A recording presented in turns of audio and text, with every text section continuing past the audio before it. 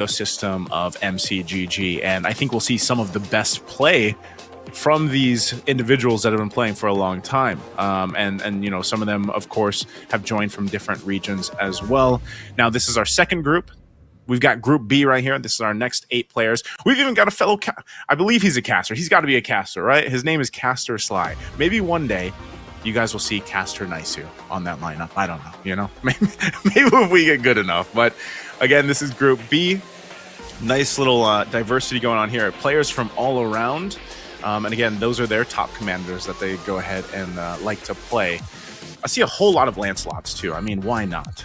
You pick these commanders that give you that opportunity to play with resource and strategy. It makes things a little bit easier too. But some of these unique commanders, I do want to see how this plays out in a point system that we have to focus on, but also the fact that you have to go ahead and that's part of the strategy, right? For our viewers out there that, again, maybe you're seeing this for the first time, the commanders themselves, as you saw there, those top 3, those commanders themselves play just a small part in your strategy in Magic Chess. Now, I know for a lot of people, when you first probably picked up Magic Chess, back when it was just a mini game within a game, you were probably like, okay, this is a pretty chill game. Like, I'll just, you know, throw some heroes up here and there and let them go ahead and play out. But then you got to remember, you got to look at patch updates too for Magic Chess, because the game, the meta for Magic Chess is continuously changing. And right now we are currently here. This is our patch highlight for 3.2. This is where we currently are. You can see the hero adjustments that have gone here through for the Glue, the Ruby, the Alucard. Again, very interesting things that kind of go into play with the commanders here, but also the synergies. Now, synergies are where we usually want to focus on, especially once we're in game, because it's the synergies that these players are going to be playing around. Now, obviously, just like with any game, there are some meta synergies.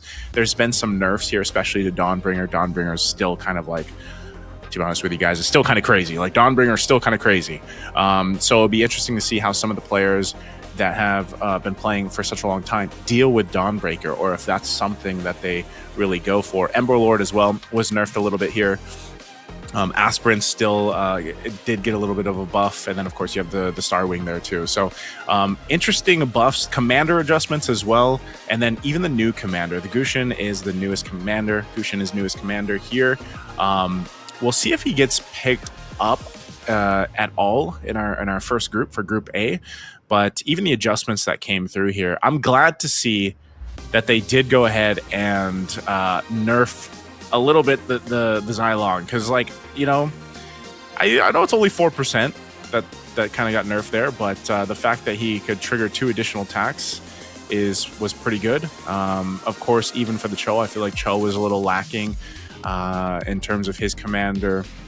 But that's the thing, we have to go ahead and see. And even the Aurora, I have to say, I recently started playing Aurora, and she is an interesting commander to play because, again, when you pick your commander, it's going to play into the way you approach a game, the way you approach your pacing of your strategy, depending on the synergy. So, again, we kind of have to break it down. We'll break this down once we're in game. But you have to look at commanders, synergy, even down to the go-go cards and equipment that they get. Moving forward, though, we're going to look at Game 1's draft for, again, Group A. You can see there's a whole lot of bans here on Popol and Koopa. But there's also 3 Lancelots coming into play, 3 Paquitos. We got the Layla and the Xylong, too. Okay, so this tells me, right off the bat, with the choices that we're going for here, is basically the 3 Lancelots just kind of want to go ahead and not worry too much about the economy. They want to go ahead and just, you know, get into the swing of things based on that functionality of interest, not worrying too much about the interest with the Lancelot. Of course, you got the Paquito there too to go ahead and help build things up. Now, we are going to jump into Game 1. So we're going to go ahead and take a look at how things go. Let's once again welcome you guys to the semifinals. Group A here. We are Stage 1, Round 1. Of course, it's just a creep round for our viewers out there watching for the first time. So this one, we go and take a look at what items they're going to get, what their, I guess, first synergies are going to be built up to based on the first 3 heroes that they were given at random. And you can already kind of see what the play is here. Also, they're going to get their first cards. So the first cards are going to be picked up. We got some full throttle. Again, a lot of players want to just go for that XP, the gold. You want to scale up as quick as possible. Well, for the most part, you want to scale up as quick as possible. So you'll see a lot of these cards. These first cards are going to be focused on XP.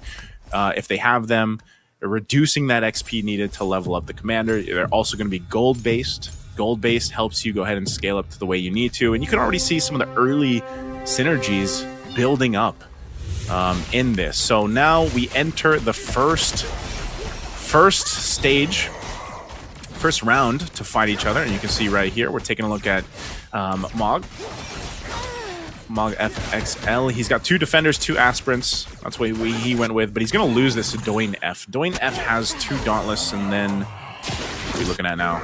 Okay. We're getting a glimpse of everybody's starting synergies, basically. You can see this, too, right here. Dominic got 4 synergies off the bat in his first round.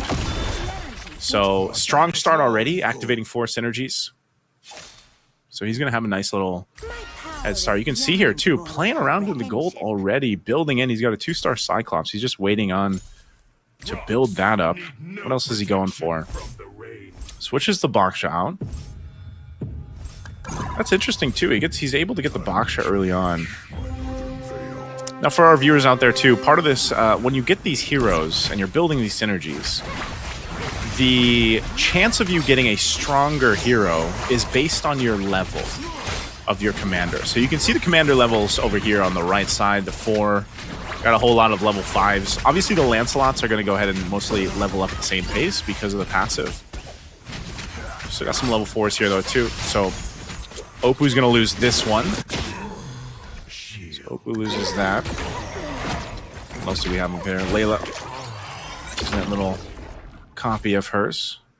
So far as we enter round 4, we're going to get close to the auction, and we'll talk about that shortly once we get past this next round. So this one, the auction is going to be a new thing in this season. Maybe some of you guys aren't super familiar with just yet, but as we get through this round 4 in stage 1, okay, so he's going Dawnbringer. Like, this is the thing about this. This is what I was saying. You know, Dawnbringer is a very strong synergy. He's got 3 of 4 of the Dawnbringer already, and then he's got a little bit of the Bruiser as well to help with some of the attack speed, but this is going to be one to look out for if the Dawnbringer isn't countered. This is a strong start already, having this in that first stage. And then after this, we go to the auction. We'll see what they prioritize. Now, before we get to the auction, you guys can see, you know, the HP over here on the right side.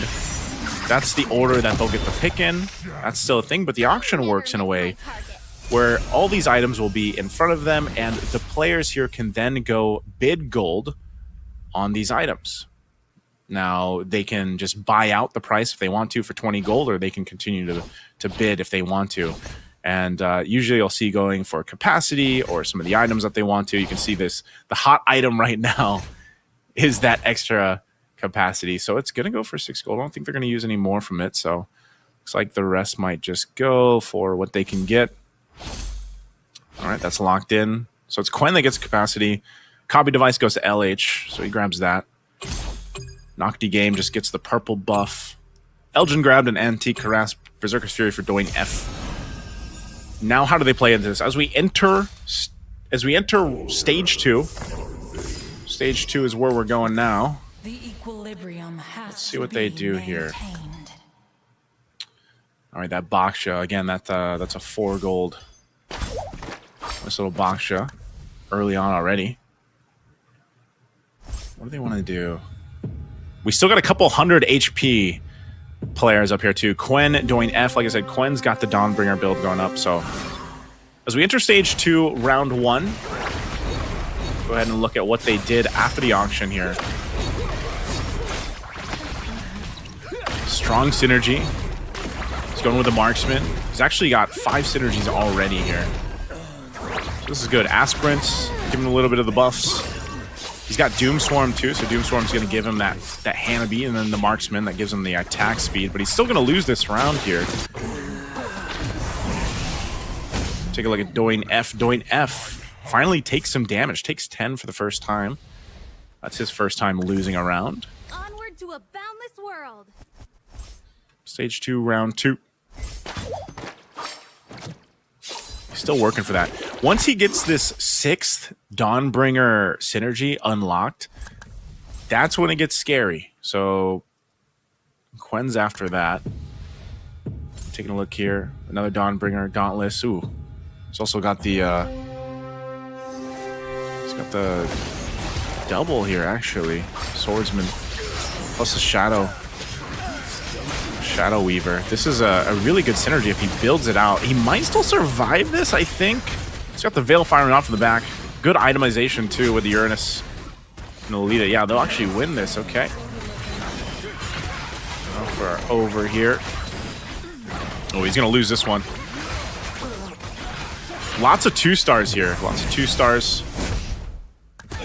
Doinef will take some damage. Oh, 1v1. 1v1 with the little copycat of the Layla, so it wins that. All right, we're starting to take a look at how this is going to play out. This is going to be a creep round, though, so another card's going to be picked up here. You see a lot of teams, if they can get that payday card, if they can get gold, that's really what they want to go for. So that's a great stack that you have there. XP plus the gold cards are great places to be, great places to go ahead and scale up once you start to get towards that like mid-game push here. You can see a lot of this too. Holding on to 30 gold, 26 gold, 31 gold for Doinef. Still sitting around, Elgin's still level 5. So Elgin's sitting at level 5. He's going to be the lowest level here. Doinef level 7, so we got multiple level 7s now. Okay. This is where we start to see they might change some things up here as we enter round 4.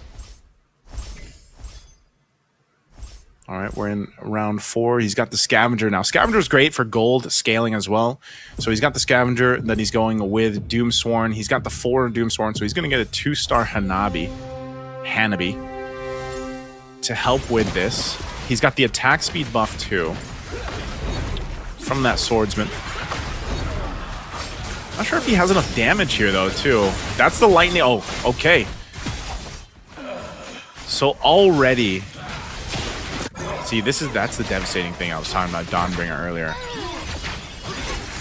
Okay. Opu's going with a little more defensive lineup here. He's got 4 defenders. Giving himself, again, usually the way it works is you have the 2, 4, 6 synergy buffs is what you get. So that one's mainly giving him hybrid defense. And then his defenders even get more defense. So his lineup's pretty tanky. This is what we need to look for, though. Quen's getting a little dangerous. He's got 4, so he's still got the 4 Dawnbringer, but now he's got 6 activated synergies. As we're about to enter round 5, you can see Evos Hamag is down to 46 HP. Now, some players, they like to go ahead and play into this strategy where they will take quite a bit of damage in the early portion of the game, and then they turn it up mid to late. So this is good. This is using the... Okay, yeah, he's actually going to be able to do it. Luminexus is helping bring down some of the defense. I'm not sure if he has enough damage here because... he might be able to. With the Eve in the back firing off against that. Oh no, it's not enough. Okay. I don't know if even with the Ice Crown, I think... Yeah, even with the Ice Crown, it's not enough damage. Okay. Again, that'll scale up there. Evos Hamag getting really low. 34 HP now. He's about to get into round 6 of stage 2. So we're nearly to another Fate Box. That Fate Box might be really big for Evos Hamag because he is the lowest HP right now at 34. Taking a look at Opu right now. Opu, second place, currently at 89 HP. Again, this is that defensive lineup. He might be even going with this lineup to deal with Dawnbringer later on from Quen, because Quen's sitting out undefeated, basically. 100 HP right now. So, Opu is going to be able to take out Dom here. He's got some pretty good damage. Again, he's so tanky. That's the thing that's working about his lineup. They're so tanky. His 4 defenders providing so much hybrid defense. Okay, so he's going to be fine. Good line up there. Elgin taking some damage. Elgin's still sitting at level 6, by the way. So he's waiting. Elgin's waiting.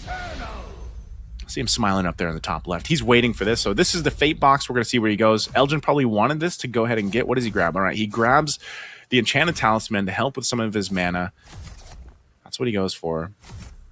Now as we're about to get into stage 3, this is where things can turn up. Just because, again, part of the strategy here for some of the players, they wait to go ahead and get that first priority on some of these Fate boxes. It's getting a little dicey here. So Elgin does hit level 7. He's up at that level 7 now. You've got Quen already at 9. Quen's going to 9 because, again, he wants that 6-star. He wants to get that 6 synergy Dawnbringer activated. All right. 5 swordsmen right here, almost to the 6 with a 3 scavenger. That's good. They're going to do some switching around here. Emberlord at 4 right now for Evos Hamog. This is the guy that's potentially in danger. So with the 4 Emberlord as his main synergy, it's getting kind of wrecked right now by the damage profile here. His Mozcomp unfortunately just doesn't have enough damage, doesn't have the items he needs. He's only got a golden staff. Maybe if he gets this Mozcomp to 2-star, he might be okay. But for now, he needs better items. So he's going to take 13 damage. He might only have 1 round left. For the lost souls. So even with a 4 Ember Lord, again, 4 Ember Lord's going to give him some extra HP and hybrid attack when one of the Ember Lord heroes dies. But it's unfortunate because his Mozcomp just isn't strong enough. And that's a 5 gold cost hero. All right, so we go here. We might potentially see our first player dip out here. Stage 3, round 2. Before we get to the next creep stage. Now, if Evos Hamog can survive this, it might really help him for the next creep stage. Creep round. All right, nice little setup here. This could potentially be it for him. He does pick up. Oh, okay. Mozcomp still trying to pump out the damage. Oh, this is too dicey. Yeah, it's getting overloaded. Oof. Unfortunately, he couldn't get the synergy he was looking for. That's our first player dipping out. You can see he felt the 2 there in player cam. Evos Hamogron FXL, first player to dip out. Nice little 1v1. A Hayabusa versus a Tigreal is probably going to win all the time. But I'm in top 4. Not that time. Let's go. All right, this is the creep round. Stage 3. Another card's going to get picked up. What are our players getting here? 9 free shop refreshes. Tear them to shreds. Some 3 commander HP back. 6 gold as well. A healing fountain is really good, especially at this stage of the game. I have no tolerance. Got that. What else do we got? Have an attack. Okay. Dimensional shot 1. Get picked up here. What else do we got? We got 7 players left. We'll see what items are picked up here as well off the creep round. So we take a look at this. All right, some of the items going over here too. This is good. Nocti Game has the Yuzhong and the Mozcomp. He's got a couple items for them too. So let's see. This is now a big power spike possibility after that creep round into this. Stage 4. Or stage 3, round 4. What are they going here? Doing a little switcheroo. Gets, okay. Goes for the Doomsworn synergy. So he's got Doomsworn synergy. He's got the Weapon Master as well. Exorcist. So he's got 6 synergies unlocked right now. But he's only got the 2-star Aisha. Most of the items are on the Yuzhong because Yuzhong's just very strong, especially when he goes in the Black Dragon form. The Mozcomp finally has some items though. Or this Mozcomp does, anyway. Oof. Unfortunately, still not enough. Good play over here. I don't know. Okay, I was gonna say that's good damage coming through. Whole lot of Hayabusa that we're seeing. He's still got the Winter Crown and the Immortality, so that's gonna be really hard to kill. A Hayabusa that's already using that Shadow Kill, but then has that Winter's Crown plus an Immortality. Give me names. It's gonna be kind of annoying to deal with. I join. Okay. Man, he's got the 6. He's got the 6 Doomsworn, so he's got his 3-star Hanabi. Loaded up with a Berserker's Fury and a Golden Staff.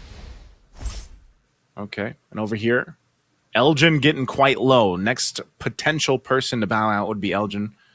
23 HP right now. He's literally, his synergy, I mean, he's got the, he's somewhat tanky. You know, he's got the 6 Dauntless synergy going with the Luminexus, so he's going to reduce the hybrid defense here.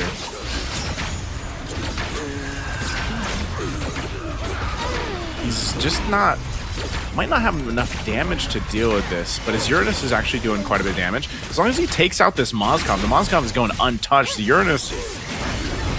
Okay. No, that's unfortunate. The Uranus was so focused on the Yuzhong that the Moskov goes untouched. And that's why also placement of the heroes, obviously also part of the strategy here. That Moskov and most of these, you know, marksmen or mages will be in that back line, and they're set up in a formation in a certain way as well to go ahead and protect them. So Elgin sitting on 10 HP, potentially his last round here, unless he's able to win this. Get him, Yo-Yo. Sitting at stage 3, round 6. Right after this, you've got another Fate Box round, so that might be huge to keep Elgin in the game. You can see, and Dom also picked up a shield, so he's got the 20 shield now to help him survive a little bit longer as he's sitting at 16 HP. Now, what is the move here for Elgin? We'll see if he survives this. If he's able to survive, that Fate Box is going to be big for him. So he's got a lot of shields. Over here, Opu's now got the 6 Star Wing, 2 Bruiser, 2 Defender. He's got a little bit of the Dawnbringer too. He's got one of the items there. This is actually able to provide some good damage, but okay, he takes rid of, gets rid of some of the crucial heroes over here on this lineup. He's got to get rid of that, man. That Guardian Helm, it's just healing up that mid-star. Oh man, he's been at 1 HP for the longest time. Okay, the mid-star is fine. Good thing he has the Guardian Helm. All right, Fate Box. We lost Elgin. Elgin lost that round, so that's 2 players that are out now. We are about to enter stage 4 here. Stage 4. This Fate Box could be big. Quen going for the Ember Lord. All right, where do they go from here? We're down to 6. Down to 6. Quen actually took a little bit of damage, huh? So he's sitting at 95. Next in jeopardy would be Dom here. What's Dom going to build? He's got multiple synergies unlocked. He's trying to get 3 stars at this point, sitting on 0 gold. So he's gotten himself to level 10. Again, the Lancelots are all level 10. Paquito's sitting at 9. And then, of course, the Xylong you got at 9. He's going to go with the Ember Lord here. Resolution brings Distracted now. Okay. Oh, that might help. Picks up that synergy. Phase Warper might help him with this as he switched that in last minute, but he's still being overloaded with a Dawnbringer. Oh, good Ice Crown though. Ice Crown keeps him up a little bit. Yuzhong they got to deal with. He's got his own Yuzhong too. Good play. That was a good play, good damage. That Phase Warper, that was the 35% damage increase and giving 70% HP. So when you're dealing with facing against a Dawnbringer, for example, you know, after that 10-second marks off and those lightning bolts come out, you want to like overload them with damage. So that was a good... The Phase Warper might be good here, especially towards this late game now. Stage 4, round 2. Got a creep round after this. The bell tolls for you. Dom's still holding on. Okay. 6 synergy marksmen unlocked. 2 Exorcist as well. Or not Exorcist, Metro Zero. Metro Zero is going to be good. That Mozkov is just unleashing, finally having the items that he needs. That Golden Staff Berserker's Fury is working so good. Just look at the kills that Mozkov is getting. Ooh! Big play right there. Dwayne F. I like the synergy composition he's got. If he gets that 3-star Mozkov, that's going to be so deadly. All right, what are we looking at over here? Knock the Game is sitting at 5 HP too. So this is a creep round. This will be some big items for them to go ahead and pick up. We'll see what they get. Oppo is sitting at 9. Both in jeopardy here. He's not going to use the Blessing Shift for now. He does have a copy device. See what he tries to build out here for Evos. This LH, what's going to get for the items? Is he trying to go 3-star to Talia?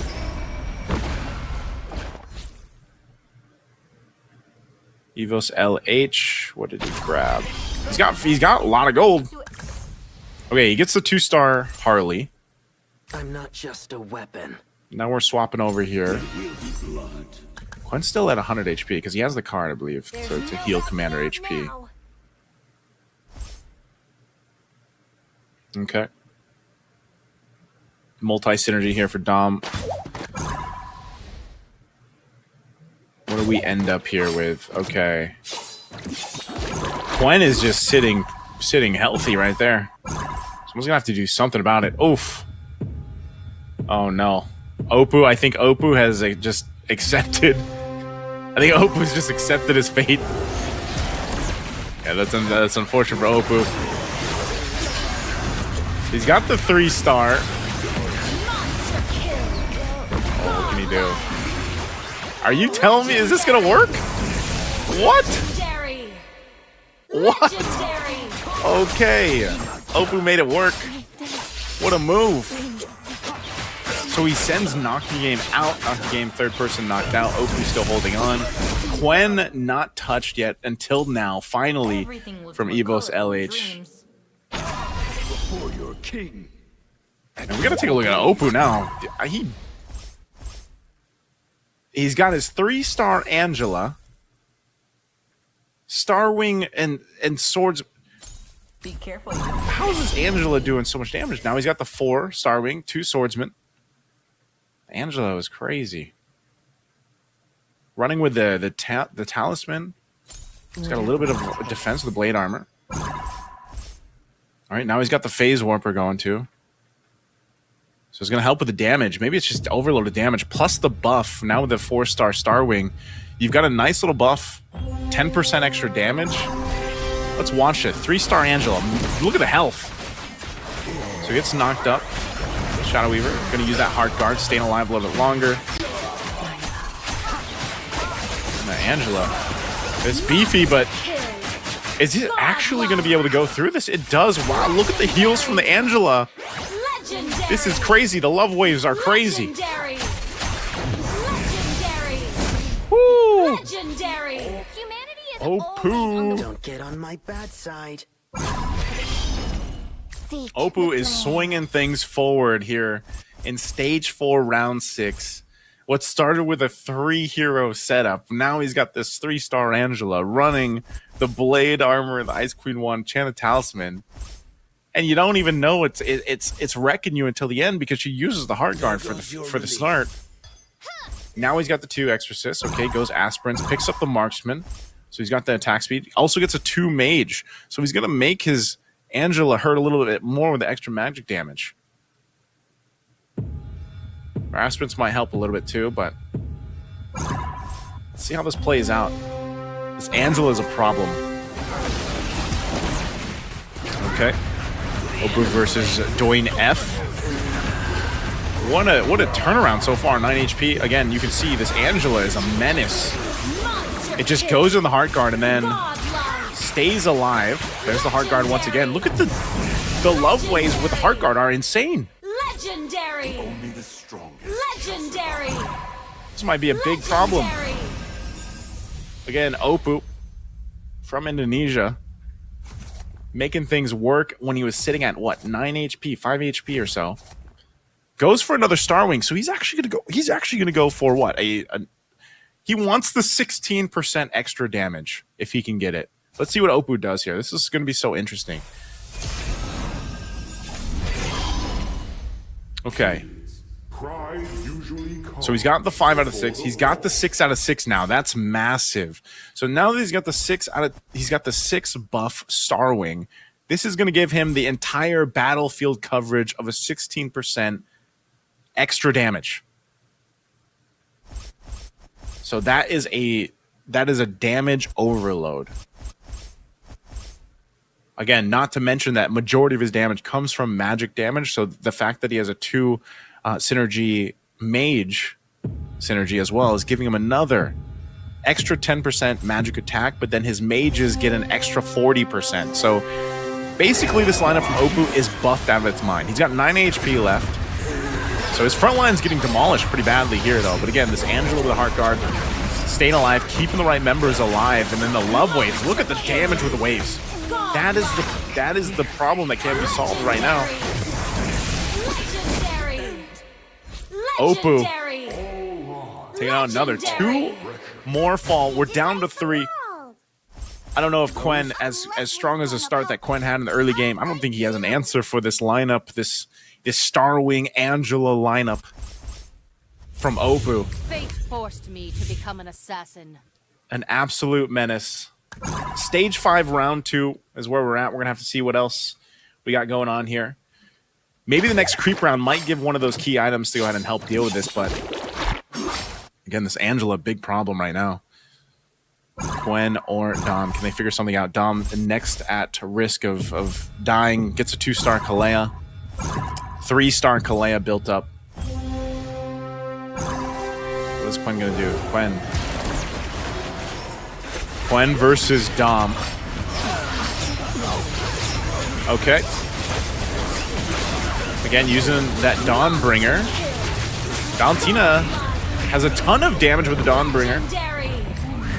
It's just her and the Yuzhong. Boom. All right. We are down to 2. Oppo and Quen. Just enough. Is that Dawnbringer? That Dawnbringer, Swordsman, Phase Warper, Starwing, and Emberlord and Exorcist lineup. Is that synergy enough to deal with this Oppo Angela lineup? Creep round right now for this. See what items are picked up here. I don't know if you can really buff up the Angela much more. So we got to see what Quen does. What's the play here? And if he's able to get to a potential another Fate box, but 3 rounds, if they all go to Oppo, then we'll see that Fate round for the last one. All right, Ken, FXL, and Oppo, what are they going to pick up? So Yu Zhang for Oppo gets to the 2-star. What is Quen fishing for? He's only got 2 gold, so he's got that 3-star Valentina sitting with the Dawnbringer items, that 4 Dawnbringer items that he's got.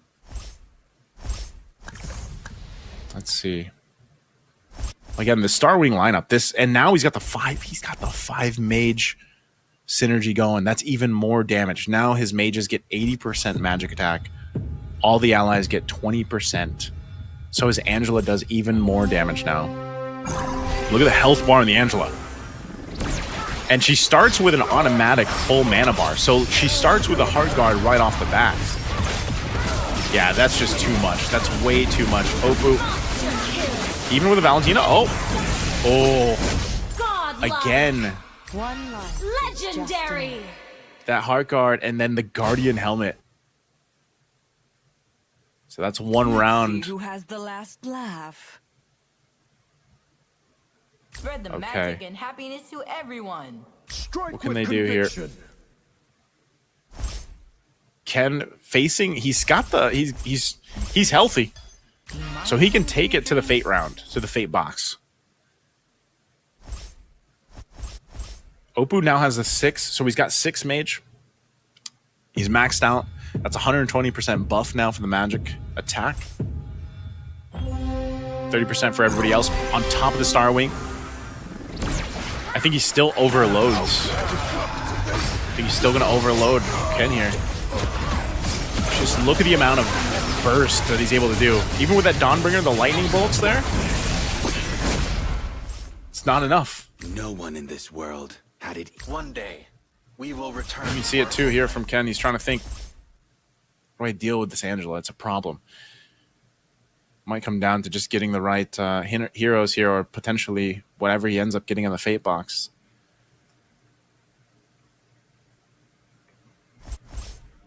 All right. Little swapperoos going around here. 3-star Angela, 2-star Saber, and then the 2-star Yuzhong with that Sea Halber and that Brute Force are helping him out. Then you have the Harley now too. Harley's actually pretty stacked as well. Earlier from that last creep round, he's now got the Feather of Heaven, Holy Crystal, and that Revitalize to go ahead and help heal. Quen picked up a 3-star Hayabusa, it looked like. So again, Angela just stacking up on the kills. Trying to focus down the Angela with some of these assassin heroes, but it's just not able to get it. So now we go to a Fate box, and we're down to the last round after this. Both sitting at 10 and 9 HP respectively. What does Quen take? Is there anything good here that he can take? Okay, he goes with the Bruiser. I don't think there's much that he, like, you can see the smile on his face. I don't think there was much there that are going to help him out here. Okay, I don't know if this is enough. He's got a couple 3 stars. I guess he's going to go with a Bruiser here. I don't know if he's going to roll one more. He's only got 2 gold, unfortunately. Opus still running pretty much the same thing. He was trying to get the 3-star Harley, but not able to get it. Sitting on the Hayabusa as well. It's down to this. 3 HP went to Quen for that card that he has. Oh. Again, it's just too much. Opus, Opus, Opus! Oh, he's got it. Angela's taking a lot of damage. Oh, actually. Oh, but Opus, what a play. Congratulations to Opus getting game 1. Hey, Opus getting game 1 again. Opus, he waited for that moment. He waited for the moment to make that Angela a menace. It's not something you typically would expect, right? I mean, again, for a lot of our viewers out there, maybe it's the first time you're watching this, but Magic Chess Go-Go, you have this kind of pacing that happens here. And especially when I was mentioning we got to that second phase, that's that mid-game, if you will. The Angela became a menace. And it also worked out well because, again, the items that you get, we'll take a look at the items here in just a bit. But the items that you get, too, is what allowed that Angela to work so well. Again, even a Guardian Helmet helped. There was times where it helped keep the Angela alive a little bit longer, you know? So, again, it's just a great thing to see there. By the way, I want to go ahead and mention to our viewers out there, we want to invite you guys to go ahead and join and follow us over on our official Facebook page. You guys can go ahead and go over to the global Facebook account. It's at Magic Chess Go-Go. There you'll find the most luxurious rewards waiting for you guys to join and get a hold of for Magic Chess Go-Go. You guys can go ahead and scan that QR there too. Now, don't forget, we have a little bit more for you guys watching. We want you to go ahead and chat with us. Chat with us in the chat. Make sure you guys chat. You can get some super benefits. All you guys have to do is send over a message, follow the Magic Chess Go-Go Facebook page, and then in the chat, type in the chat, take a screenshot for us, okay? You guys can see it on your screen right there. And just say MCGG FB milestone. Make sure you take a screenshot of that. Make sure you guys go ahead and post that for us too. And head on over to the page. You will get a chance to go ahead and grab some goodies for you guys in Magic Chess Go-Go. Okay, so again, scan the QR codes if you guys can. Head on over to the global Facebook page and join us there. That'll be today and tomorrow. And like we were mentioning, you know, this is only game 1. We are going to be playing a game, 5 games. So there's going to be 5 games. So again, it's a point-based system if you guys are just joining us. So all the finishes, again, there are 8 players. Depending on their finish in each game, they'll build up points. So in that sense, Opus being first place, he gets those 9 points. So off to a great start for him already. Again, the synergies, man. I'm talking about the items too. what I was going to point out, and we'll see it in a bit, is that Guardian Helm. You know, that Guardian Helm, not only is the Angela already able to start with a Heart Guard because you had an Enchanted Talisman and you get a full mana bar, but then when she did take some damage, you have the Guardian Helmet, which heals you per second, right? So you can see here, our winner for game 1 is none other than 7RY Opuu. He went with the Paquito. He went with the Paquito Commander. And again, the Paquito Commander, great commander. We expect to see a lot of Lancelots, a lot of Paquitos. Of course, they are going to be playing unique commanders. But that Paquito helping him out. This is his lineup as well. It was the Angela that made things really, really shine, though. 100% there. And then also his synergy. The synergy that you see right there, the 6 mage synergy, was part of the big reason why it helped so much. 6 mage synergy, again, buffed up his Angela, buffed up the rest of his mages, which he had a lot of, allowing him to get that extra magic attack damage. And of course, you also had the Exorcist, and also he had the Starwing. Like, there, I know we're missing it there. He had the Starwing synergy as well. There it is. So we had the Starwing synergy, and that 6 Starwing synergy buffed up his whole board. So basically, his entire board was buffed up. You're going to see from the highlights here from our game 1 how things started off from the beginning towards the end. And maybe we can see some of the pacing here from Opuu and how he was able to go ahead and build things up here. Again, early game, you know, in these first stages, these second stages, it took some time to get the strategy where he needed it to be. Again, Angela, I think a big part of it is getting those items that you needed, you know? Getting those items locked in, getting her starred up to 3 stars. Just knock the game. The thing about Magic Chess is it's all... I mean, it's called chess for a reason, right? There's Elgin. Hello, Elgin. There's a whole ton of strategy that can go and happen here, and you know this is the start of Opuu, his 3-star Angela turn, which happened here in stage 4. He's already sitting at 9 HP. This is where he just turns up. Now stage 4 is quite late in a game of Magic Chess, but that's when he was sitting on 9 HP for the longest time, and then just ends up taking out multiple members. So again, he had to let the lineup cook, but it did. You know, so the pacing here, and again, this is the thing. Like, I was asking the question, what would deal with this Dawnbringer synergy that we were seeing, and all that lightning that you guys see, the lightning there, that's the Dawnbringer items that come from that, and that's why, you know, when we went through the patch notes earlier on, we mentioned that Dawnbringer did get you know, some fixes out there, but Dawnbringer is still very strong. And what a lot of players like to do when they roll with Dawnbringer is they like to get those stacks on the items, the Dawnbringer items, but then they also like to go ahead and get the specific lightning item for Dawnbringer, and that right after about 10 seconds or so, the lightning starts to hit, and you have a certain amount of lightning stacks and everything else, and it does a ton of damage to the board. And so Opuu solved that after he was seeing Quen, because Quen for the longest time was at 100 HP, you know? It's kind of untouched. And then the idea there from Opuu was like, all right, late game, I'll make it happen by survivability. But then his Angela alone had a lot of damage. So it was a late game play that ended up working for them, and it was a good play because that's something you have to do. You have to be able to go ahead and counter Dawnbringer. I think we're going to see that a lot here in the games that we go forward in the next game 2, game 3, game 4, game 5 even. So good play from Opuu. Good play from Opuu. I like to see it. I like to see what kind of commanders are going to be switched up here too. I think, again, when we look at commanders, they play a big part into what they can do, you know, what the strategy is going to be, what the synergy they're going to go for, and you know, everything else there. So again, good job there from Opuu.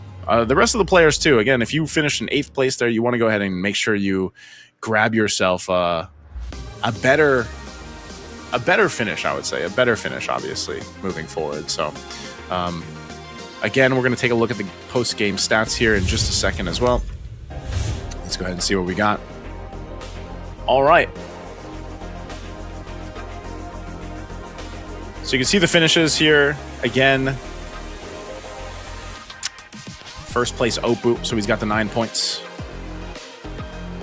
But over here too, this is what I'm talking about. Quen FXL, he had a nice mix of synergies, but he was not able to. I thought he would actually win. I thought he would actually end up getting the win there, but that doesn't happen, even with the Dawnbringer. So Dawnbringer, it can be dealt with. The other one I was really looking forward to seeing scale up, but just unfortunately couldn't work out, was from Doinef. I like what he was doing. He was doing that. This is very meta too. The very big meta thing about Magic Chess is like the mixing up the synergies, getting multiple synergies in some cases, and then just kind of working with a lot of those. And that's kind of what we saw here. But unfortunately, again, part of that is being able to scale up. But then there's this bit of luck that comes into some of the random items that you might pick up, or even down to the cards. Like some of the cards, obviously, really big part of that too. So again, there's the points being broken down here. You can see it right there. Again, I think this is big for Elgin and Mulgren if they want to go ahead and get more points for game 2, because if you're in that lower half, those lower 4 members there, you want to go ahead and have a better finish, I would say, for the game 2. So we'll see what they end up going for.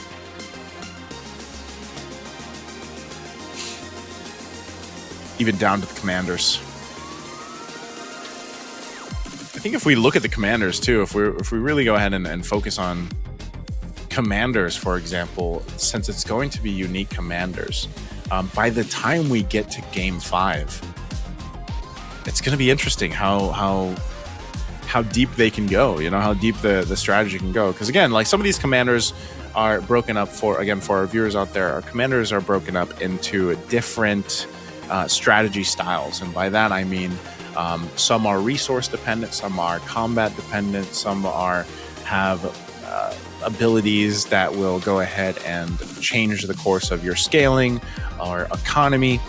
And sometimes there's even some RNG to the commanders that go there. For example, the Aurora, maybe we get to see an Aurora. I know we went through it in the patches earlier too, that Aurora was buffed. And one of the things that she has is if you don't buy from the shop, she builds this up and then you actually get one of the items from her. So really interesting to see. That's why the unique commanders are going to be a big part of strategy here. So let's see what they go with. Okay.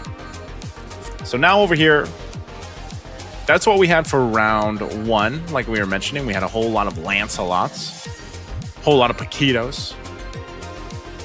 We had one Xylong and one Layla, right? So we'll see what's changing here for round 2. So as that's the case, as we wait to see what the commanders are going to be, that's when we can see what the players are going to go for their strategy. Again, when we look at that first initial start, some of the players will make big moves if their game plan is to get that early start. But even down to the auction, it's funny because there's only one auction round. There's still the fate boxes, but there's literally only one auction round. And what you'll see a lot of players do is they like to go for that capacity. They like to get that +1 capacity for their board early on because it can give a early power advantage. And that's why a lot of players, as we saw earlier from the last auction, is they'll fight for that. Again, you can bid a certain amount of gold, or you can just outright buy it for 20 gold. Now, if you're new to Magic Chess and you want to kind of learn how the pros do it, then you have to basically look at how they handle economy, right? The economy is a big part of making this Magic Chess Go-Go work. And so economy, like holding on, because For those that don't know, if you are holding on to your gold or a certain amount of gold from round to round, there's actually interest that builds up, so you get more gold.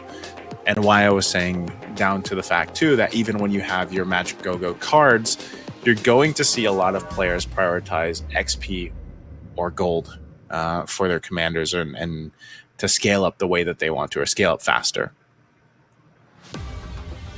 So if you guys haven't yet, I'd say try out different commanders. When I was learning to play Magic Chess Go-Go, I really wanted to learn as much as I could with different commanders. Obviously, there's commanders that are, I would say, strategy-wise, that might be a little bit easier to play, or let's say a little bit easier to manage, especially if there are newer players out there.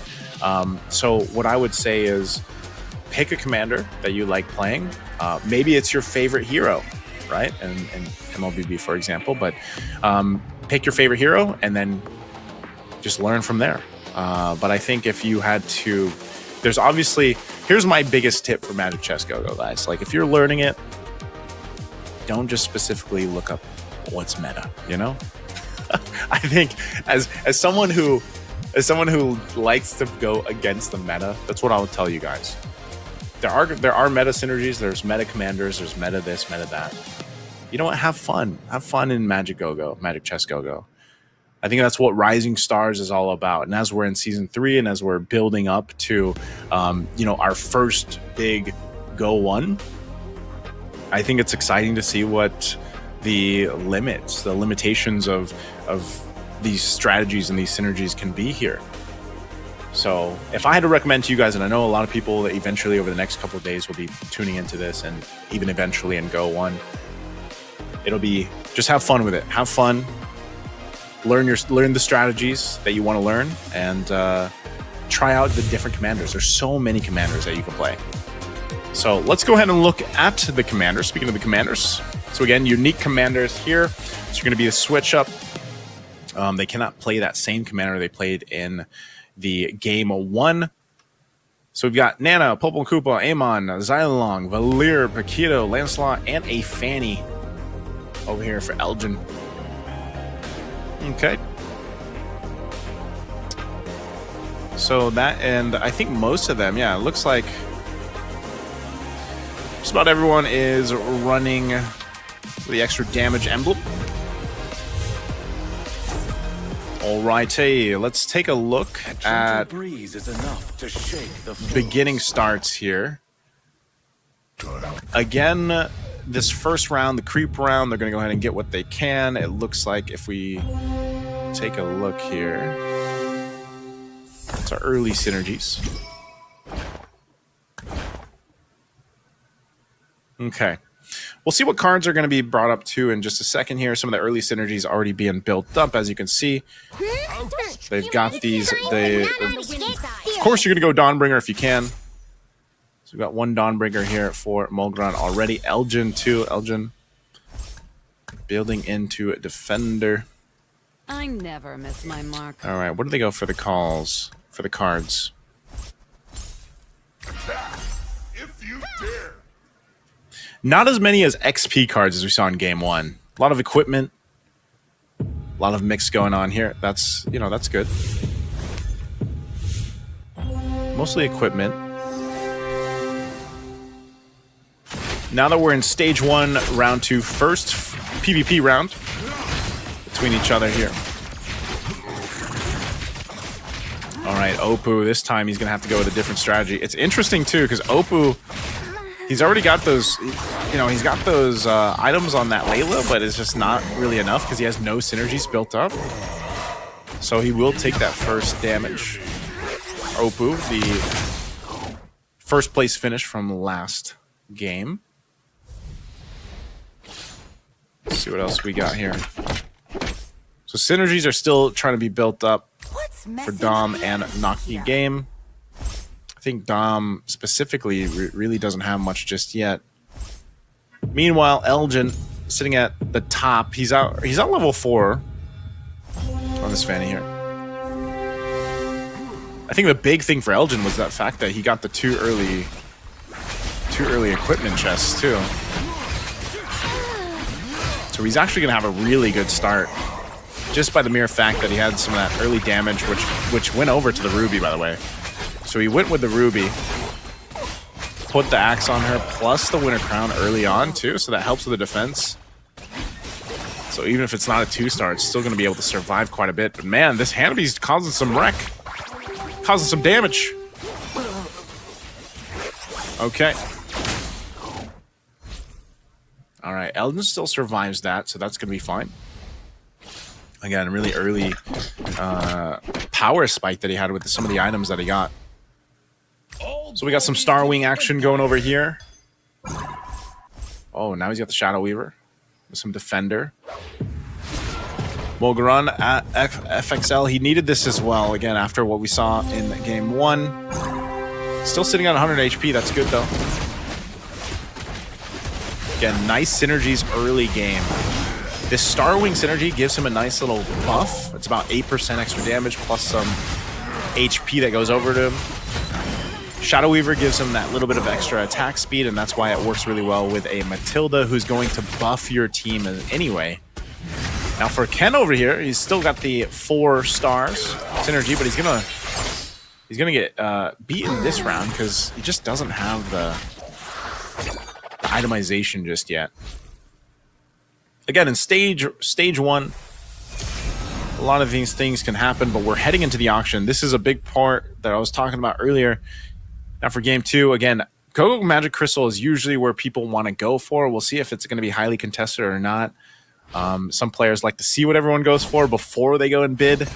Again, they're bidding for certain items, and it looks like they just want to go for these crystals here. So it looks like no one wants the mirror device just yet. Swapping things out. It looks like it's just going to go to LH FXL for the capacity. Oppo will grab the mirroring device, and okay. Locked in here. A nice antique Cuirass for Mogaran to help with that tankier lineup that he has. Now we get into stage 2, round 1. What do we have here? What does Quen go for? Alright, he picked up a Defender. So now he's got the 4-star Defender. 4 synergies Defender, which is good. He's also got the Blessing over here on the Cyclops for the Doom Swarm. So he looks like he's going to try to go Doom Swarm. Now over here for Dom, he's running the 2 Marksman and the 2 Scavenger. So the Scavenger will help a little bit. You just get a random hero. If he can get the 3 Scavenger, that's going to be good, because then you get some extra gold too. And if you get the random hero, you just sell the hero for extra gold.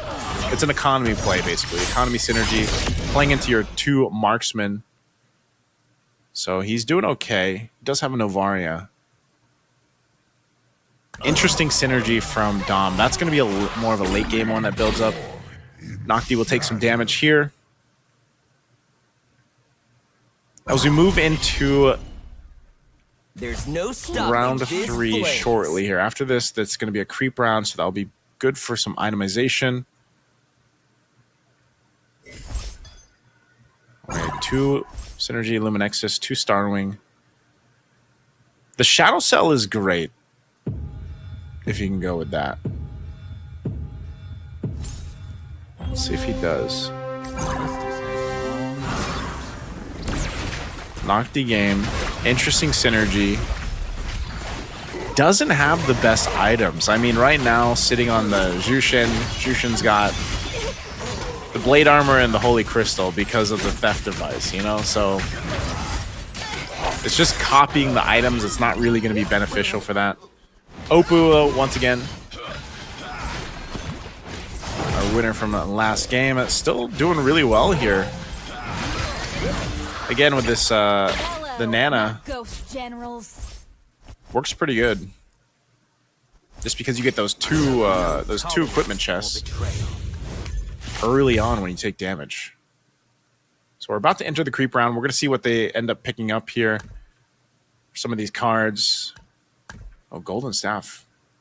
LH goes with the Golden Staff. Of course, you've got both Howling Wind here for Elgin and Ken. Fully loaded now, too. Then you've got the Rising Festivities. Messing up the energy. I can't get Good for economy there, too. What's that last card going to be for Dwayne F?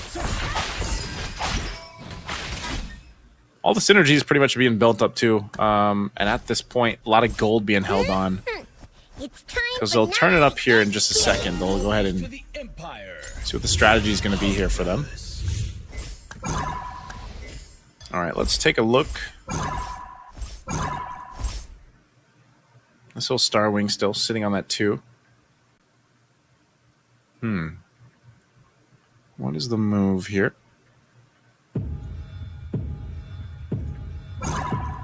Stargazer will help with the mana too. Like, it helps build up the mana, but now you've got your Chang'e. Chang'e is actually able to do some pretty good damage, especially with this attack speed buff that comes from Shadow Weaver.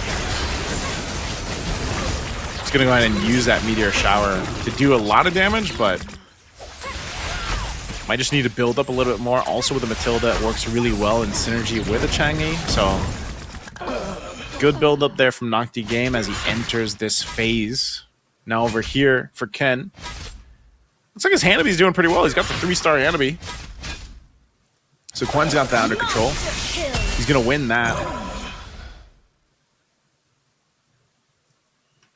That 6-star Doomsworn is really, really good. So we'll see how they deal with it. Now over here. Don't ever look back. Nice synergies being built up. Kind of a mix and match, if you will, for this one. He's doing some swapping around. Okay, he's got the 3-star Scavenger now. That 3-star Scavenger, like I mentioned, is good because it's all an economy play. You continue to build up your gold reserves and get to where you need to be with this. Just because, again, you need that economy, you need that gold.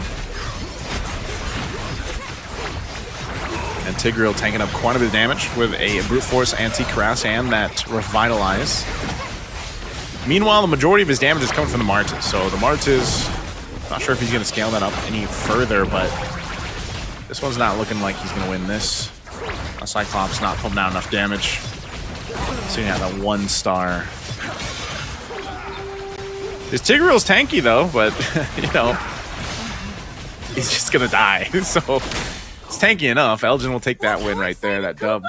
Nana has learned to control her power. Everybody relatively still around, you know, similar HP, so no one in danger just yet. Dwayne F is at 41, but he's going to get to a Fate round too, a Fate box round here, really close.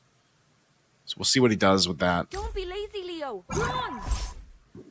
This is that economy play I was mentioning. Still has room for one more hero to be put on the board. He's going to go ahead and sell, switch on out. Does activate by picking up that extra. Gets the marksman now. Now over here, we're going to swap over to Dwayne F.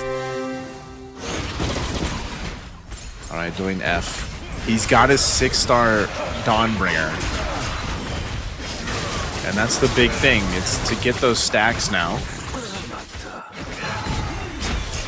And that's going to build up. You know, it's really those stacks. And the item is that, you know, he's got the Skywrath Spear. Ooh. Uh-oh. Is his Midstar going to survive this? Midsitar? It's a 3-star Hanabi. Oh, nice King's Calling. Pops the Winter Crown. Does the damage. Oh, really, really good play from Dwayne F to be able to survive that. Plus gives him a stack on the Spear. Spear sitting at 9 stacks. He barely survived that. That was clutch. Now we're in the Fate box. Let's see exactly what happens. Dwayne F is going to go for it. Picks up Harley. LH still sitting at full HP, man. LH is untouched. He's fine. He's going to be last pick here. What's he go for? And what's left for the scraps? Is he going to go for the mana? Is he just going to go for a hero to sell? All right, picks up the mana. All right, stage 3, round 1. Let's see what happens here. Ooh, Valentina getting up to the 2-star now for Dwayne F. He might switch things out. He's going to keep the Spear on the Mincetar. Maybe to survive a little bit longer and keep things stacking up. Again, you need that hero to survive to get the stacks here. He's also got the Phase Warper now. We'll take a look over here. Sitting fully stacked up. 100 HP still. A lot of 2-stars going in on this. His Belric is itemed out alongside his Amon. He's got the 4 swordsmen, so he's able to go ahead and pump out some extra damage with extra attack. Might actually lose this unless his Belric. Yeah, his Belric's not strong enough. So Dom getting a bit of a power spike there. That Chang'e still doing work. Knock the game. Maybe not enough, because that is a beefed up Tigreal. Beefed up Tigreal. That Angela is there on the board again. From Mog. Mogron's going with the Angela build. What's the play? What's the move here for Elgin? I'll grind you to dust. Elgin and Mogron sitting at low HP now. The winds of battle are picking up. Let's see what he does. Gets up the 7 capacity. He's running the 5 Dauntless right now. Potentially on for the 6. He's got 2 Luminexus. A little dicey here for Elgin though. Because again, even with a 5 Dauntless, you know, you're just gonna get that defense. You know, you're gonna get the shield that we see right there. Not sure how his damage profile, how well his damage profile is gonna be. Yu Zhong is probably gonna do the majority of the damage. Balman possibly too. So it looks like the shielding is doing pretty good. Also helps to take down some of that hybrid defense with the Luminexus. So he should win this round. Ice Crown popped here. Also helps that he has a Sea Halberd on the Balman, but he allows Balman die. So Oppo wins that round. So close though for Elgin. Very close. You can see his reaction there too up in the top left. He's like, man, I thought I had that one. But now creep round. This is some clutch items could come through here at this point. Now stage 3. We'll have to take a look at what the last cards are going to be too. Got some nice things building up here though too. For the last card. Claude's Theft Device. You got 9 refresh for the shops over here. You got some healing fountains going on too. You got the Prime Selection. The last couple cards here. Again, no one eliminated just yet as we are about to go to round 4 of stage 3. Mogran is holding on though. Mogran is holding on. 14 HP. What are they going to do here? Let's take a look. Let's digitize the world. So Elgin and Mogran very low right now. We have to see what Elgin's going to do. Judge of myself. My mind is clear. All right, the issue is built up. You can't run. So this is an effort. He's swapping things around. He's got the 6 synergy marksman now, so he gets that buff with the attack speed. Also on top of that, he's got the Shade Weaver buff to go with it. Exorcist as well. So a lot of this is buffed. You get some lifesteal sprinkled in there too. Your Irithyll is pretty... Your Irithyll might be pretty strong. Your Mozcop only has a BOD though. So where do they build this up from? Let's see if he has enough damage profile here.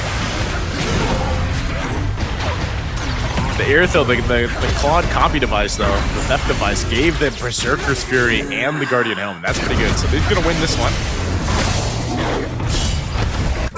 Good round right there. Good round for Elgin too. Both players who needed to win the rounds, as they're pretty low on HP. So now we've got Beyond sharp edges. very low HP here across the board for Elgin, Mongrel, and Oppo. Oppo again, game 1 winner. Now sitting at potentially the threat of being the first to be eliminated at 19 HP. We'll see what he does. Elgin, though, still, again, I'm not sure if he's going to be able to get that 6 Dauntless out. As we take a look at Oppo, what's he going to do? The moves here. Get on my bad side. He's got a lot of synergies. He's got 8 synergies unlocked currently. Swapping things around. His Eve is pretty stacked. But it's that Chang E too. Oh. See what Oppo can do. Getting overloaded. I'm not sure if the Chang is going to be able to do enough. Eve's nearly dead. Irithyll is overloading. Oh, so close. Oppo.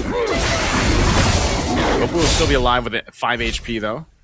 Try to outrun We're getting in the danger zone. Oppo and Elgin both sitting at 5 HP. Very tough position to be in. I'm not sure if Elgin himself is going to be able to do too much with this that he has. Again, he's got 41 gold. But even for Oppo, what's Oppo going to do? Oppo's sitting over here. 5 gold. I don't think he's going to be able to star anyone else up. He's going to swap things around a little bit. Putting the Changi over on the right side. She's still got that Ice Queen wand. You know, his X-Borg might be the move here. Let's see if Oppo can survive. Oppo versus Quinn. Just knocked in the air with a Shadow Weaver, but... Okay. So Eve is doing pretty good. His X-Borg did quite a bit of damage, too. But last in, so he'll actually win this round. Good round for Oppo.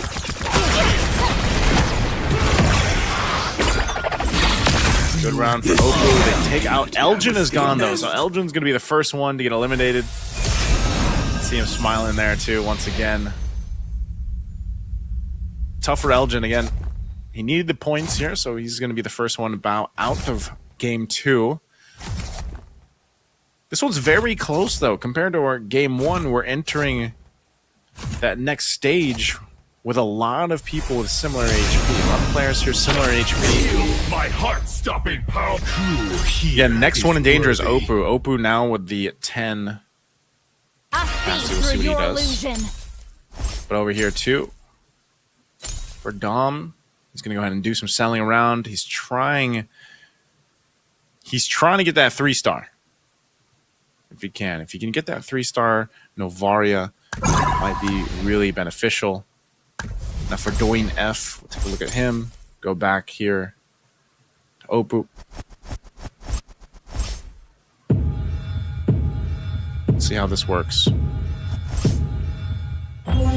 Still on 1 level 9. Oh, two level 9. Still 3 level 9. Okay, what's the move? Big amount of damage. The Eve is still alive, but she's taking damage too. Might survive. Should be around. The X-Borg with the last of Sanity. Oh, but that Matilda's still there too. They got to deal with that Matilda. For that Novaria. And Novaria is doing some good damage, but he will survive. Oh, good thing with the last of Sanity. Oh! It's taken out. Gwen goes down. Oppo sitting on 1 HP. Forgot. My wrath cannot be quelled. Oh no. 1 HP for Oppo.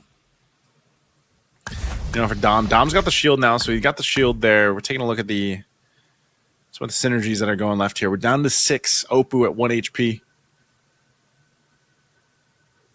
Let's see what they do. Mogron has really turned things around, though, this game, too. He was quite low earlier on, but he's built up a nice synergy.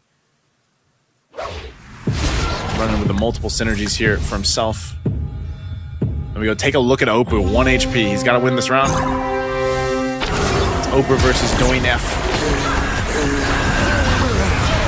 Man, he's good. His front line's getting melted. This Irithil's still alive, though, and it's his Yuzhong as well. But the Changi is just unloading on the Irithil. The Irithil's going to go ahead and switch over to the Changi. This might be beneficial. Yep, the Yuzhong lives with a sliver. Oh! Yuzhong's still up. It's an immortality, Angela. Goes in, not enough. And there you go. Only the strongest shall survive. Next one down. Okay. So Oppo survives that round. That's great for Oppo. Infernal flame. Still very close here. Creep round that we have. Very strong for Dom, though. Again, sitting on that shield that he's got. He's going to go for some sound. Die. Picks up a Hanzo. Gets the Scavenger. It's a Scavenger. This is an economy play again. See what items they end up getting here.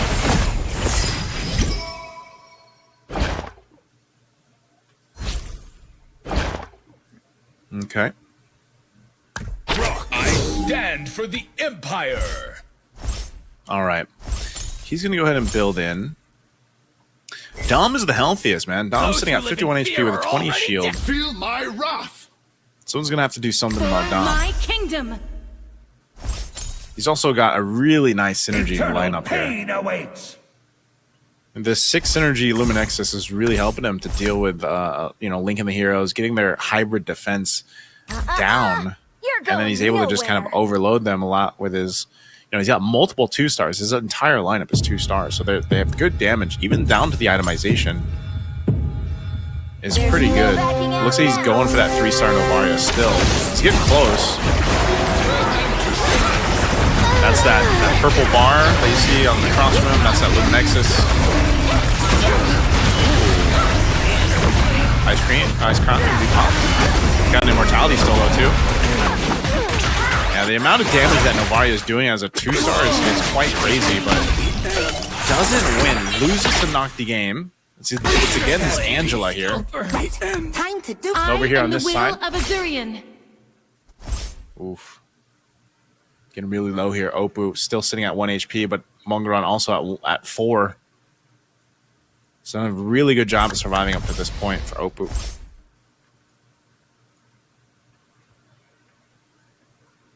Let's see what they do. This is crunch time though now. You're in round 5, stage 4. You got a couple battles coming up, and then you can get to the Fate Box again. We might potentially see 2 people drop out of here.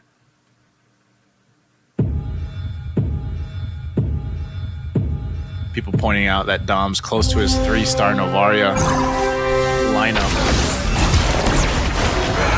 Again, you can see it here. Pumping out a ton of damage, even with the Kalea too. Oh, and that, sir, is the power of Dawnbringer. That Irithil doing some good damage.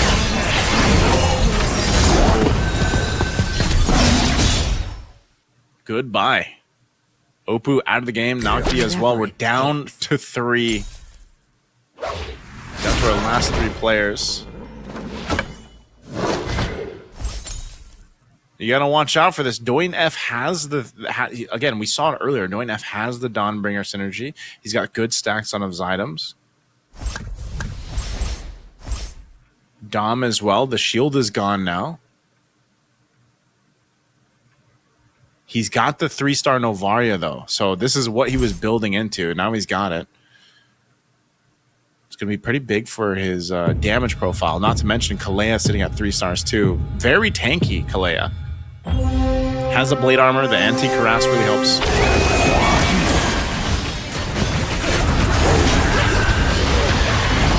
Yeah, that damage with that 3-star Novaria is just insane. It's crazy damage as soon as you get that power spike. 3 stars. Look at that. Monster kill for the Novaria. Absolute menace. Dom gonna be really happy with that. We're down to 2. Another Fate round here. Little Fate round. What are they gonna build? Again, Dom is clearly favored to win. Does he just take? Oh, he gets another Ice Crown. Okay, he get a Winter Crown. He was another Winter Crown. So he goes with the Winter Crown here. He knows he has tons of damage. Doin F is in a little bit of a tough position just because, again, he's relying on the Dawnbringer burst damage potential, but he's got to get to the Novaria. So we're down to these 2 for game 2 here. Winter Crown on the Novaria. Can they make it work? Is a Dawnbringer, Dauntless, Mage, Exorcist, Face Warper lineup going to work? His most stacked hero here is the Mincetar. Shifting things over a little bit. Trying to guess where that Novaria might be. But no one can get to it. Mincetar's doing quite a bit of damage. There's that Dawnbringer was proccing right there. That King's Calling is really going to help. The Mincetar, though, Mortality gets popped, but look at Novaria, completely untouched. Good attempt there from Doin F, but Dominic right now, that's the problem. Not to judge others. How do you get to this? Dominic locked in here. Yeah, Dominic is a player from Bolivia. He's got a great lineup. The power.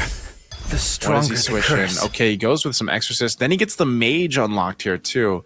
So he's got the Mage unlocked. He had that Jushin in there. This is going to give that buff over to the Novaria. So now sitting at 3-star Novaria. Tankier items too. It's just kind of insane how much damage the Novaria 3-star is able to do with the Star Shatter plus the buffs coming from this lineup here. Having that mana too from the Stargazer synergy. This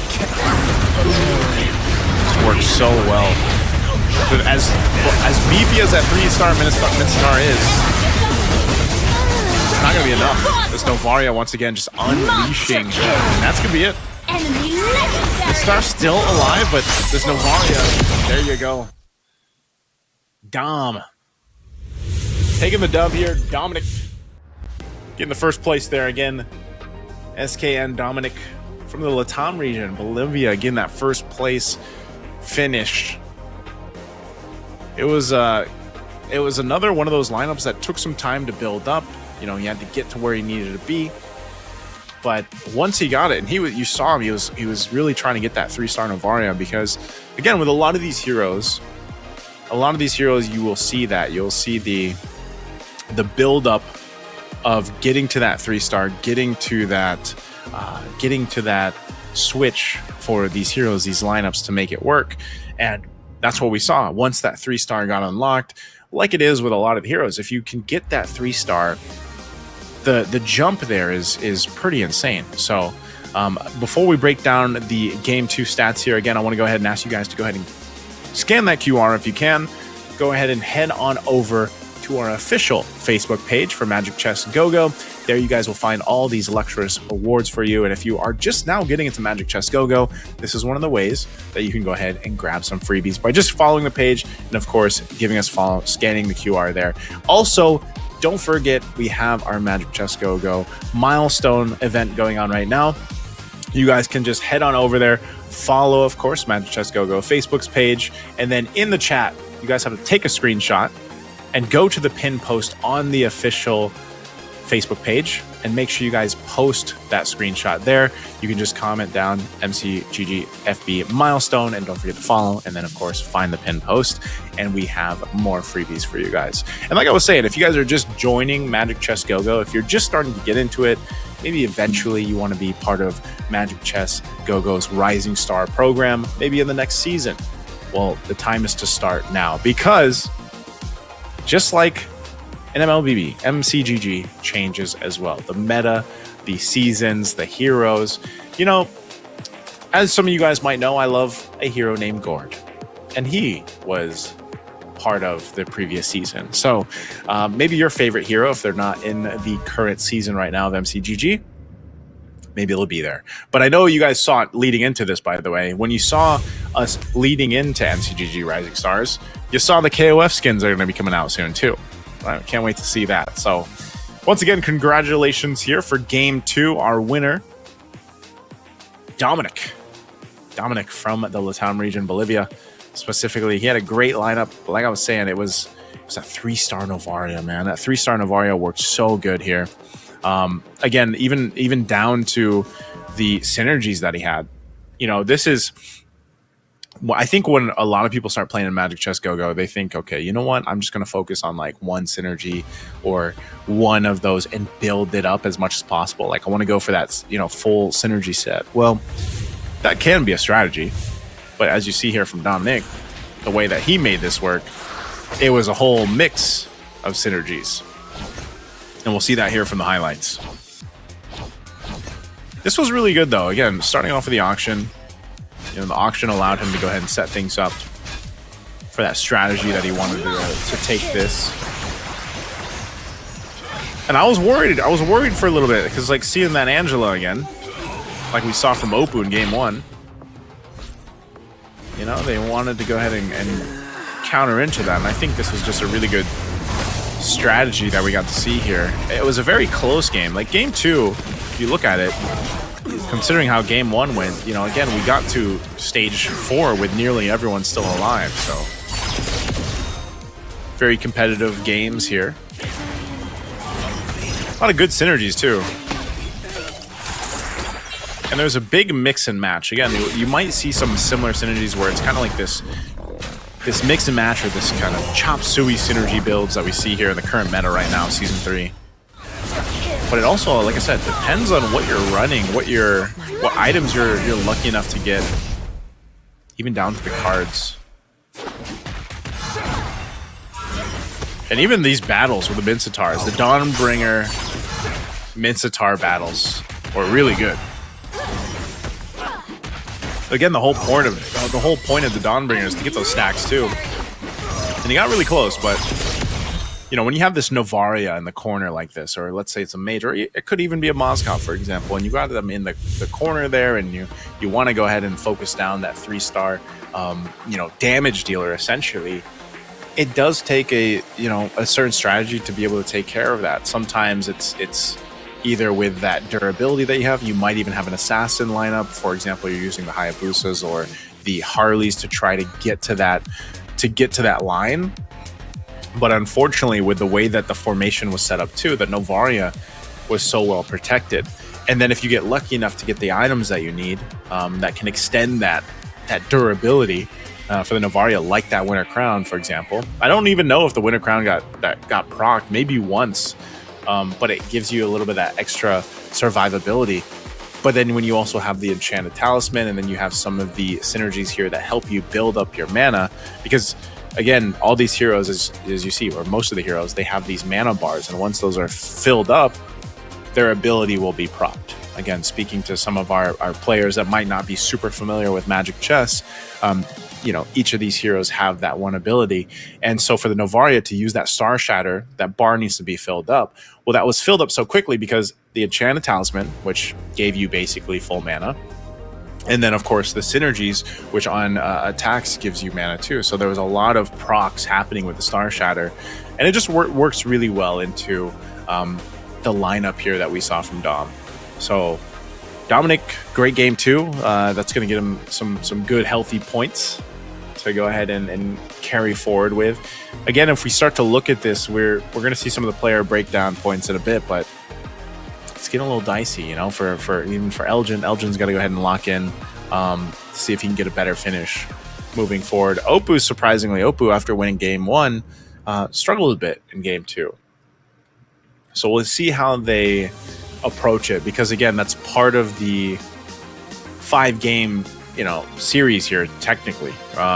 Again, they have to pick very unique commanders each time, so we'll see the switch up on commanders. I think even when you look at the last game, the way that the Amon played there into the hands of Dominic really helped him. It helped him set things up the way he wanted to. Even the cards, even down to his cards. Sometimes you're fishing, like if you're approaching the game in certain strategies, sometimes you're fishing for certain, because again, the cards are random, right? So the cards come through random, but sometimes you're searching or you're fishing for those certain items, and that's why the auction is really good. Again, there's only one auction. And then, of course, the Fate Box rounds. And then you have the Creep rounds. A lot of your RNG or strategy can come from those moments. And we'll see some of the players, too. We've actually seen it in the last game where sometimes they go and switch things mid-game. So you can go through the first stage or two with a strategy that you're given, but you might switch it on the fly, and that's why we see some of the players, they'll literally hold on to a ton of gold, and then they'll switch things out if they have to, depending on what they pick up in the Fate Box, what they pick up in the Creep rounds, and then, of course, even to an extent, their cards. So, in just a bit here, we'll be seeing what the players are going to be picking up for commanders for Game 3. It'll be interesting to see what they do. Again, some of the commanders, when you're ranking up yourself, it's just nice it's just fun to play your favorite commander. But in this sense, in the competitive sense, you have to have a strategy built around at least 5 commanders. At least 5 commanders.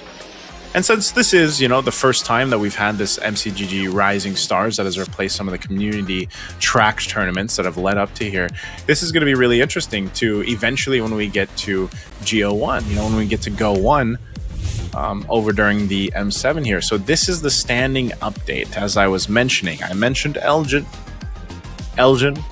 great KOL content creator over there, is sitting at 3 points though. He's got to. Hey man, we gotta get some guides going here, Elgin. All right, we gotta get some guides out for MCGG. But the bottom 4 here in the bit of a red, but they can build up a lot of 7 points that we see tied here between the 3 players for Mogran, Nocti Gaming, and LH. And sitting at the top, man, Dominic, very close. Round 1, he got 6 points. Round 2, he got 9. So he's sitting at the 15 points. Like we mentioned leading into this, you know, most of the players, they really want to shoot for those 18 points. So someone's going to have to stop the boys here, Dominic and even Opu, getting close up there. Obviously, they can have more than 18 points. You know, they can get there, but some of these players that are in the bottom 4, if they want a chance to move forward, again, everybody is fighting for that chance to move on from MCGG Rising Stars over to Go 1. And of course, we have our prize pool here. Again, it's 10,600 USD, which is a great prize pool, by the way. I don't know, like again, Magic Chess, and it's probably only going to continue to grow in time. But it would be great to see the development of what MCGG Rising Stars turns into. I think if I would have had, you know, more time to study MCGG, I definitely would have joined the Rising Stars group stage when we had the group stage and everyone was joining. I know we had, I believe it was over 200 countries that actually competed in Rising Stars.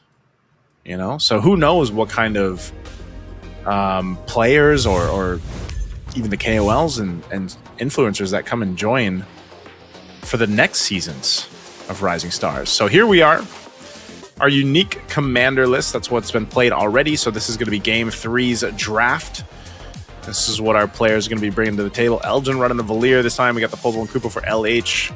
Nana for the doing F. Nocti Games going with Cho. We got the Paquito, Gushin, Lancelot, and the Lunox here for Opu. So again, different commanders that they haven't played in the previous 2 games. As we jump into Game 1, or Game 3. Stage 1, little creep around here to see how things get settled in. Depending what they go for too. So, you know, we'll see also what first cards are picked up. Again, those are 2 big things that are playing into strategies here.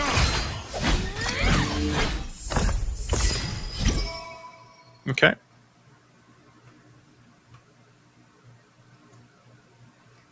Let's see what they go for. Doing F. Some of these first items being picked, our first cards being up. We have the 2 Bruisers, synergies being built up here up over for Elgin and LH. Some Ember Lord, some Mage, some Starwing. Nothing too crazy, but the cards so far, a lot of the first cards are let's see. Oof. So Elgin goes with a Dawnbringer card. So we might go for some Dawnbringer. First PvP round here. Coin and Dom, we'll see what they play out here. No synergy unlocked just yet from Dom. He's probably just going to go ahead and take it slow and steady. He hasn't picked a card either, so he's probably waiting to see what he ends up actually wanting to play for his lineup before he ends up picking a card.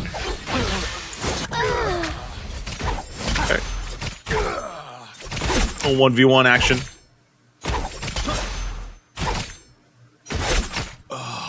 Okay. So Elgin will take that first hit. Another word for The dawn will finally come. All right, Nocti Gaming. What's he gonna go for? Let's take a look at see what they do. LH2. Now he's got the Scavenger. He's got 2 Scavenger. Quen also the 2 Scavenger. Okay. Nothing too crazy yet, too. It's interesting though. He's just keeping his Hanabi up top. He's glued down there at the bottom. Okay. The Popol is interesting too, the way that it works, because again, you can basically use a trap. Even his Hunter's Mark. interesting too. The Cyclops just has a Purify on him. I don't know if he's gonna have enough. He's got some damage with this Cyclops versus a Cyclops across from him plus the Hanabi. So that round will go to Oppo. I never miss my target. Again, I think they're still scrapping to see what they can build up here too.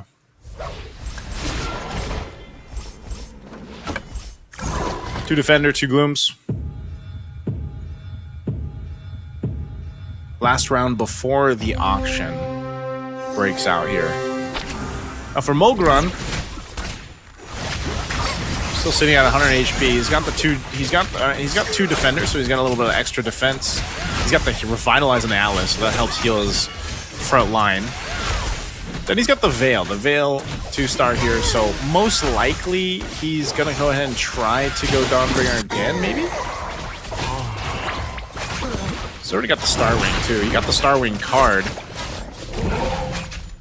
Now for LH, he'll win that round. Still waiting for that 3-star Scavenger, most likely, so he can get his economy building up. This is going to be the auction, though, as we run into the auction phase. We'll see what they prioritize. Elgin will be the first pick, as he's the lowest HP. Where's he going to go for? He's going to go right for the... He's going to go for the Ice Queen Wand? Okay, he goes for the Ice Queen Wand. I don't think anyone's going to outbid him there. Crystal's going to go for Nocti Game, unless someone outbids him. Dominic fighting here for the 4-star. Okay, they are going to go on a bidding war a little bit. Nocti Gaming will go for the 6 gold for the go Crystal. They don't want to spend too much. That's what we see here from a lot of the players. They don't want to spend too much. Everybody crowding around the enhanced War Axe. Little swap last second there. 9 gold. Dom will go ahead and take that. I don't know if he's going to get outbid here on this one. They still have 15 seconds to go ahead and bid. 4 of the players, 5 of the players have locked theirs in. So again, they'll take their time, take what they can. All right, they're gonna run out of auction time. Okay. Soon you'll see me come out on top again. Let's see after the auction what they go for as we enter stage 2 now. Dom still holding on to the 2 defenders. Will go and get a marksman. Switches over though to the weapon master. Okay, and then we have LH building in. Drop your weapon. What's LH gonna do here?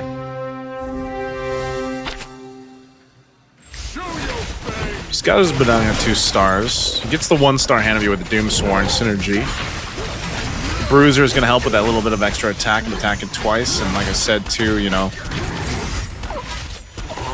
he gains the extra defense because of his card. His Go-Go card, LH's Go-Go card gives him Steel Front. It gives him 40 hybrid defense if they're in the same row. That's why he's got them stacked the way he does there. Dom, is he gonna win that? Nope. No one can escape me. Dom's still trying to build up here too. Freedom at hand. Again, synergy's going with, take some time to build up. Alright, Mogron. Still sitting at a nice 100 HP. Now he's playing the Lancelot. Again, this Lancelot you can kind of help with your economy building into with not having to worry about the interest and everything else. This death I wish. He's also got the Starwing already. It's interesting too because he's going to go with this Starwing synergy because of the fact that his Go-Go card that he got earlier was a spaceship. The spaceship hanger basically increases the damage that your Starwing gives you. It's 25% extra damage. That's why he's doing so much damage. And then if you just have a 2-star Matilda giving an attack speed boost with a guiding wind to the rest of your lineup, it works really well. So like even though you have a Mozkov over there, it's not enough to out-damage Mogron here if you're dominant. LH should be able to win this one. You got the 2-star Emberlord too. Dang's doing quite a bit of damage. Long arms. Looks like he's trying to get... Let me go on here. All right, Elgin. Elgin again. Again, Elgin needs to get a better place finish in this one. In this game 3. Let's creep around here. See what cards are picked up. Second cards of the game. We've got some shop refreshes. We've got an Immortality over here. Rising Festivities again. Without We have nothing. My skills just otherworldly. A gentle Evo's LH is going for damage, so he just picked up the Vanguard leader, so it's going to give him some extra damage to deal with.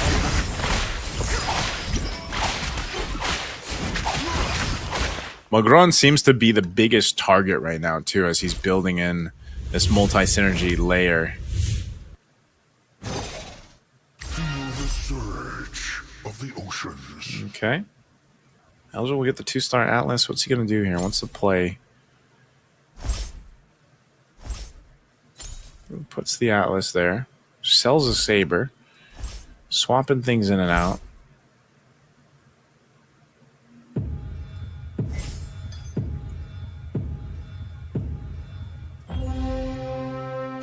Okay.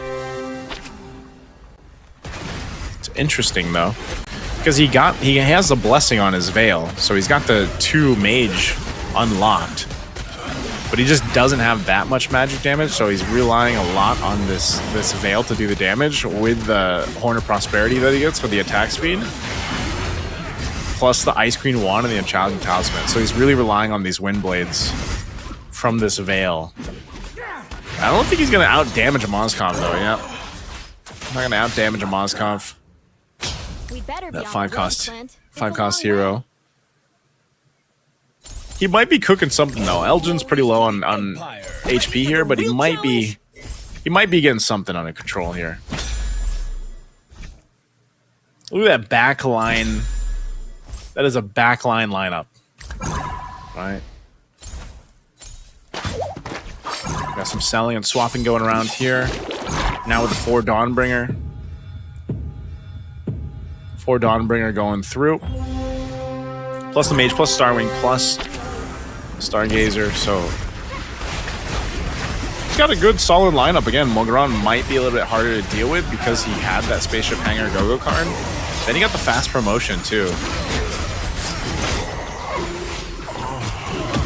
Not sure which hero he picked up that was the automatic 2-star. Might have been the Jushin.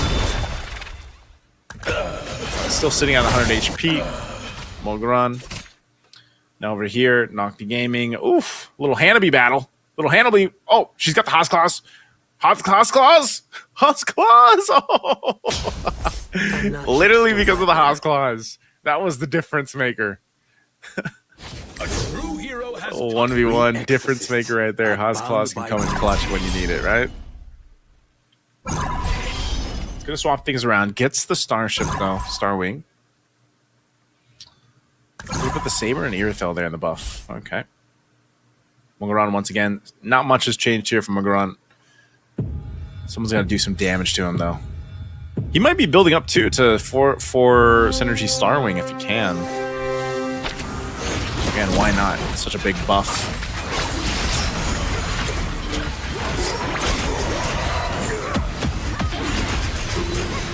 Of course, he's got the Valentinas with the 2 Dawnbringer items, the Horn of Prosperity, plus the Direwolf Devastator. So he's got those.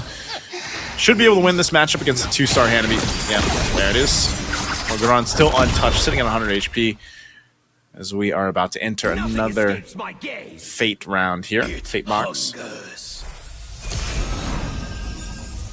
So Elgin should be first pick, lowest HP once again.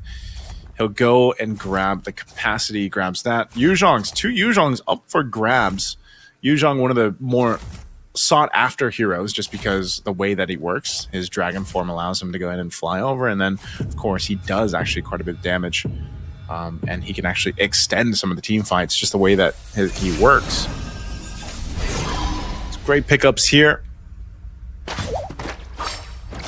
See what they do. Mogron might not change too much.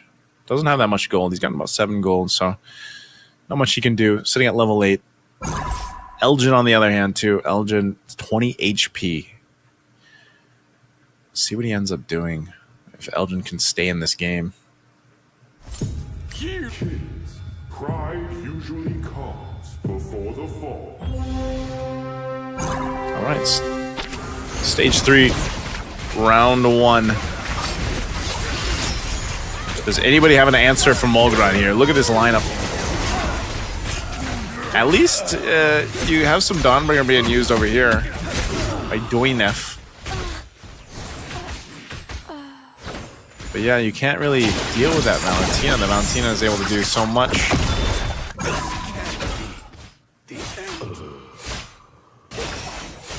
Quen fighting 1v2. Those fully stacked items right there.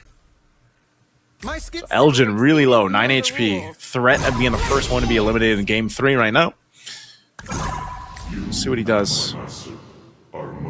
Not too sure if this lineup that Elgin has is really going to save him. You know, it looks like he's just trying to go the durability route here. He's got 2 Dauntless, 5 defenders. I think he was trying to hunt for that 6th defender, but couldn't get it. He'll switch over to 4 Dawnbringer, though, so he gets the extra item. But even with the extra item, I don't know if that's going to be enough to help him. You know, he's got the horn on the Uranus. The Uranus is just a 1-star. Maybe he can win here against Doyen F.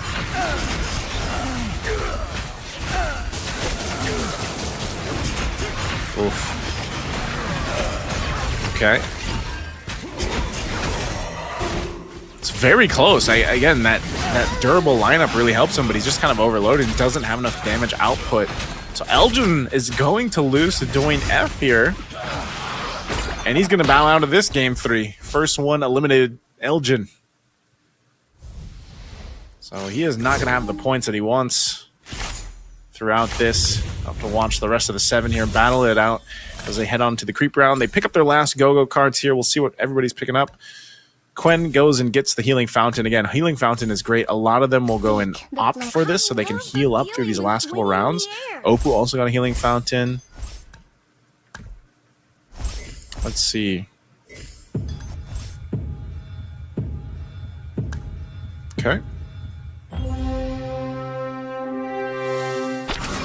Doyen F sitting on a lot of gold, by the way. 58 gold.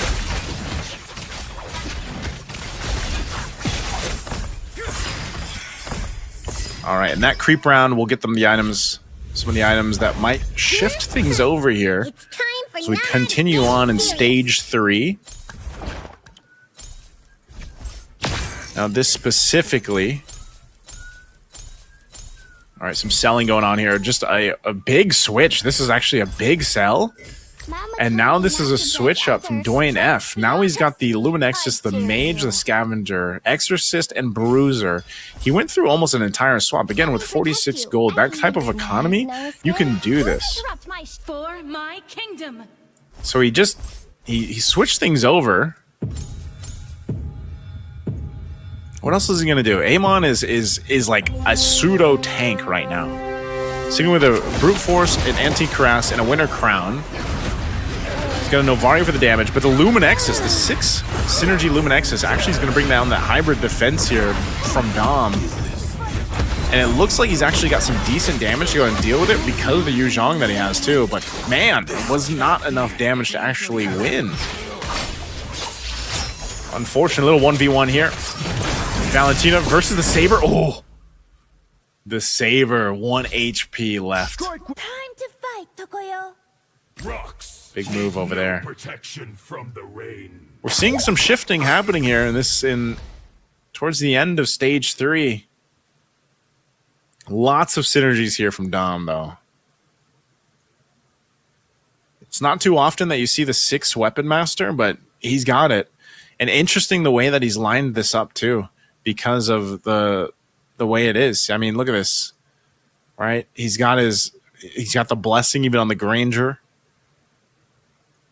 His Mozkov is well protected. If he can scale up this Mozkov, he's got good items for it, too. He's got the Axe, the BOD, the Haas Claws. It's all really good to work with this. See how he does. Mozkov doing the majority of the damage. You can see that every time he throws out that SOD, that Spirit of Destruction, it just pierces through.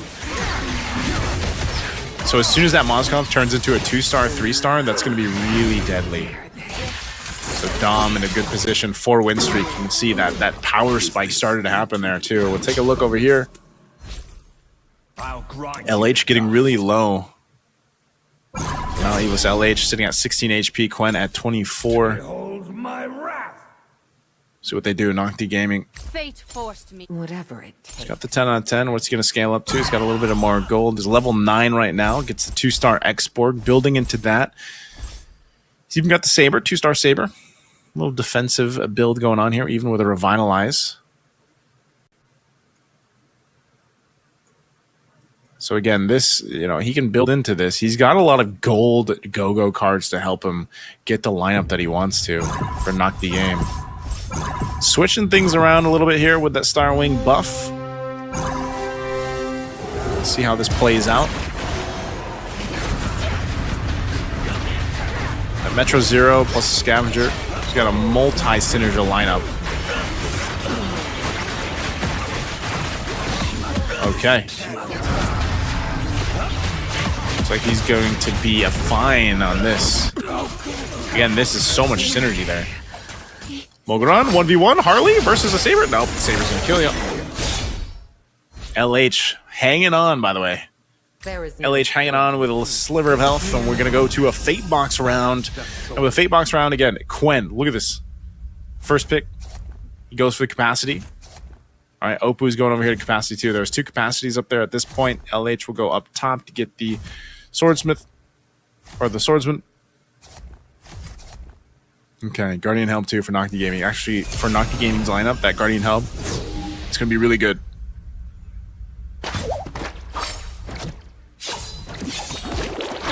Now, the danger zone right now is Quen. Dom. What are they going to do here? Quen. I'm not sure if this is what he was looking for. I feel like he does put the glove over here. Time to change. My Okay. fail. We exorcists are bound by duty.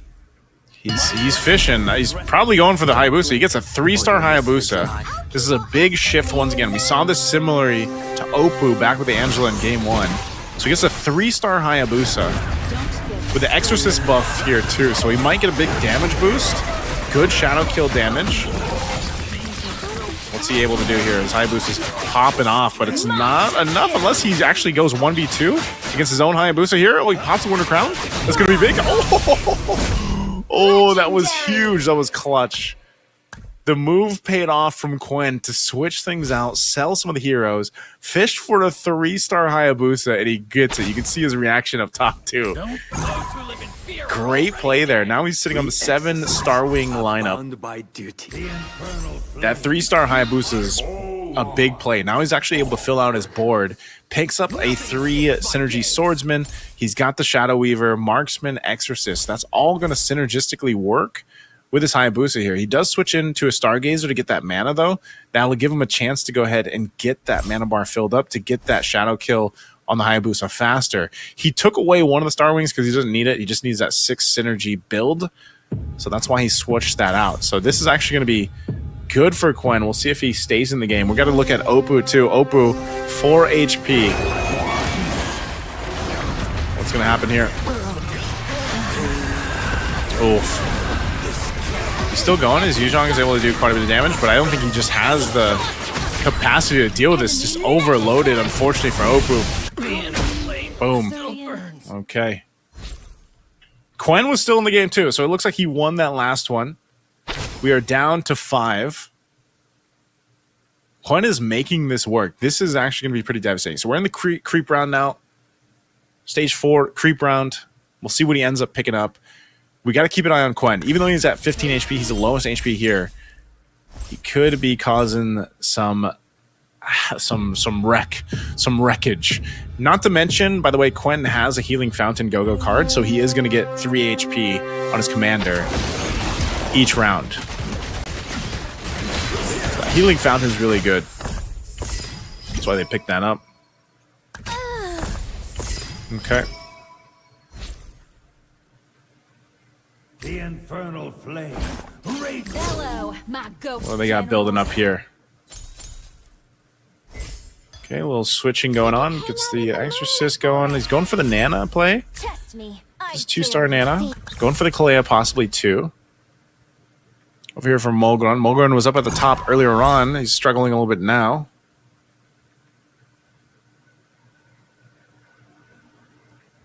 Getting very close here to potentially the next person being eliminated out. Again, in stage 4 is where things start to turn for a lot of the players. You'll see them potentially either sell out their whole or half their board and go for something else, but see what Knock the Game does here. He's got a 3-star Phoveus. That is super tanky alongside the Martis 3-star. The Hayabusa is causing some wreckage though. Oh, can the 3-star Phoveus deal with this? He's gonna go ahead and try to go for the Saber. Oh, again, that Hayabusa just so much damage. Discipline and focus. Enemy ahead.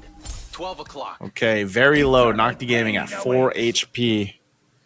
We potentially lose 2 players this round. Quen, like I said, is built back up to himself, 21 HP. Because of that Healing Fountain Go-Go card that he has, he's going to continue to get HP each round. Mogran. Acquired. Locked and loaded. Relying on the Star Wing. Potentially going for a 6 Star Wing combo. There he is, 6 star. What else does he do? He's going to switch some items around. Doing F. Good Luminexus Mage combo here.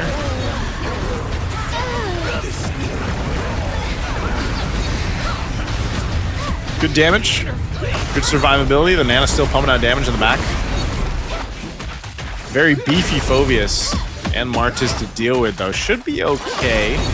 Angela will use the Heart Guard, keeping that Kalea alive. Good tanky Kalea combination here. Now, can they burn through this Phoveus with that kind of shielding? With a Revitalize, the Heart Guard will help. They do have the healing reduction too, so they'll get it. Boom. I think if they didn't have the Angela or potentially the Kalea there, that would have been the Phoveus just unleashing. So down to 4 here. Down to 4. A 3-star Kalea. Fishing for the 3-star Nana. As soon as you get close to that 3-star Nana, it's going to be pretty good for doing F. Quen made his way back up to 2nd place based off HP. 3-star Irithil locked in for Dom, though. My mercy. Dom's got the 3-star Irithil now. He's got a little bit of shield, too. Picked up a shield. Just extends his life a little bit longer. He's got the 3-star Argus. Again, this Weapon Master lineup can work out really well. You get a lot of lifesteal. He's going to switch things around a little bit.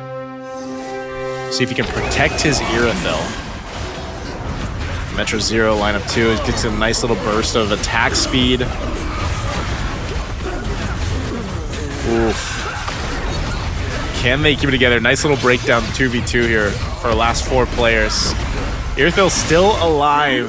Pumping out the damage. Dom stays in it. Takes out Nocti Gaming.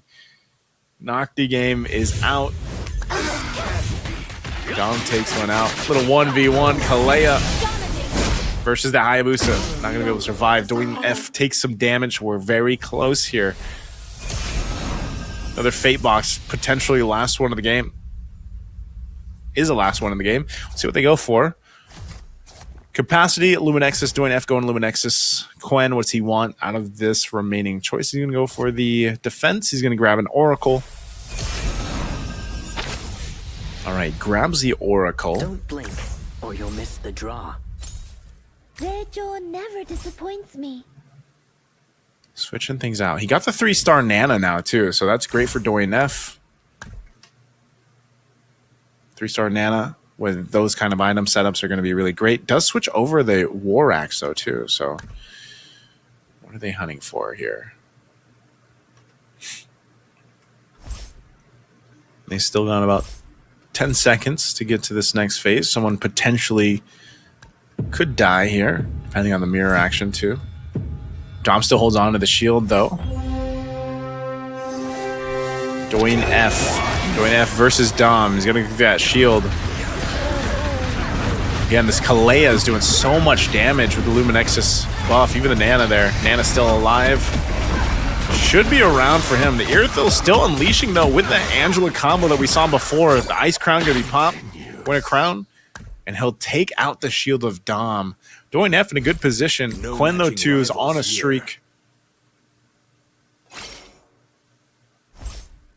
Dom's got to win this one if he wants to stay in a little bit longer, but it's going to be tough. Quen also, this lineup that we saw from Quen earlier on, that Starwing lineup with the 6-for-6 swordsman, this lineup was really, really good. It was built earlier on. He made a play to switch in for that Hayabusa. It paid off, getting that 3-star Hayabusa. See what he ends up doing. His play here is basically let the Granger die. The Granger dies, activates the Exorcist synergy, and then your Hayabusa is doing crazy amount of damage.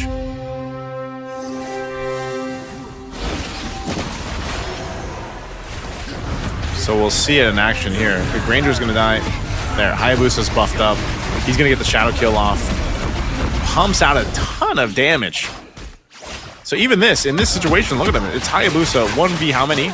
There's a Shadow Kill. Gets through the Heart Guard. Still alive for a little longer. Pops the Winter Crown. He's going to heal back up. Gets the health. Oh, but it's 2 3-stars. I don't know if he can take him out. Oh, he gets the Shadow Kill off again. What a maneuver. Again, that's why the Hayabusa play earlier on, rounds ago, was so good. Now he's got a creep round here. The Hayabusa, able to survive that too. Winter Crown came in clutch. Even the War Axe to an extent. And then, of course, you get that buff, that Exorcist buff. That's why he keeps that Granger over on the other side.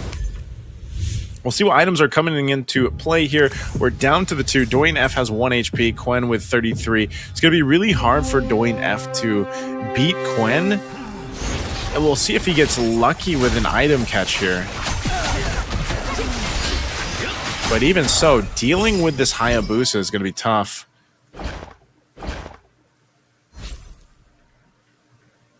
Again, with his lineup, Sweet dream.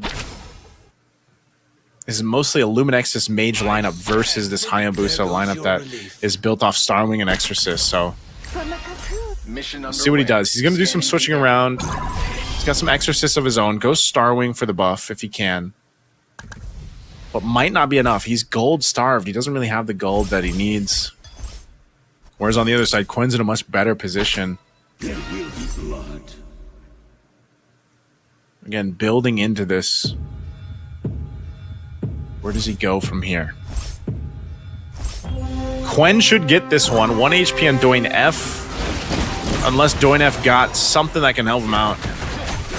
Luminexus is going to go ahead and help with the hybrid defense.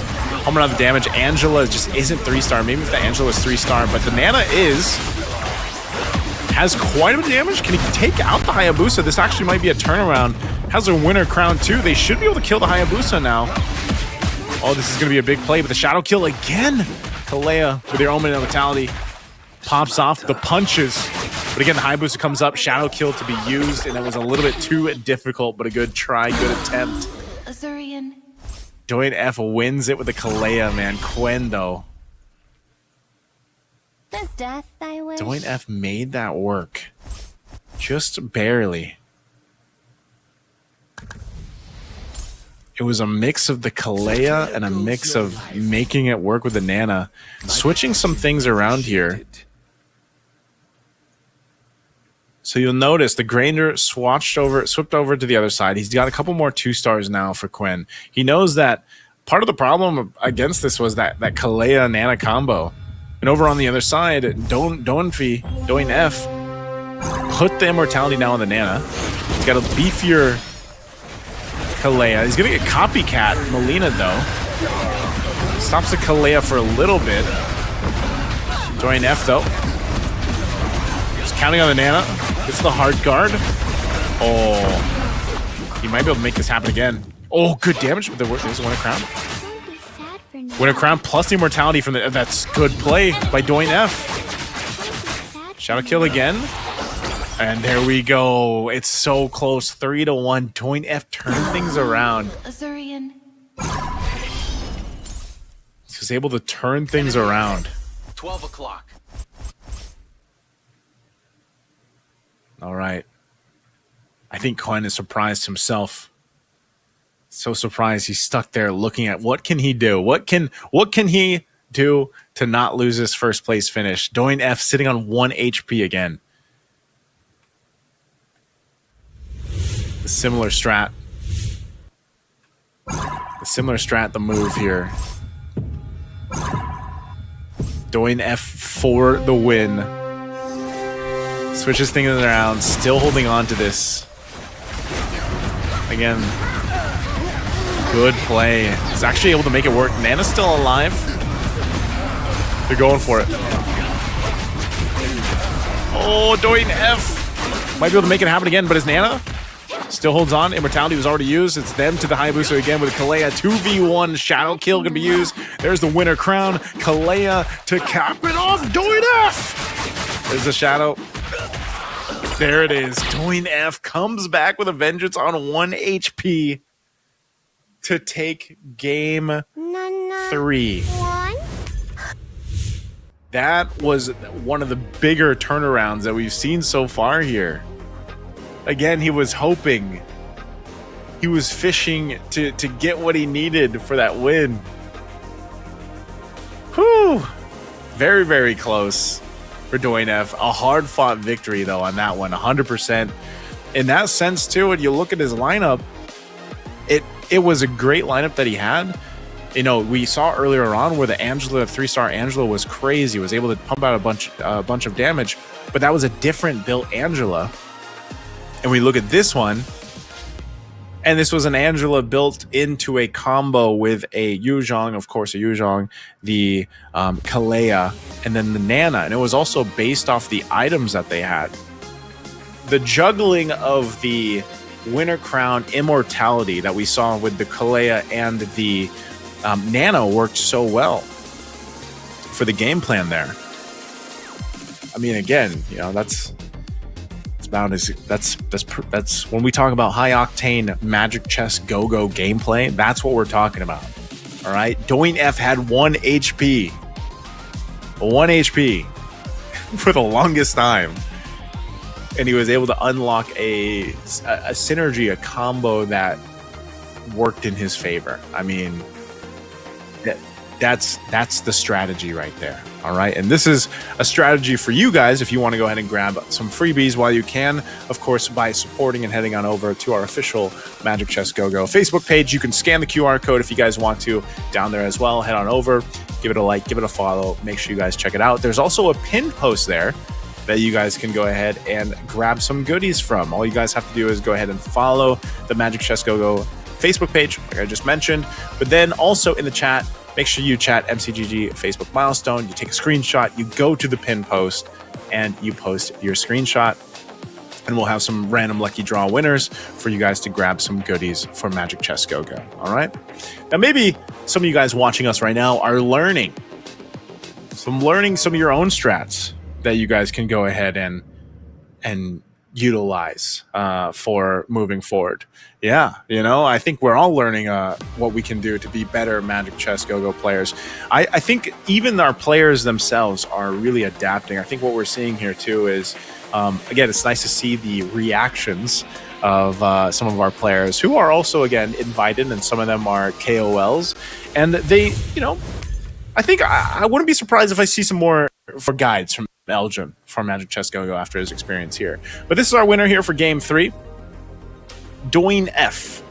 He went with the Nana commander. Again, we're on the unique commanders, so they will be switching up commanders each and every game. They've still got 2 games to go. This lineup that we see right here, this is what I was talking about. You know, it was nothing too fancy in the beginning of the game, but then later on, it really scaled up. We look at the highlights here, broken in, and again, Doing F got very low in terms of HP and everything else.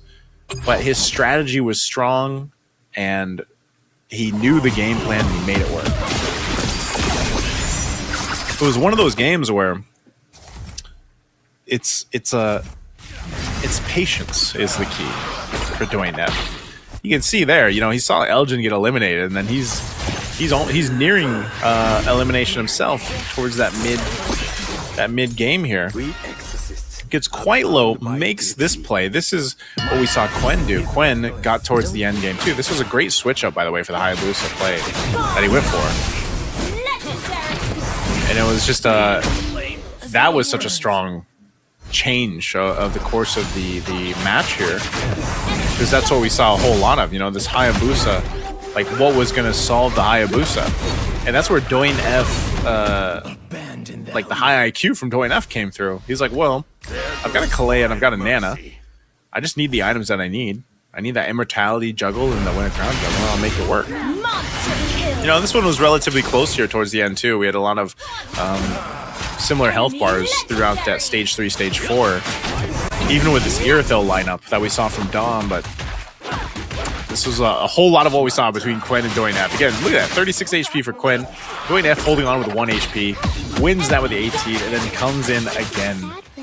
So it was just really good. Sitting and playing on 1 HP, but every single time it came to the end, this is what we saw. It was a Hayabusa versus a Kalea, or a Hayabusa versus the Nana that he had too. So it was one of those things, like I said, it was the power of the Go-Go cards that he picked up earlier on. The fact that he had the Nana Commander, I think, helped him with his scaling as well. But then it was just the switch-ups that he did with the getting the right items on the right heroes. So that's what we saw from Doin F, and it was a good masterclass of how you can still... Again, the thing about Magic Chess Go-Go that I feel like a lot of players, a lot of new players might feel like if they're losing that first stage, or let's say the second stage, they kind of start to panic, you know? But you'll notice from the best players out there that even in the final stages, you can still turn things around, right? And that's what we saw here. Now, these are the match results here for Game 3. Once again, I think if you look at, for example, for Elgin, with his Valir lineup that he had, he couldn't really find the setup he was looking for. It was mostly built into that durability lineup. You know, you can see he's got a lot of tankier heroes here. He did eventually get the Dawnbringer synergy locked in, but then even with his mage synergy, it just wasn't there. So that's a clear example. Like in Elgin's case, it's just one of those games where you don't have, let's just say, some of the RNG in your favor, right? Because again, what you start with, what your first items are, or even in the creep rounds, or even down to the fate boxes, you might not always get exactly the synergy you want or the start that you want. Again, you can, you kind of have some control over that though, depending on how you play your economy and everything else. And that's why, again, economy is such a big concept to being successful here in Magic Chess Go-Go. Now, when I say economy, you're seeing the players do it, right? You're seeing them hold on to their gold so they get more interest. Because the more gold you hold on, as long as you hold on to even just 10 gold, you'll gain some interest, unless you're playing, for example, Lancelot. So you'll gain some interest, which then gives you some of those power plays or that power option later on to spend the gold that we're seeing the players do, even down into Stage 3, Stage 4. So once again, let's take a look here at the lineup, or the standings here for our players. You can see this, Doin F now sitting at 21 points. He's done really well for the past 3 rounds. 21 points also for Dom. Dominic's got 21. Opu's got 17. Quen at 16.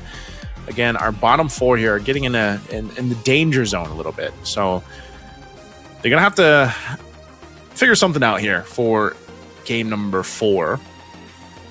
Even for Holmgren, I'm surprised, because Mogran, like, he had a good start even in game 3. Like, he had a strong start, but that's just how fast things can change. Things can change very quickly, depending on, again, how you build up those first few stages. And there is a strategy, by the way. There is a strategy where you can go ahead and, let's say you take some damage early on so that you get that first pick.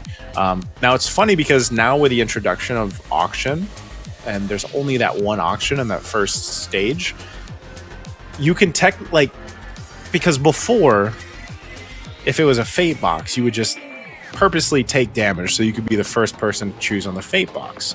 Well, auction changes that now, so it's like, even if you purposely take damage to be the first person to go pick in the auction, you can still get outbid.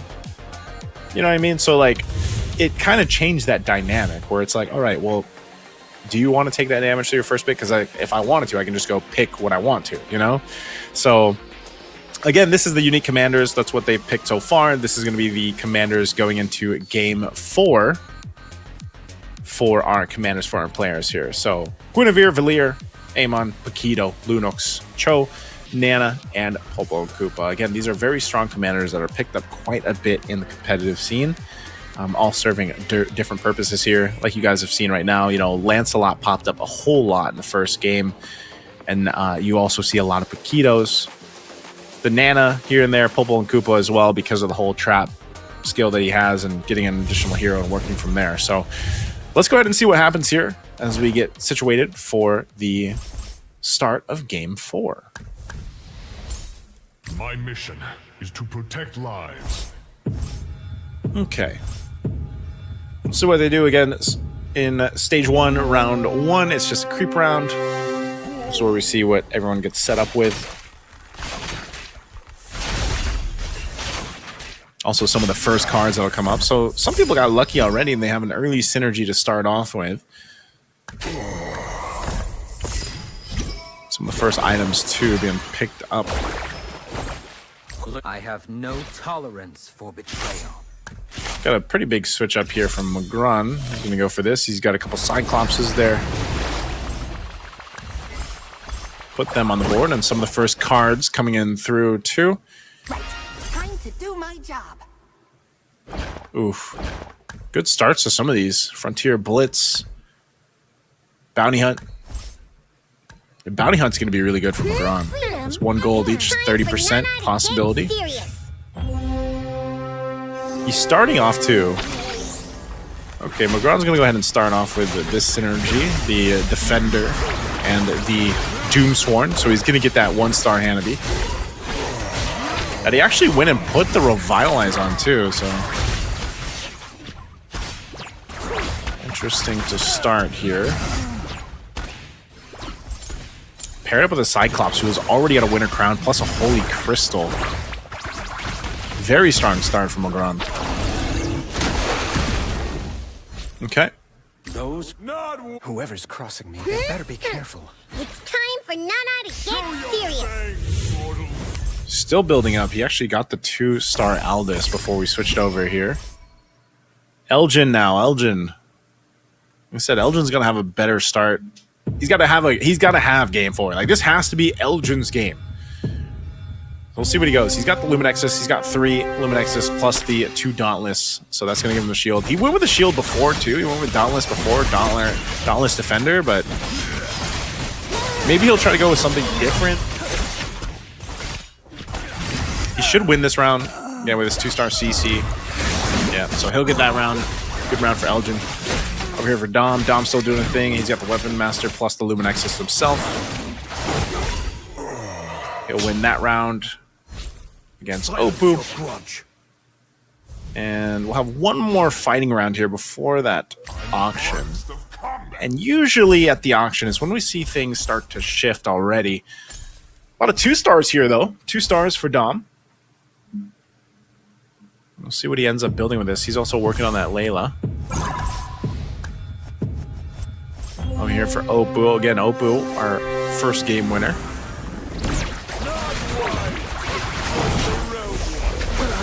What does he want to go with? What does he want to build?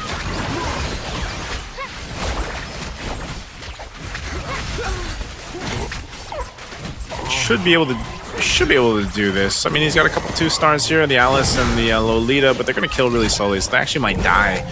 Because of the Cyclops alone in the backside, holding on to a Holy Crystal already is a lot of early game damage from Mogran.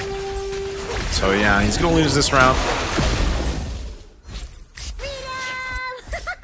Definitely a synergy that he still needs to really build up. So we head into the auction. Let's see what our players go for. Opoo will be first pick. Some good items on the table too. Again, a lot of players like to go for the Go-Go Magic Crystal. They might hold off and wait. We saw this previously too, as you have plenty of time to go ahead and choose. So this is where they'll bid. Once again, some of these players will bid. You can see their bid, their current bid for the item that they're going for above their head. Once they have the green check, they've locked that in. So that's what they have over here. Okay.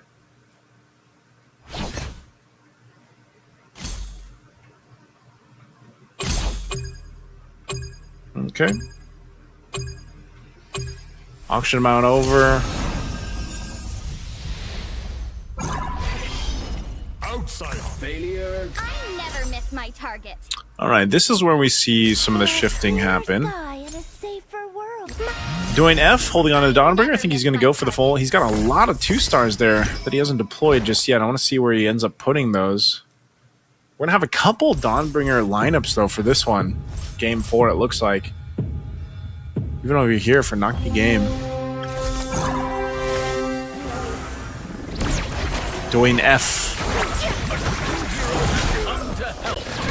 Still hunting for the synergies he's looking for, I would assume. I mean, this isn't really going to do it for him, though, unfortunately. So he's this is a tough one against Opoo. He's cooking something up, though. You can see it. He's got the Laylas.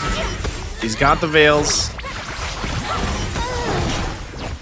See what he ends up doing. But right now, this is just not what he wants.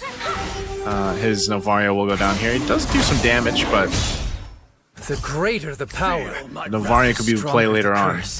As we've seen in the past few games. Storm whip up the souls. So he gets the 2-star Veil. He's going to go ahead and swap things over. Get the Shadow Weaver synergy unlocked.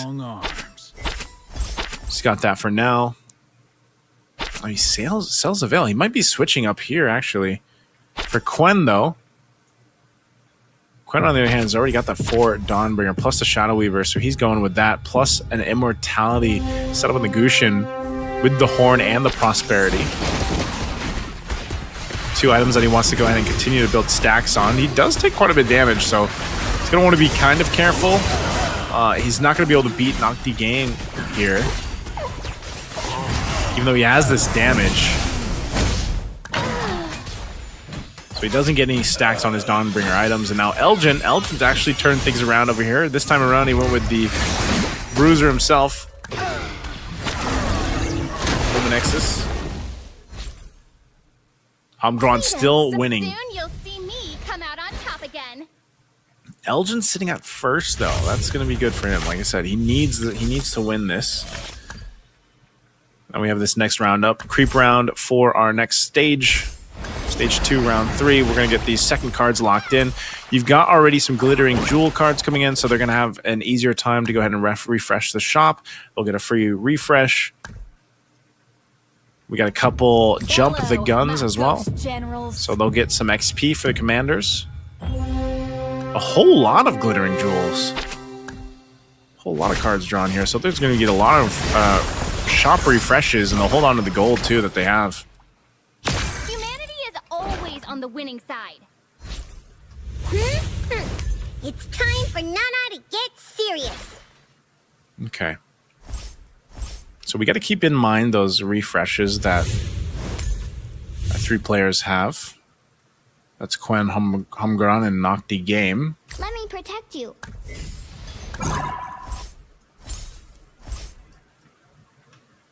All right, Starwing over here.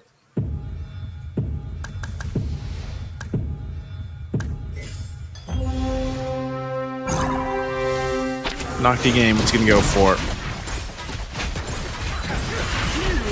It's very interesting that he's going to go with that Doomsworn. So he's got the 2-star Hanabi.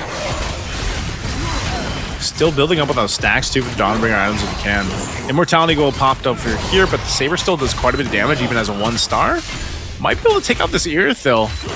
Oh, that's tough for Nocti Game. That Immortality helps so much. Wait, yeah. I would say this game 4 so far, very close across the board. No one clearly winning. A lot of these lineups, a lot of these synergies that they're having, the compositions are types that need to be built up here.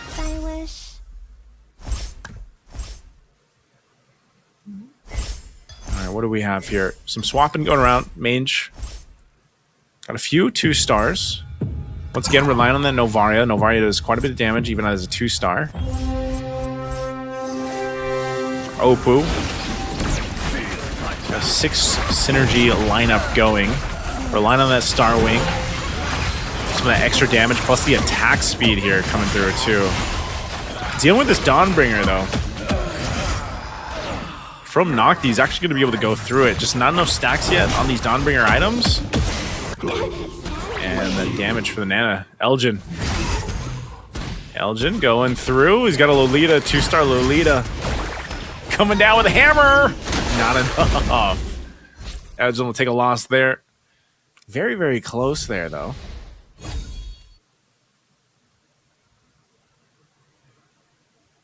Okay, next one. Stage 2 round. The greater the power, 6. the stronger the curse. Close to the Fate round. Another word for compromise is failure. They gotta watch out for Nocti Gaming. Nocti Gaming was building into that Dawnbringer lineup. But again, this is one of those situations where it's not... It's close all around. So a big Fate box can change a lot of these... the momentums of these lineups. It's a good play right here. Again, the Starwing does really help this lineup, plus the attack speed with having a Matilda. Just not much for items right now in this against these itemized heroes that Elgin has. So that might be the benefit that Elgin has right now, just the item difference. 3 2-stars right here too, so he'll go ahead and win that round. Now we head to the Fate box. See what they end up picking here. There's some pretty good choices. The Valentina's there. Dawnbringer, 2 Dawnbringer heroes are on the board. Nocti Games definitely goes for that one. He wants that Valentina. He's probably going to switch the Dawnbringer items over to the Valentina as well. No one taking the Mincetar, it looks like. Okay, Quen finally takes it. Elgin's just going to go grab the DHS. He'll take the Demon Hunter Sword. Yields to me.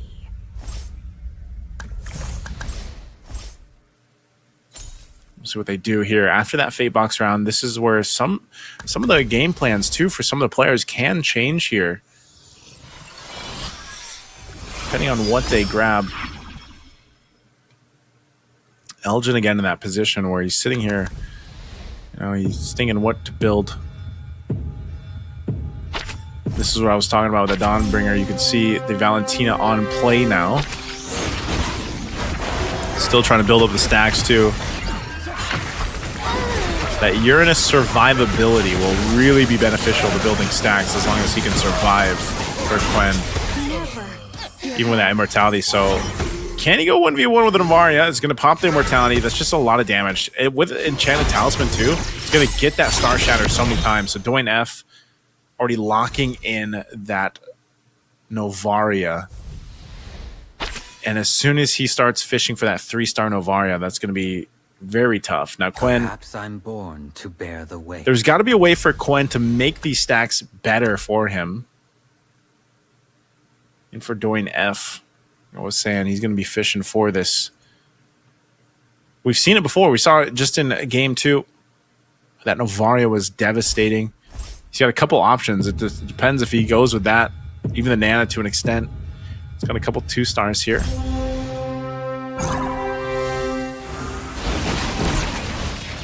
See what he does against LH. The Novaria paired in with the Luminexus synergy is just so good. It's so strong, especially Star Shatter. If you're able to Star Shatter right away because you have an Enchanted Talisman, it's really good. Some good damage from this Natalia. But she's going to be able to 1v2. She still has an immortality. That Star Shatter will pop it. She's going to be able to kill it. Good play, good maneuver from LH. And Natalia coming out clutch. Sea Halberd really helping there too with the items. So we're back in the creep round here, stage 3 creep round. There goes your See what they pick up for the last cards too. This is a big play. It looks like we're gonna get the gold cards coming in through too. So good choices here. Oof.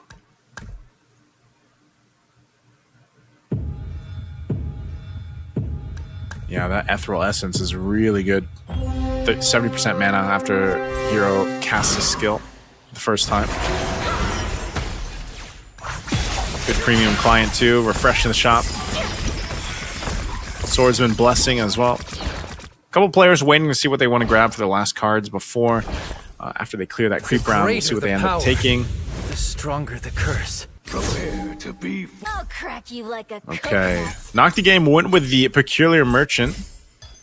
What's messing up the energy? And then Dominic as well. Peculiar Merchant. They both got merchants. We'll see what they end up doing with that. This is now the shift. Now that we're in stage 3, round Mission 4, underway. Scanning we'll see some of the shifting happening here. No one dying just yet. Now, Oppo, if he loses this next round, even though he's sitting at level 10, he's got a really good lineup. He might be in trouble. Sitting at 20 HP. Dominant as well, 21. LH, though. LH is going to be playing against Elgin here. Good swordsman lineup. With that Star Wing, he's got to get through the shields of Elgin. Elgin's lineup built on shields, but not sure if there's enough damage from Elgin's lineup. So he does take the 20 HP hit. That's tough for him. Again, Elgin really liking this Dauntless, the Dauntless synergy. He's done that a couple games now, and it's just not really working out for him, even though he's got the 6 Dauntless synergy. Get him, yo. We'll see what they end up going. Told me not to judge others. Quite a few members here, very low. Opus being one of them, sitting at 20 HP. He's got the Star Wing lineup, though. I think at this point, even with the Hayabusa, it looks like he's going to try to replicate that. If he can get a 3-star Hayabusa, that'd be great for damage profile-wise. Couple key components to the 2-stars, too, even with that Saber and that Yu Zhang. Just doesn't really have the items just yet that he probably wants to go for, but the fact that he's got a Hayabusa... He might even attempt, since his Hayabusa's got the blessing, he might even attempt to go for the 4-star synergy of the Exorcist. So that's going to be good damage for him.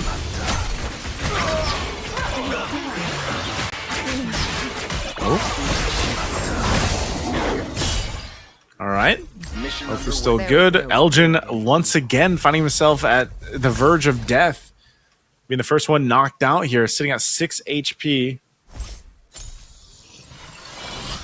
And with 18 gold, I don't think there's much that he can do with this. Again, Luminexus Dauntless, and even just down to the items that he has, aren't really going to help him win this. I mean, his Kalea running with the damage items, you know, the BOD, DHS, and the Winter Crown, it might work in some cases. You can see that being targeted at Doinef with almost a 3-star Novaria. Players are pointing that out. Elgin, potentially last chance here. Ton of shields. But against Doinef's lineup, this Novaria Nana lineup, can he survive it?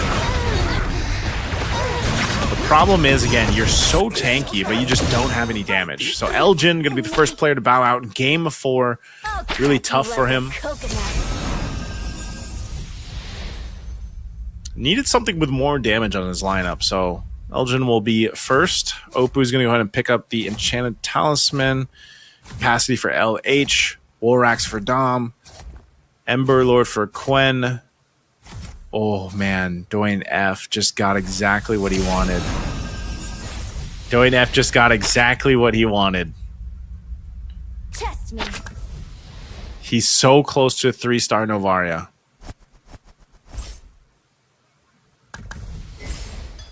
Oppo at 20 HP. See if he builds something out there.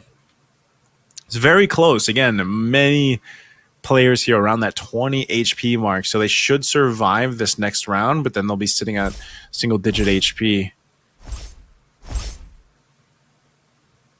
We'll see what they do. Nocti. Nice Dawnbringer lineup, but not sure if he has the stacks that he's looking for.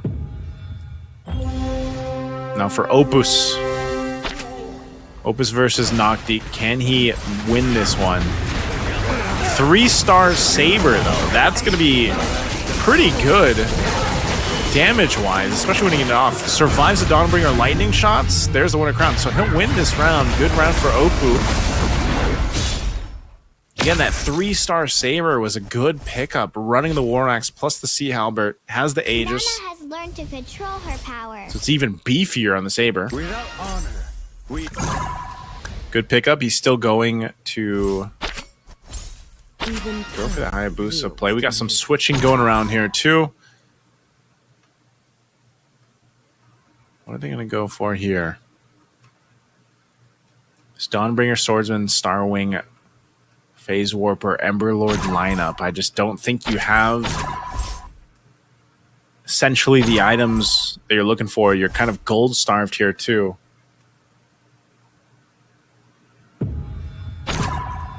Let's see what Quen does. Swapping the Starwing around, swapping some heroes around the last second.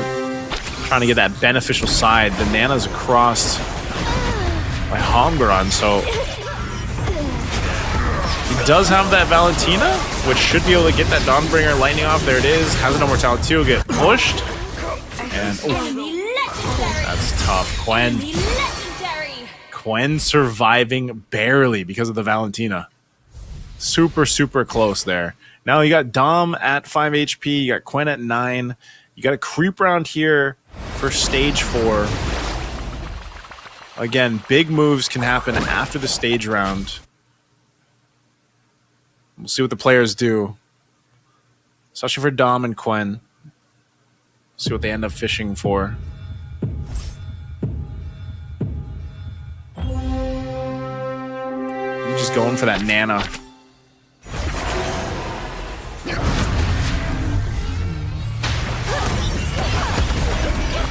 Two items are picked up. So it's locked in. Very close. Again, even the top side, 24, 23, 20 HP for a top 3 right now as we get ready to enter stage 4, round 4. You can see that right there. Some big star ups across the board happening. 2-star for the X board, Kalea, Yuzhong. We have some swapping going on here. I think even for Doin F, he was hoping to get more damage on the Novaria, but he's got the Claude's theft device anyway. Let's see what he does.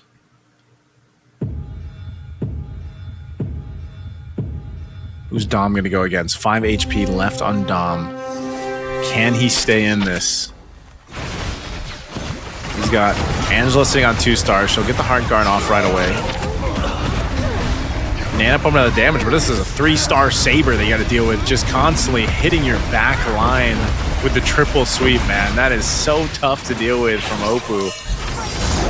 Oh, man, Oppo coming in once again with the stage 4 switcheroo. Not really a switcheroo, but just a power spike, if you will. So he takes out Dom. 2 out. We're down to 6, but everybody is so low. We've got 3 players within single-digit HP. Quen, Mogran, Doin F sitting at 1 HP. What can he do here? What can Doin F do? 1 HP. He's just fishing for the star ups. Let me protect you. He sells. He's going for the Kalea 3-star if he can.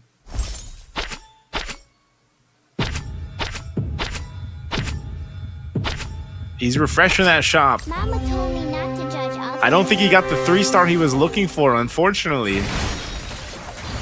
He was going for the 3-star Kalea. He won't be able to get it. And he's going against LH. LH's lineup is just going to be better right now. That's going to be it. Doin F. He went for that last-ditch effort.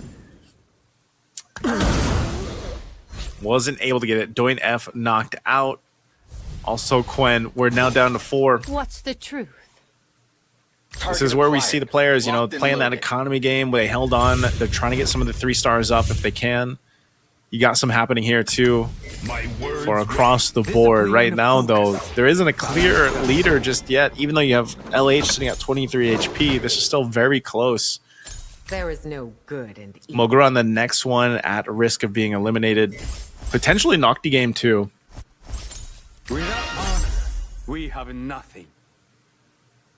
Okay. Little switch of the blessing here. Or the 3-star, actually. Not the switch of the blessing, but the 3-star Hayabusa. This is what Oppo was fishing for. He's got a... Oh, can he actually make this work? He's got very good 3 stars for this. Shadow Kill is going to be good. Yep. Gran, unfortunately. That was such a clutch 3-star. That again, we see this a lot in stage 4 towards the end here. We're almost doing the next Fate box as we come into it. And you see how close the health bars are here for that first place again. Trying to get those 9 points. I don't think LH really... Maybe he just doesn't... Maybe he's just going to take a random one. Okay, no, he's going to go for the X-Borg. No matching rivals here. So the biggest threat right now is actually Oppo with his like multiple 3 stars that he has. Fate forced me to become an assassin.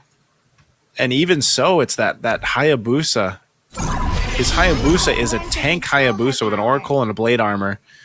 Essentially, and even an Aegis, just to basically survive. And be a nuisance with the Shadow Kill. I mean, that's basically what's going to happen here. 4-star Exorcist too. So the play is for him to just get that buff. The 4-star, the 4 synergy with the Exorcist is a big increase. You can see it right there. I mean, look how much damage even the Yu Zhong is able to do as a 3-star Yu Zhong. So it's not even just the Hayabusa. The Hayabusa is like a distraction now. And Zhong is just pumping out damage left and right. So there you go. We got the big Again, one. it just happened so quickly where Oppo makes it work with a lineup that looked similar to what we saw previously, where it was like this 3-star Hayabusa that just turned things around.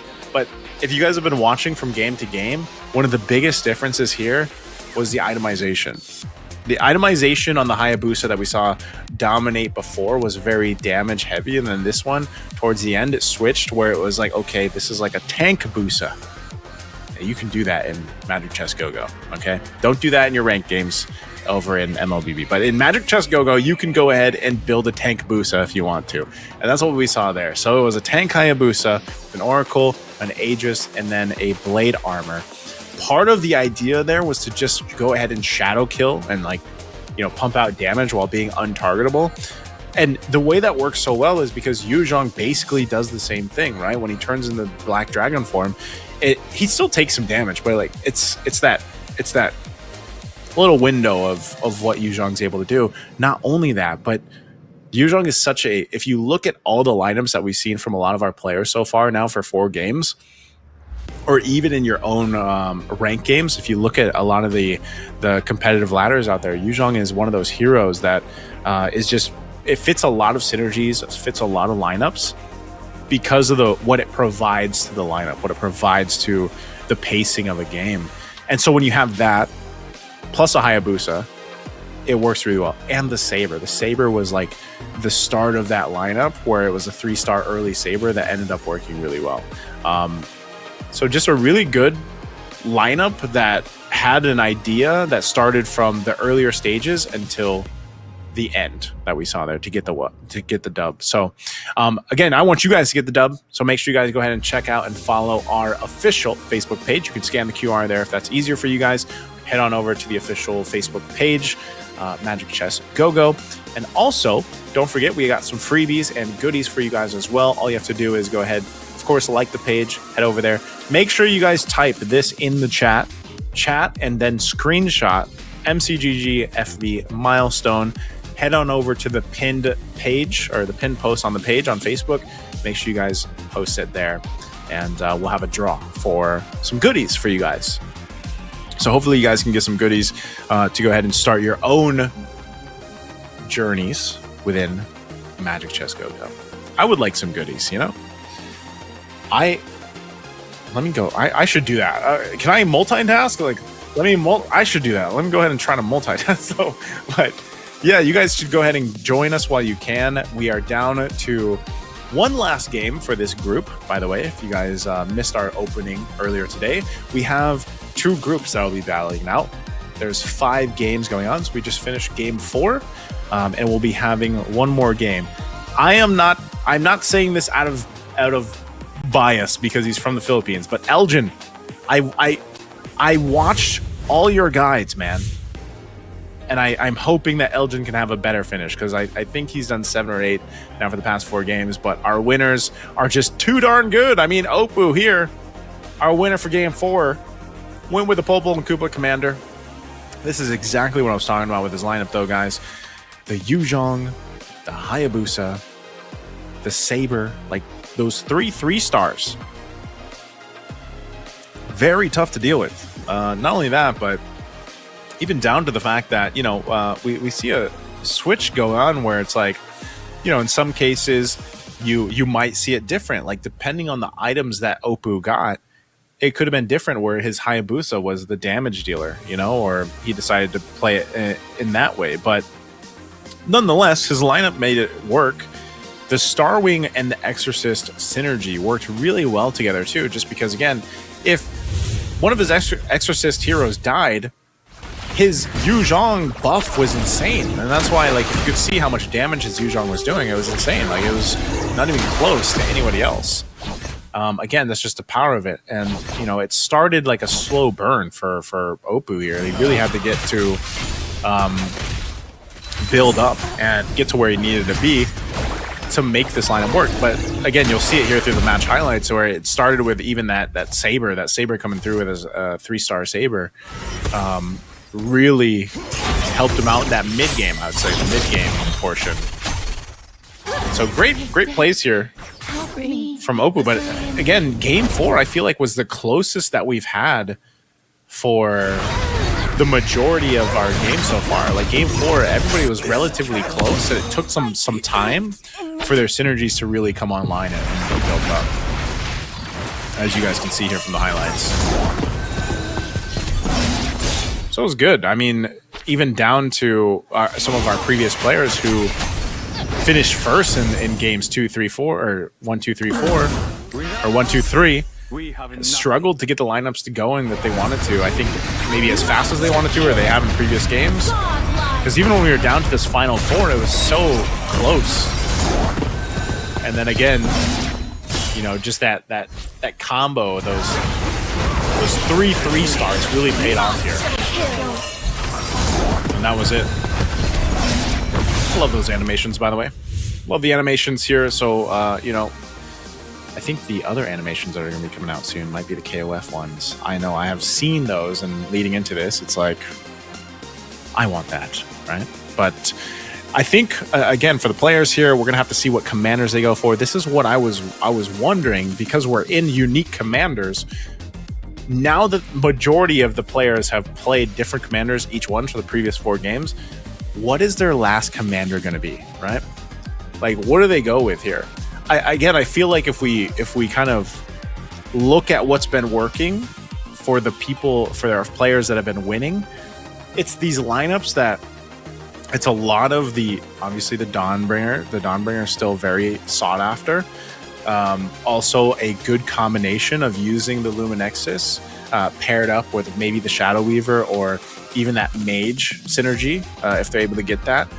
The ones that haven't been working out, though, I gotta say, the synergies that just don't seem to be doing too well is like the tankier ones, right? Like the Dauntless and the Defender. I mean, Defender's okay, but like Dauntless, like the shield just doesn't seem to be doing too much. That hybrid defense and everything else doesn't seem to be doing too much, especially when you are dealing with such an overload of damage and Luminexus synergies, you know?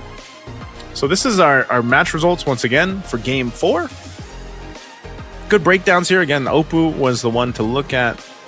Took him a little bit longer to get that 3-3-star lineup, but worked darn good. And Starwing as well. Starwing is such a strong lineup with specific heroes, but you will see a lot of Luminexus here across the board. Luminexus, you still see the occasional, you know, Ember Lord lineups kind of working together. I think even to an extent, the Shadow Weavers built in with the swords, the swordsmans. But so far, I think maybe Elgin can get something different than Dauntless. Like I think he's tried that a couple times. Weapon Master as well. Weapon Master can work, but it's got to be paired up with these other synergies. That's what I'm saying. For a lot of our newer viewers out there that are learning here, there's really pure synergies that can work really well together, like 1 or 2. But the most successful ones that we're seeing from our players here that are getting, you know, the first place, second place finishes is these very chop suey built up synergies. But the interesting thing about it is you'll even see them switch it in the game. Sometimes like they're switching things out in the game, and so the way that it works too, again, this is another layer of strategy here where even when you notice the blessing shift, like if you use the shift blessing, some of the players are using the blessing shift because they're changing the synergies, right? But the blessing shift, even so, it can be random, so it's like you don't really know 100% what you're going to get, but it's still part of that strategy. It's still part of that kind of RNG to making this work. So here's our standings once again.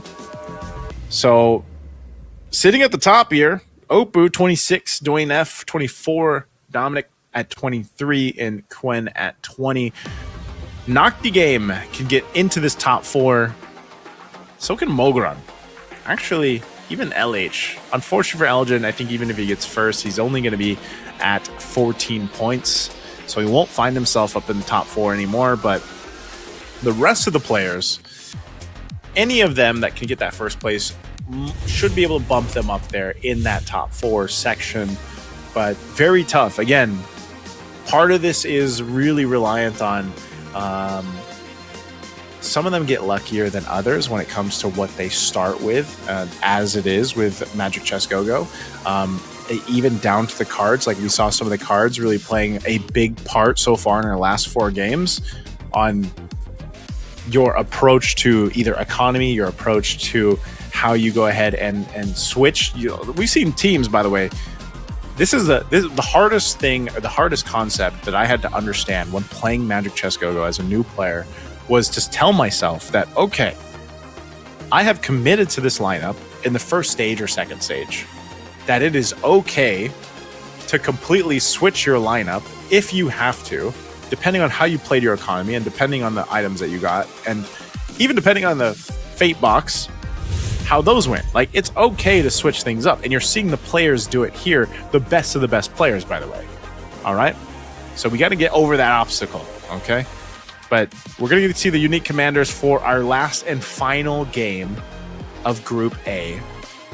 We'll see what they end up picking here for their final one. Elgin going with Nana. We got the Lunox over here for LH. Cho for Dwayne F. Mozkov with Angela, the Valir, Amon, and the Guinevere for Oppo. I like the Guinevere. Guinevere for the last game here for Oppo is really interesting because, again, Guinevere lets you kind of fish in the shop a little bit. You know, you like sometimes you get lucky and then you get a free pickup in the shop, and that can be used for economy purposes, or it can be used for, again, a deeper strategy here with that Guinevere pick. So very interesting that Oppo, our previous winner, picks up the Guinevere for his last commander for that game.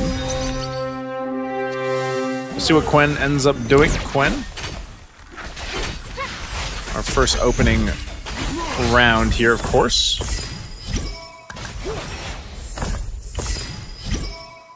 Let's see what they end up picking up for their first cards too. We got some early synergies already building up. Let's see what they go for. Okay, gold cards. We got the gold cards for the first card draw. Some XP. We got gold. We got XP. We got gold. Man, they're getting really good cards for the first draw. The power, the stronger the curse. For their last and final game. This is really good for them. So everybody's going to be able to go ahead and scale up really well with this. We still have, of course, some synergies across the board happening too. Some multi-synergies, even just to start out in stage 1, round 2 here. So if I could explain what I was saying earlier when I said, you know, the last game, it took a lot of time for these synergies to build up that we saw from our players. This game, game 5, is going to be completely different because you get these multiple early synergies for some of these players, but also really good initial cards, those gold cards to start off with the first draw. So that helps with scaling here. So you scale up a little bit quicker if you want to. Mogran will take the loss in that one. Let's go ahead and check out what some of our other players are doing here. Here's Quen. Again, already got that Star Wing locked in. Gonna hop things around here. He's also got the 1-star Hanabi from the Doom Swarm already. Interesting too. I don't know if we've seen too much of. I know we've seen a little bit of Angela as a commander, but this is good too because you get to go ahead and use her little skill to give some extra mana regen and max HP. Kind of see it in action here. The Matilda is built up already, by the way. The fact that you have this Matilda pumping out the damage. I mean, the fact that Quen first gold card was Box of Holy Objects, got an Enchanted Talisman, Glowing Wand, and a Queen Wand, like, and then you put that in the Matilda is huge.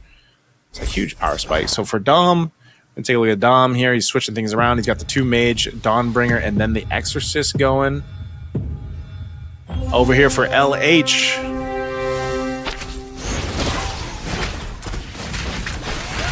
This is what we've seen a little bit of. We haven't seen too much of the Bruiser.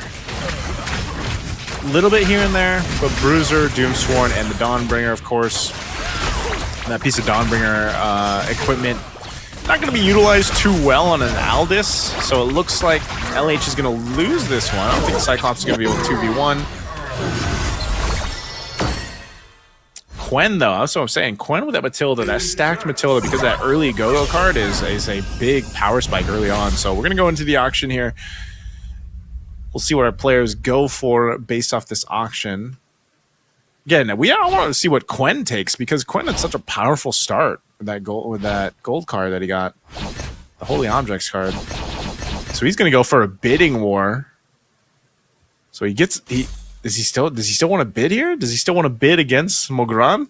He's hovering around, but he might just go for the golden staff. It looks like okay. So Quen goes for the golden staff. I thought he was going to continue to bid. Doesn't want to spend too much gold though. Right. Time to do my job. Okay, Mogran. Tell me Mogran is doing what I was just saying Elgin was doing. He's fishing though. He's going for a lot. Oh, he's gonna sell the. He sells the Veil.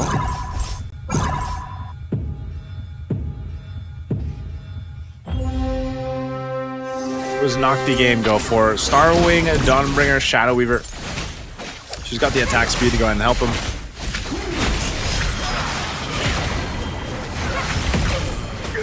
Good amount of items that he's got too, Uranus, but you can see this. Mogran might win this though, just based out of the 2-star Layla too that he has. The rest of this lineup. Mogran's lineup, because it's a synergy between the Aspirants, the Marksman, Defender, and Dauntless. Just the right amount of little defensiveness with some damage. Would you like see what Dom does? He's got the 4-star Mage though. 4-star Mage, Exorcist combo, Dawnbringer.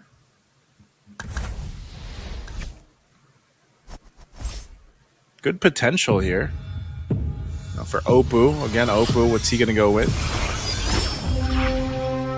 A lot more Mage and Aspirants this time around in Game 5 for these synergies.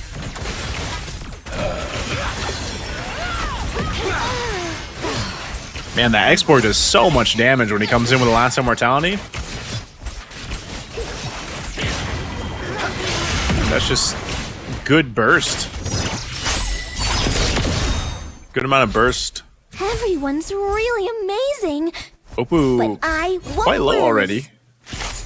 We go into a creep round though here of stage 2. With invincibility.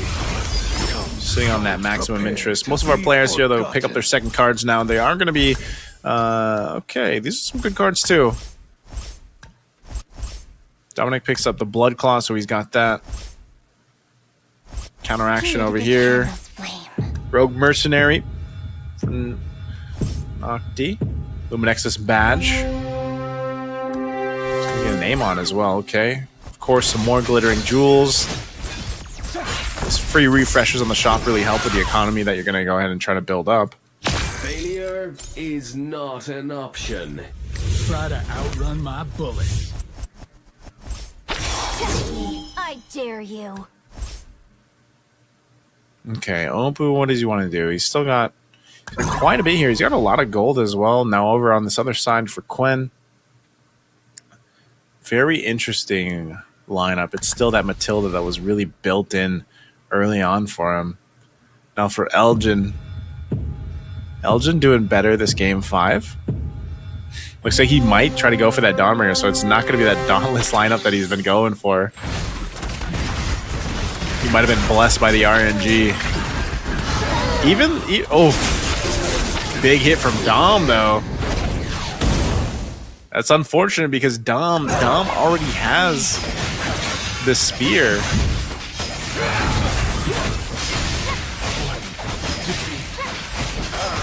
Means nothing.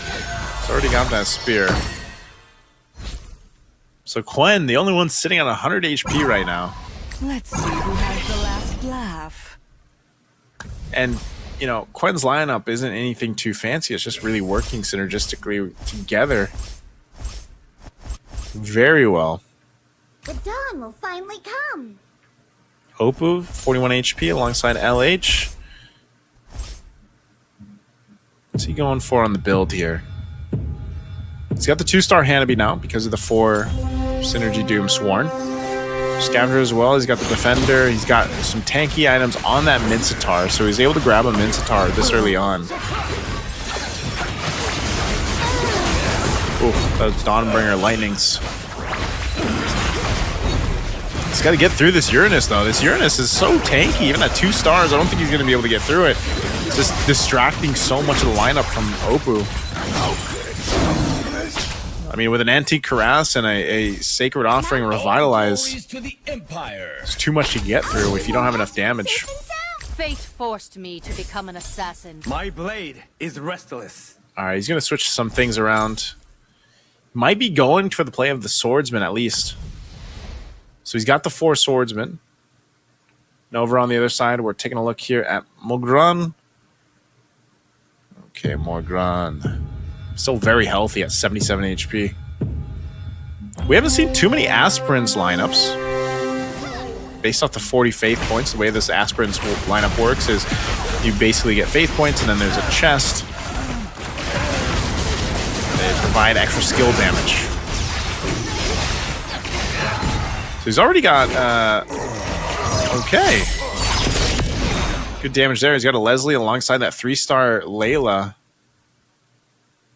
I think if he gets like items that he actually wants from Mogran, like he'll feel pretty good with those items. We'll see if any of these items are going to be good for him to grab in the Fate box. LH will grab Capacity. Okay. What does Mogran go for? I want to see what he goes for with this Aspirins lineup. Ooh, he's going... Alright, he wants to get the Dom Ice.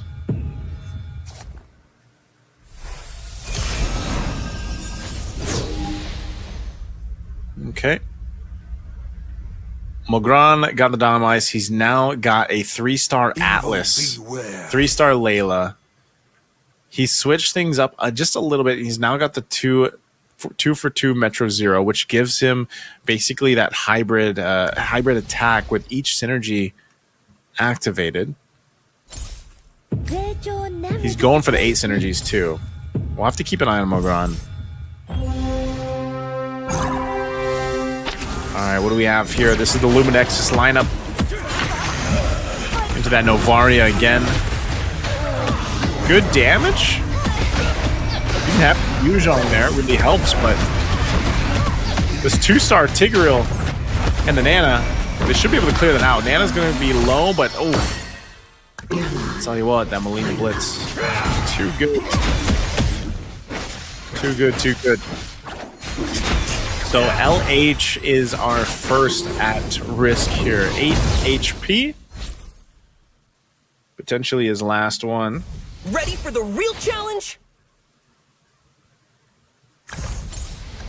See, there's no backing out now. Feel my wrath. Okay. Nana has learned to control her. Check from the cocoon. Leave it to me. Good star ups here. 2 stars over. I'm not sure. It should... Depends who he's up against, too. We'll see if LH is able to survive through this or not.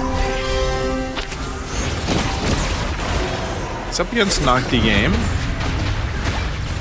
Again, if this Novaria scales up, he'll be in a really good position, so he's got to survive this. Has an Angela. Should win this, so that's going to be good for LH. A good round.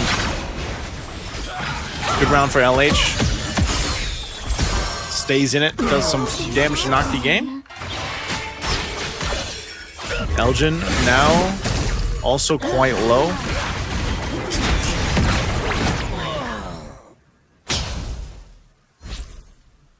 Okay. You're just another target to me. Creep round. Creep round here, stage 3. See what they end up getting. Also, the last card. This is a big card pickup for some of them. Yeah, and glittering jewels here. For Dom, I'm going to go for the switch. You got the hybrid lifesteal for Mogran. Winter Trunch, though, for Quen. Might help him out.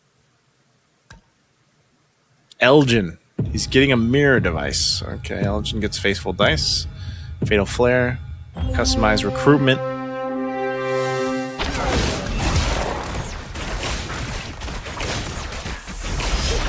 So it'll definitely help some of them out. Not some of the cards weren't the best, but it's because they started the game with a gold card. They got the gold card in the start of the game, so that was good.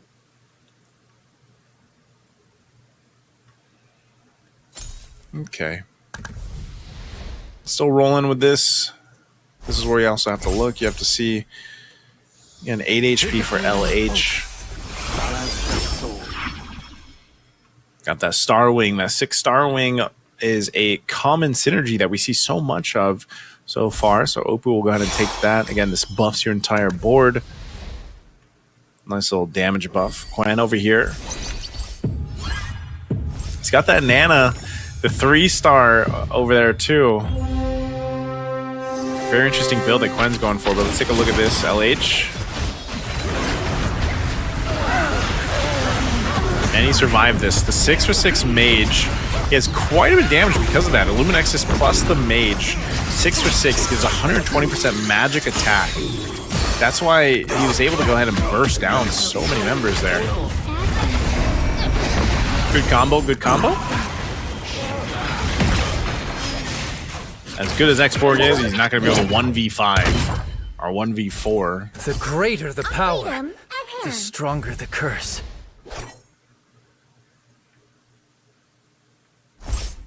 All right, now stage 3, round 5. A couple more fighting rounds before the next Fate box. We'll see if they can hold on. Elgin sitting at 1 HP. LH still at 8. But LH is actually, his lineup is really, his lineup is still good. Elgin, he has to switch some things out. He actually has decent synergy, and like I know Elgin, last time I saw him, he had the Novaria too, but a little dicey for him to deal with. Got a couple seconds here to switch things around. Again, this 3-star Hellcurt Layla Atlas combo is actually pretty good. Gonna be going against Oppo here. The Metro Zero buff that they'll go ahead and get. But the back line gets focused on. His 3-star Layla gets focused on by the Saber. And so Oppo utilizing the Assassin there to take out the Layla. But this Xborg, though, does quite a bit of damage. We'll heal back up with the Revitalize. Last Insanity again. There's just too many things to get thrown at him. So Elgin will be knocked out. Elgin knocked out. Low HP here for Evos LH. Let's see if Evos LH can last 1 round. He's got to survive 1 round to get to a Fate box here. He's got the lineup. Like I said, it's been working for him. You know, he's utilizing the 6/6 mage, the Luminexus synergies.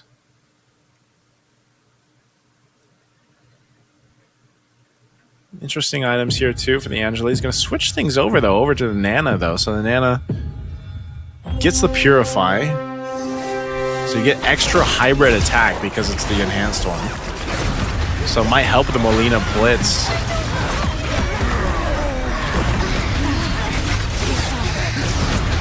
Doing quite a bit of damage, but still, it's this X-Borg, this Last Insanity, even with the Luminex's reduction of defense, they should win it. There's the winner crown. There's the Last Insanity. Okay, that's a good round for LH. Good round for LH. It was a good switch up to put that Purify over on the Nana, so he's going to get himself to the Fate round here. See what he ends up picking up. ALH will be first pick. Is he going to go for... Okay, he goes for the Immortality. A little more defense. That Immortality, again, we've seen it in the previous games where an Immortality can change the course of the 1v1s that ends up there. You know, it's such a big item that can play clutch. I'm not sure if he's going to put it on the Nana. He's going to go for some cells here. He's going to... Then over here, we've got Mogran getting a X-Borg. He's going to go sell himself. Wow, he's selling a lot. He's going for a full switch, Mogran. What's he going to do? He's fishing. He's fishing. He's going in the shop for sure. He might be trying to get a 3-star X-Borg if he can. He's going to keep selling. He's taking the chance. He's taking the risk. He has no more gold. He has no more gold. Mogran went for the play. Unfortunately, couldn't get that 3-star. He might be able to, with some Last Insanities, do some damage though. I mean, he's got some items. Doesn't want to crown this. No, it's not going to be enough. Mogran attempted it. Attempted, but he's going to be out. That was his last ditch chance. Mogran will be the second one knocked out here.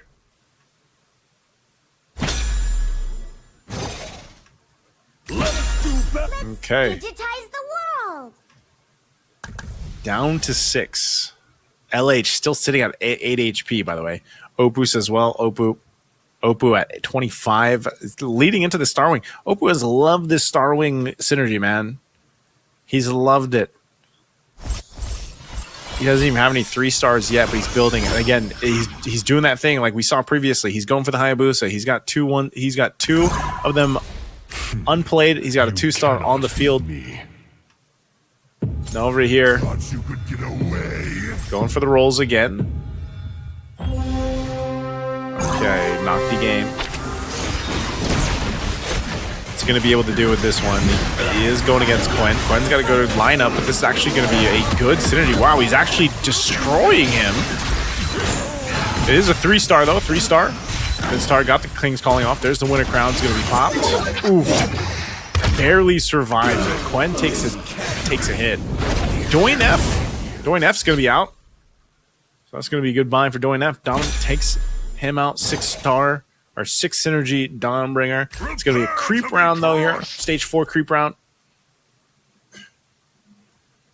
Down to 4. We'll see what items they pick up. One of the problems, though, again, is going to be that Dawnbringer. Those stacks are there. I got a glimpse of those stacks. Midstar is buffed up. Let's see it. He's got the Valentina in play. Let's see what items he gets here. This could greatly increase his power. What's he end up getting? Okay. We have nothing.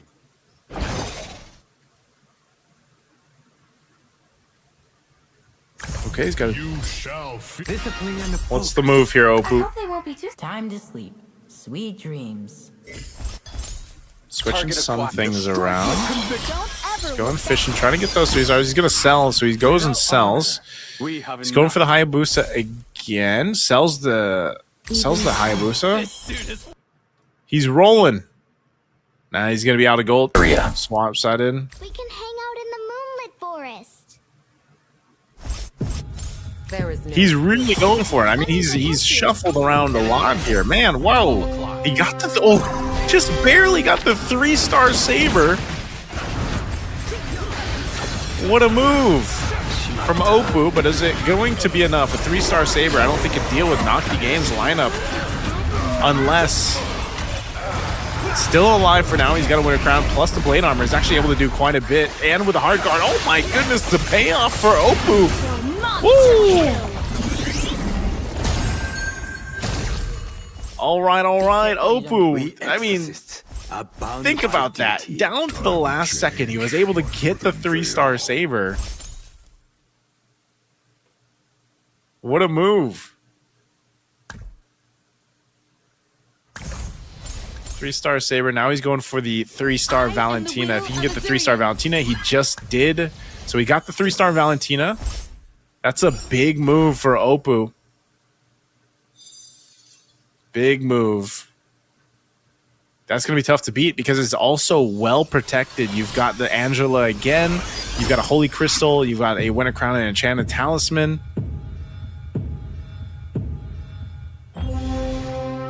Plus, you get a 30% damage based off the Go-Go card he has, Forbidden Power. So he takes a little bit of damage, but he gets a huge damage increase. So his back line is just wrecking. And that's fine. Quen's going to take that damage. Oppo takes that. Quen sitting at 1 HP. That's going to be really hard to beat Oppo. Because he was able to clutch out that 3-star Saber and then to clutch out 3-star Valentina.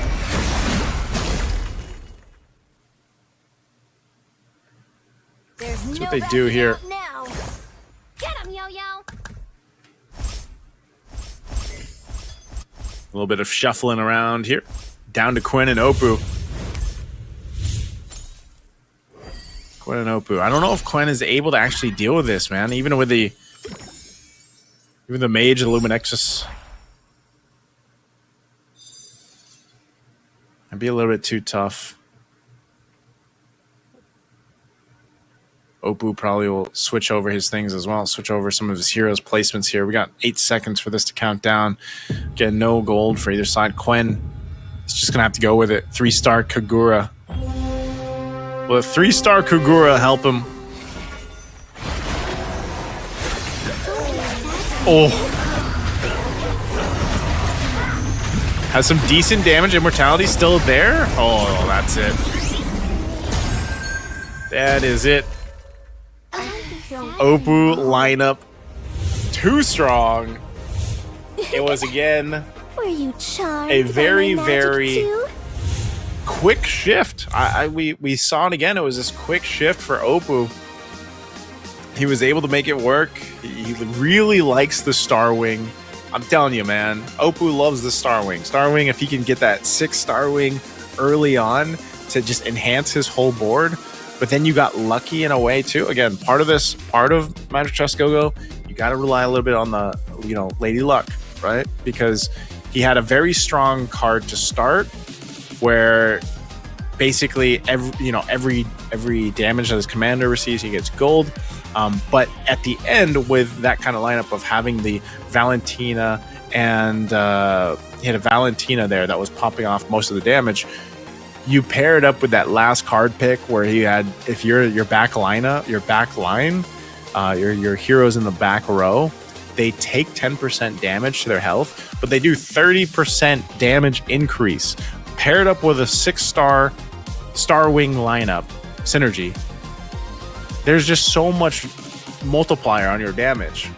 And Valentina paired with the Holy Crystal Enchanted Talisman, man, the synergy between the cards, the synergies itself, and the heroes that Oppo had allowed him to pop off like that. So very strong. Not to mention the Mage synergy as well. So again, I want to welcome everyone to go ahead and head on over, scan that QR, head on over to the official Facebook Magic Chess Go-Go Facebook page. That's a mouthful. MCGG Facebook page. Head on over there, scan the QR code. It'll get you there right away.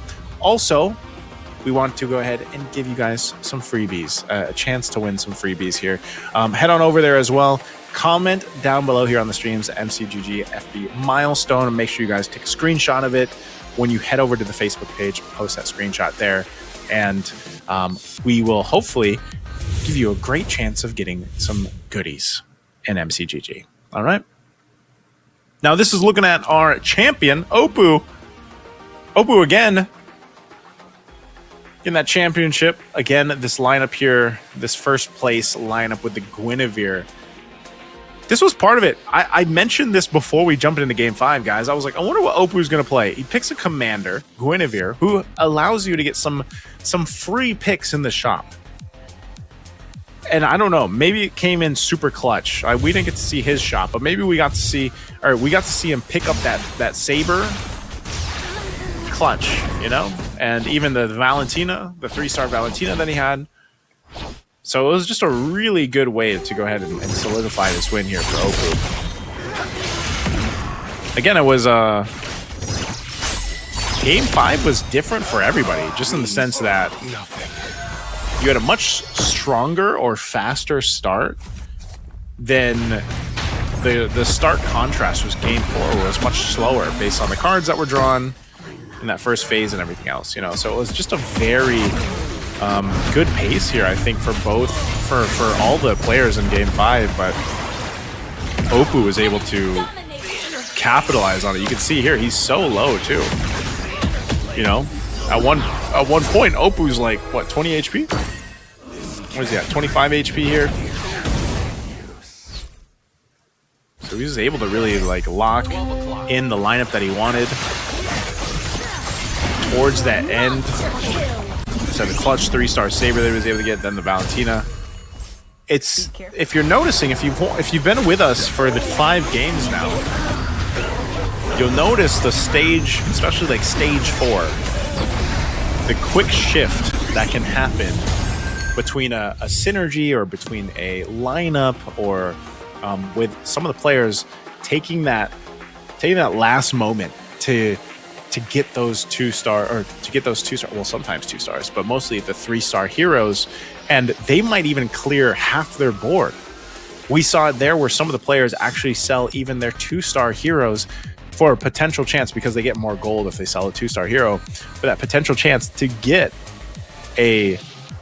another hero they need to get to that 3-star. And even if they go into that next battle with just the 1 3-star, but they have the items that they want, they can sometimes win them, you know. It's in a way, it's they take that chance, and it ends up working out. So that's what we're seeing here, especially in stage 4. For a lot of our players, they'll not entirely clear their board, unless it's just literally a last-ditch effort, like we saw also in Game 5, where, you know, you're fishing for that 3-star X-Borg and you don't get it, and then you're kind of just left with like 2 2-star X-Borgs, you know, 2 2-star X-Borgs and 1 1-star X-Borg. And you're like, hey, at least I got last insanity, you know. So here's our breakdown for Game 5. So it was the last game for Group A. Then we had our first group here of players. Again, tough here for Elgin. Wasn't able to really get anything going with this lineup, although it was not the Dauntless lineup, but it still had a difficult time. Now, across the board, too, I think, you know, we saw some great things from Dwayne F. We saw some great things from Dominic, as he's number 2. You can see Opu is first place at 35 points. He went back-to-back. Like, Opu won 3 out of the 5 rounds, ladies and gentlemen. So, you know, 7RY Opu from Indonesia, man, this guy, he knows. He knows his stuff. He might be runner for literal overall champion, maybe even at Go 1. You know, the way he was able to play here, the way he was able to make things work, it was amazing, you know. So again, I can't wait to see more from Opu. Very, very good, though. It's just the way, some of the ways that Opu was able to make that work, and you know, sometimes it was like he had literally no health. And I just feel like, again, if I want to talk about from my experience as getting into MCGG, as maybe some of you have played MCGG more than I have, but I'm sure at some point when you started your journey in Magic Chess, you had to get over that hurdle, that mental hurdle of, oh my gosh, I only have like 10 HP. I might die, right? Well, we got to ask the guy himself. We're going to go head over to an interview, I believe, with Opu. Halo, selamat malam. Seven Try Opu. Seven Try Opu, welcome. Gila, lu luar biasa sekali dan hello, Naiso. Hello. Nice to meet you, brother. Hello, How are boys. you? Hello, Arthur. I'm good. I love Magic Chess. Woo! Woo! We love Magic Chess. So what do you think about the match? I love it, man. And Opu is a monster. It's a monster. Three first place finishes. My goodness. 3 times. Three times. Yeah, 3 times. It's not by luck, but It's not by luck. by his skills. Ya, oke. Opu, sekali lagi selamat. Bisa dengar suara? Opu, halo? Opu? Selamat malam, Opu. Halo? Halo? Apa? Halo, ada orang? Halo. Ada orang? Hello, are you there? Halo? Mas. Ada suaranya, Mas. Ada suaranya. Kita ada suaranya nggak? Kita yang Opu? nanya, kita ada suaranya nggak? Halo, Opu? I don't know if maybe he can't hear us. Ya. Iya. Coba bro, lu pakai headset mungkin, jadi biar lebih ada ini. Oke, tentunya nanti kita akan kembali lagi ya tentang. All right. Well, maybe we'll get a chance to talk to Opu, but you know, I was ready. I was ready to speak. I was ready to speak to him in Bahasa Indo. I was ready, you know? I was going to rely on Archer and Sipuk there to help hopefully translate. But yeah, you know, they said to themselves, Archer and them said to themselves, like, hey, it's not luck. Opu is just that good. And I think we saw it. Like, I hope you guys got to watch at least more than just the last game. Because I feel like Game 5 was really cool to see how Opu approached that and won it and everything. But he was able to replicate, like, first place finishes, 3 times out of the 5. I think that is a very big kind of showcase of just how good he is and how even a game like Magic Chess or let's say, you know, you have these variables of randomness, RNG, technically, because, you know, you that's how the game is. You can still go into it with a very strategic mindset and you're capable of winning and beating some of the odds here. That's what I was saying.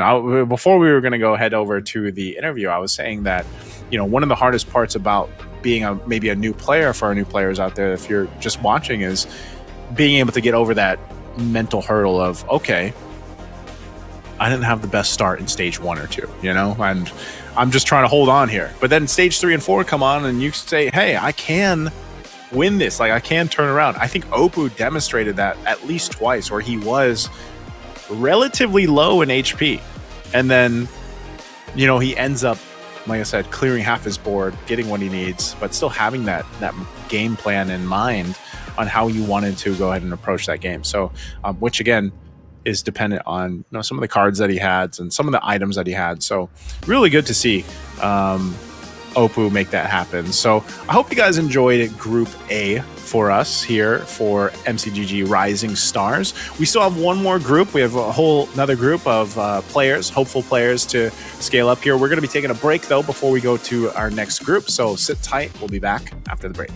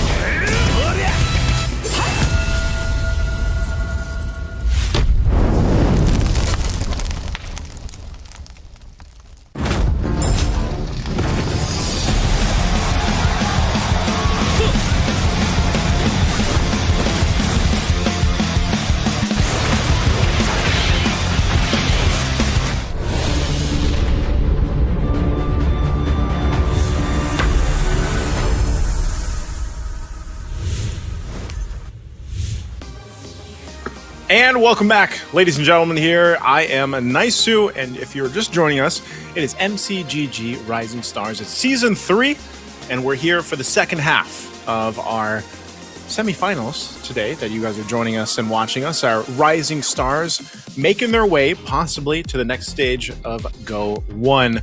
And I'll be joining with you guys. It's just me. Welcome to the solo cast. If you guys got to see and join our first group of competitors, we had 5 games, and they were quite intense, as Magic Chess Go-Go can get. I'll tell you what, it is intense. So if you guys haven't watched Magic Chess Go-Go before, or maybe you have just started playing it, you're about to see some of the best Magic Chess Go-Go gameplay you'll ever witness. Even myself. Again, our Group A, our previous #1 winner there, Oppo from Indonesia. Amazing strategy that he was able to go ahead and showcase and put on display for a lot of us. Again, I think it's interesting because I feel like if you haven't watched Magic Chess ever, which was me not too long ago, again, Magic Chess Go-Go to me was a very relaxing game, something that, you do casually. But then I found out that there is actually some competitions going for Magic Chess Go-Go, and I was like, tell me all about it. And then I started watching it, and I started getting really down. You guys know the saying when you go down the rabbit hole? That was me with Magic Chess Go-Go. I went down the rabbit hole, and I have learned that there are so many layers of strategy to Magic Chess Go-Go. And so finally getting to see it in Group A, the different variations of strategy that was showed by the different players here was great to see. Now, Group B, we'll be introducing those players in a little bit here to you guys, so you guys can see who's going to be playing for Group B. Again, it's going to be a 5-game series. I think that's how we should say it. It's 5 games that the players are going to be playing, and they will be playing for points. That's how it's going to work. So it's a point-based system. We'll dive into that in a little bit as well. And again, I think for a lot of people out there that might just be tuning in, I know I've heard some of the sentiment, like some of the people are surprised, right? Some of the people are surprised that there is this level of competition for Magic Chess Go-Go. These are our players for Group B. Some of the names here, by the way, will be familiar to you, especially if you jump into the game yourself, Magic Chess Go-Go. And just like in MLBB, you can go ahead and take some of the lineups or take some of the strategy that some of these amazing players have within the game. For my case, FML X Dean, I remember seeing his lineups in the game itself and actually using some of them in my first iterations of exploring Magic Chess Go-Go. So I highly recommend you guys check them out if you can. Again, I feel like Group B is going to be quite the mix of strategy that we see here. And there's even a caster, like Caster Sly. Caster Sly is over there. Caster Sly. And you can see the favorite commanders they like to play. Again, we saw that the way that the format is it's unique commanders. Now, unique commanders means that, again, they have to switch a commander for each game, right? It has to be unique. And as we saw, the commanders are a big part of the strategy that our players are presenting to us. So I'm going to assume, again, that we see the same, because there's a lot of commanders, guys. Like, there's a ton of commanders that can be chosen, of course, but just like with anything, there are meta commanders, there are meta synergies and meta everything else. So I think we're still going to see a lot of the same commanders themselves pop up. I don't know if we'll see anything too out of the ordinary, but that's what I want to see if Group B does things differently, because so far we've seen a whole lot of Lancelot, a whole lot of Paquito, Popol and Koopa, Valier. We've also seen the occasional Nana, the occasional Angela, so I hope in a way that we actually get to see some of the other commanders, because again, I think we still expect to see the Lancelots, like resource commanders that pop up. We'll see what Group B has in store for us. Again, too, the point system, again, all the players based on their placements will get points, and the number, I should say, that most of the players are going to be concerned about is getting to that 18-point mark. 18 points would be able to get them over to hopefully that next stage, because like we mentioned, today for the semifinals, you guys are seeing 16 players technically compete. Now, they're players, but some of them are also invited. Again, we had the MCGG event even last year where we've invited some players over here and even KOLs. So tomorrow for the grand finals, I believe we'll be down to just 8 And then, of course, they're fighting for that cash prize that we mentioned earlier on, too, guys. That is $10,600 US. Now, again, I think it's really cool. So if you guys haven't yet, this is my PSA to everybody watching. If you haven't yet, if you haven't started playing Magic Chess Go-Go, I really highly suggest you guys start learning it and start playing it. Because if, for example, you miss the train, you miss the boat on a different game to play competitively, who would have thought that you'd have a platform like this, Rising Stars for Magic Chess Go-Go, to potentially just play from home, be really, really good at Magic Chess Go-Go, and then get a chance to battle for that prize pool of $10,000 and even travel. Because, you know, that's, as Magic Chess Go-Go continues to grow, I'm sure the competition, the prize pool, the goodies for Magic Chess are going to continue to grow too. So who thought? I think it'd be really cool actually to just, you know, imagine you're just chilling at home and you're like, Mom, Dad, I'm going to wherever the competition is going to be, right? I'm going to, let's say it's in Indonesia. I'm going to Malaysia. Oh, what are you traveling for? I'm going to play Magic Chess Go-Go and compete for $10,000. Like, you know, I think think about it, right? I think that's really cool. Again, it's the whole concept of Magic Chess Rising Stars was to kind of open the door there for a lot of people that wanted to go ahead and participate in esports in a way. And Magic Chess Go-Go is another platform. It's another opportunity for a lot of people to go ahead and participate in that. And I think it really lowers the entry to barrier. That's vice versa. The barrier to entry, because you guys get to do it just from within the game itself. So highly suggest you guys check it out if you haven't yet, because again, this is only the beginning for Magic Chess Go-Go. And if you really are a competitive person like myself and like some of you watching, you know, it's very, I mean, think of the moves that Oppo just did. Pretty sure that he's very proud of what he's able to accomplish here in Magic Chess. So again, and it's not even just like you're battling for a prize pool. So I am also very interested to see what happens in Go 1 once we get to Go 1 and we have that first really big like competition.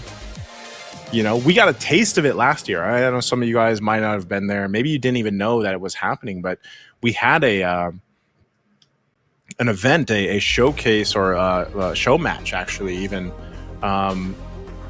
at M6, if you guys are familiar, but just because again, it was something that was starting to be this thing for Magic Chess Go-Go.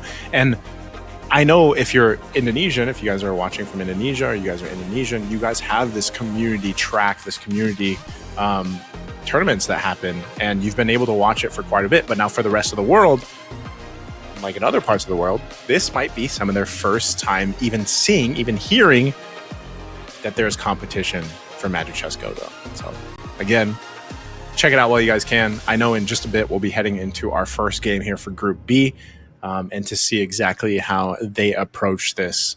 Another thing too is, again, some of these players, they've been playing for a while. They have quite a bit of understanding for the game, of course. Now, one of the things about the Magic Chess Go-Go kind of strategy. Whoa. Are they just all going Valier? Okay. Well, forget what I was going to say because I'm a little shook here. They're all going Valier for game one. Okay. I don't know if maybe they agreed on it or what, but that's cool. All right. So they're all going to go Valier. If you guys want to know what Valier does, Valier, you can basically choose your Go-Go cards twice in the Go-Go card stage 2, round 3. And then you can also get extra XP based on the cards and the quality. And basically, he works around the Go-Go cards. So if you guys remember what I was saying earlier, in Group A, these Go-Go cards do have a big effect on your opening strategy and even later on in the game. So This is really interesting because we didn't see this in Group A. Everybody's going to go Valier, so it means he's not going to be picked up for the rest of these 5 games. So the first card's coming out, though. You can see this here, too. You got a whole lot of Ocean Treasures. So Ocean Treasures gain 1 equipment chest and 2 gold, so they'll get some equipment over. There's also some unlimited expansions. They get 3 gold every time they upgrade their commanders. Get a little bit of hybrid life still here, too, and also the excellent recruitment that Willow got was obtain 3 2-gold heroes. So early synergies being built up. We're seeing Castor Sly here. He's got a 2-star Lolita already. So he's got Dauntless and then 2 Luminexus. Good little early start here for our players, plus the fact that, well, they build into this. Again, we might see even something different. Again, in our last group, we saw a whole lot of Starwing, Luminexus, Dawnbringer, of course.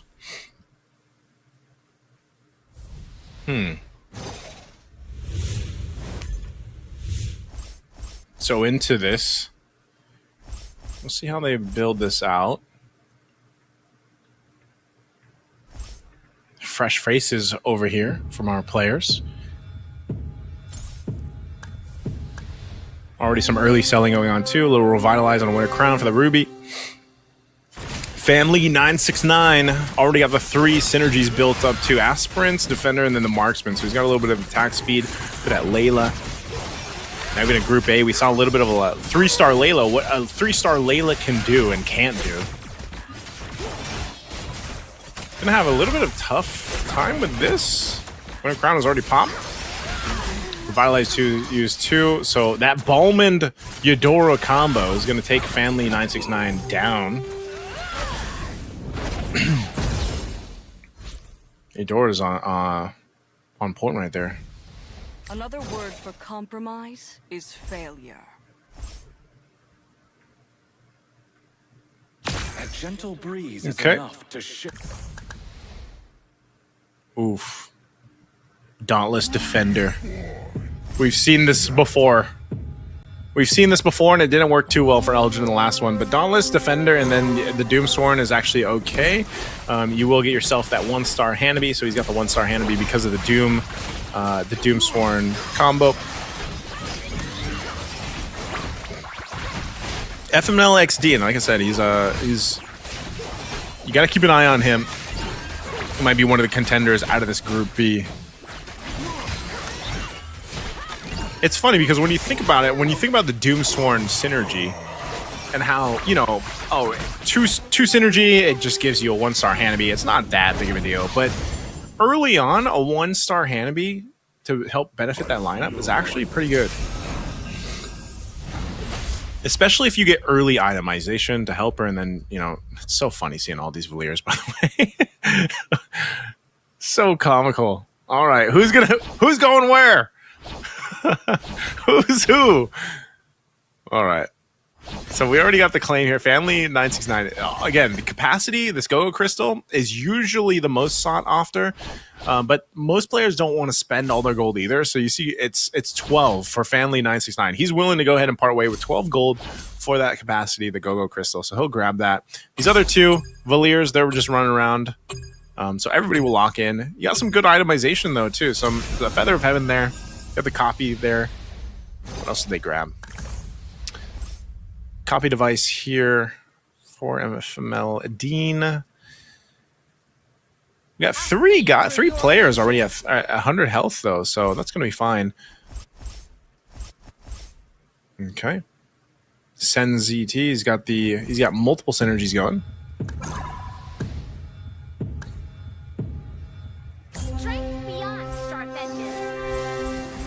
We've seen this time and time again. Like I was saying, the Starwing from Willowsuit.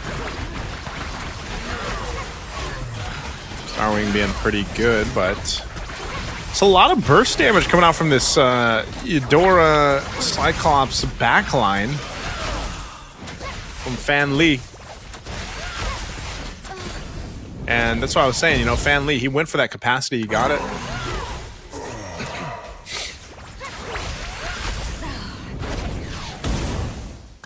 All right, Castle Slide taking some damage. all our 100 guys took some damage. So I was just saying, you know, everybody had 100 health. Now they don't. So even out the playing boards here, stage 2, round 2, almost to the creep round 2. Creep round's going to be pretty big. First creep round's always pretty big because they can provide good power spikes. Like the power spikes from these first items, especially first creep round, can be very good after the auction. So you can see here too, some of the synergies already built up. 6 synergies across this lineup that you've got here. He's also sitting on that 2-star Hellcurt. Little tanky Hellcurt though. He's got a little Oracle alongside. 2-star 2, he's actually going to be able to pump out a decent amount of damage for Wind Soup.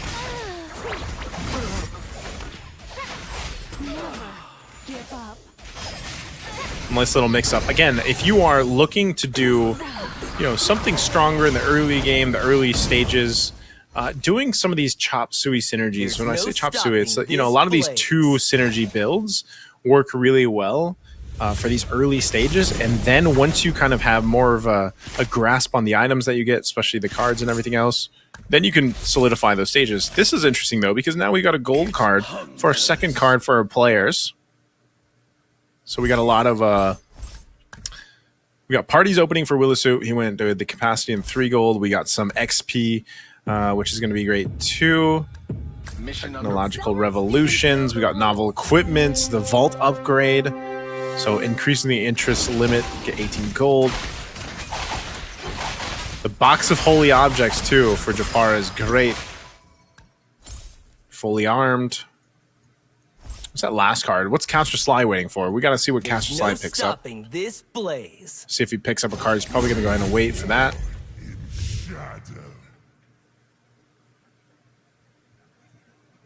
Okay. So we got some switching happening here already. Blessing being activated here too. Luminexus now available. And that was the card locked in. Caster Sly, what do you pick up? Victory Horn 3. So allied heroes gain 23% attack speed. And it increases, by the way, the value increases by 1% after each round. It's really good for Caster Sly because he picked up an attack speed card. Or no, that wasn't Caster Sly. Yeah, that was Caster Sly. He picked up an attack speed card. And with this lineup, that can actually work really well. Especially if he's able to get these stacks with the Shadow Cell. If he's able to get them, it's going to be pretty deadly. Now over here, FML Dean. Little Winter Crown there, but a little bit too much. A gentle breeze.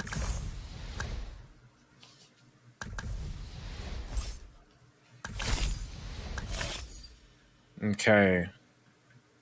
So everyone should have their cards. Little swapperoo going on here too. You got the Dauntless, Luminexus. There's a whole lot now. A lot of the players are starting to get the 4s. The 4 synergies built up at this point. Stage 2, round 5. They had a couple more battle stages, and then we get to the Fate box. See, that's why they do it too. You'll see a lot of players, they switch their heroes across the board. And sometimes that's just to take a chance so that when you see those, you know, those little twisters that you see on the map from, you know, the Shadow Weaver, it's to avoid that crowd control, right? You don't want to be knocked into the air, so sometimes, depending on how they approach it, they'll go ahead and swap things around. Who here is worthy? Because even so, like your formation on the heroes also plays a part on this. So you'll see some of these players really kind of shift things over, shift things around.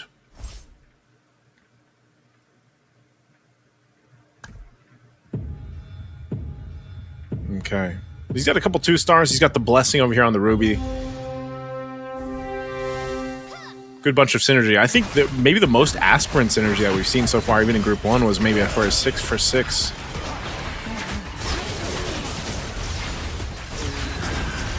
Good damage on that Valentina.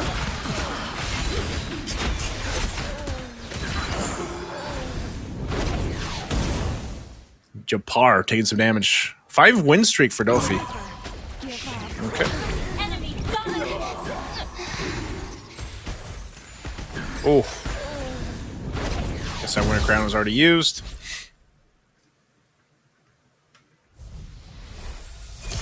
All right. Fate Box. This is where things, as I always say, once that Fate Box is here, you can see, depending on the items, oh, Japara going right for that Star Wing. We know exactly where that's going. This is where some of the shifts can happen. We got to take a look at Japar here in a second.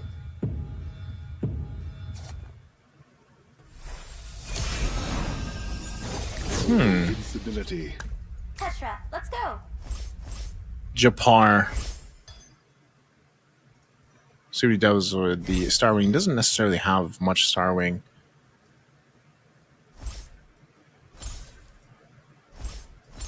$969. He's still building up. Man, he's already got the 6 Mage, 3 Scavenger, so he's got some extra gold.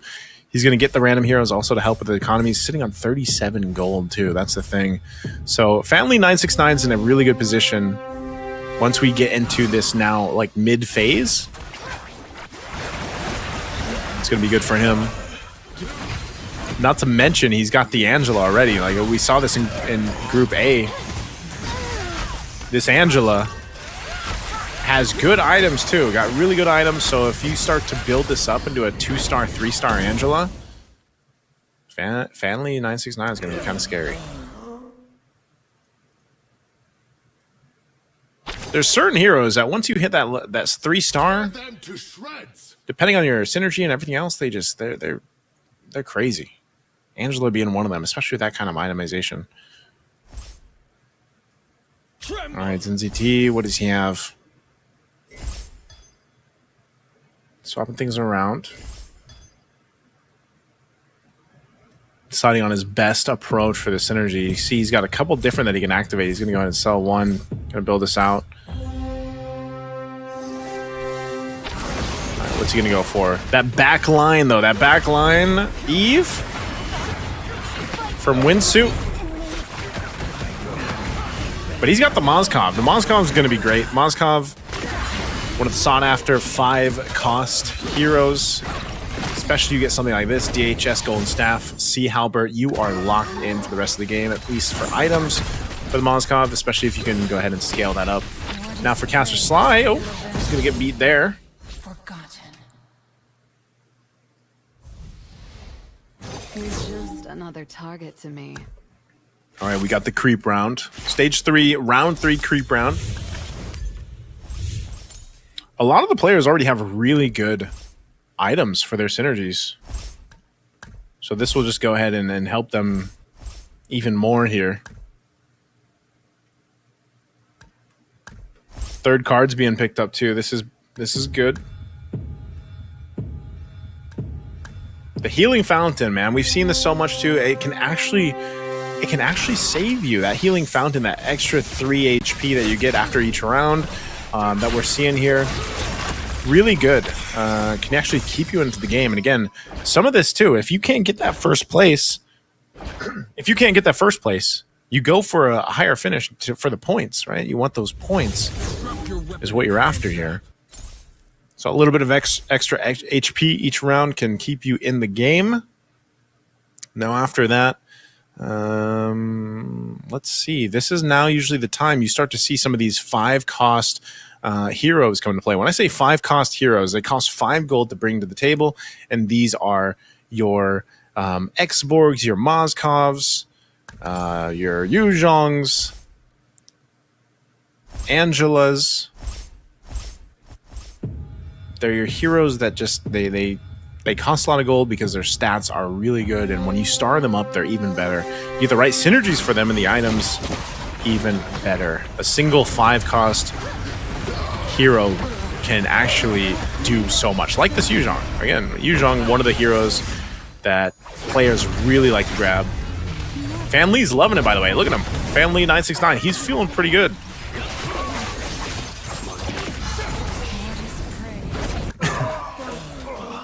I'm so glad we have these cameras. These player cameras. Seen this before? Okay. You don't see too much Harley, but when the Harley does come to play, like, it's for very specific lineups. Still works out really well. for some of the teams here. For some of the players. Dean's getting quite low, but he's got a lot of gold, man. He's got 43 gold. He's got a mirror device too. I'm not sure who he's going to try to 3-star first, but this is one of those strategies where you'll see him go for it. It might either be a saber. Okay, he might go for the saber.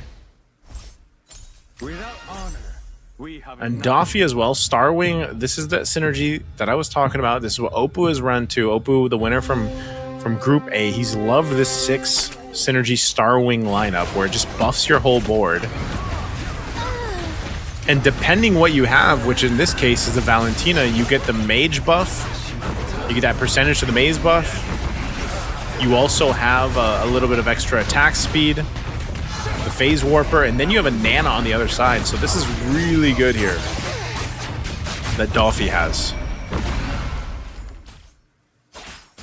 And that's why we always have to look around stage 3 into stage 4. We see the power spikes. A lot of these compositions and synergies pay off. So a lot of these players, you know, they're holding on to quite a bit of gold because they're trying to get to this point where they spend a lot of this gold up in towards that later portion, especially after the next Fate Box round, before stage 4, or when some big changes can happen.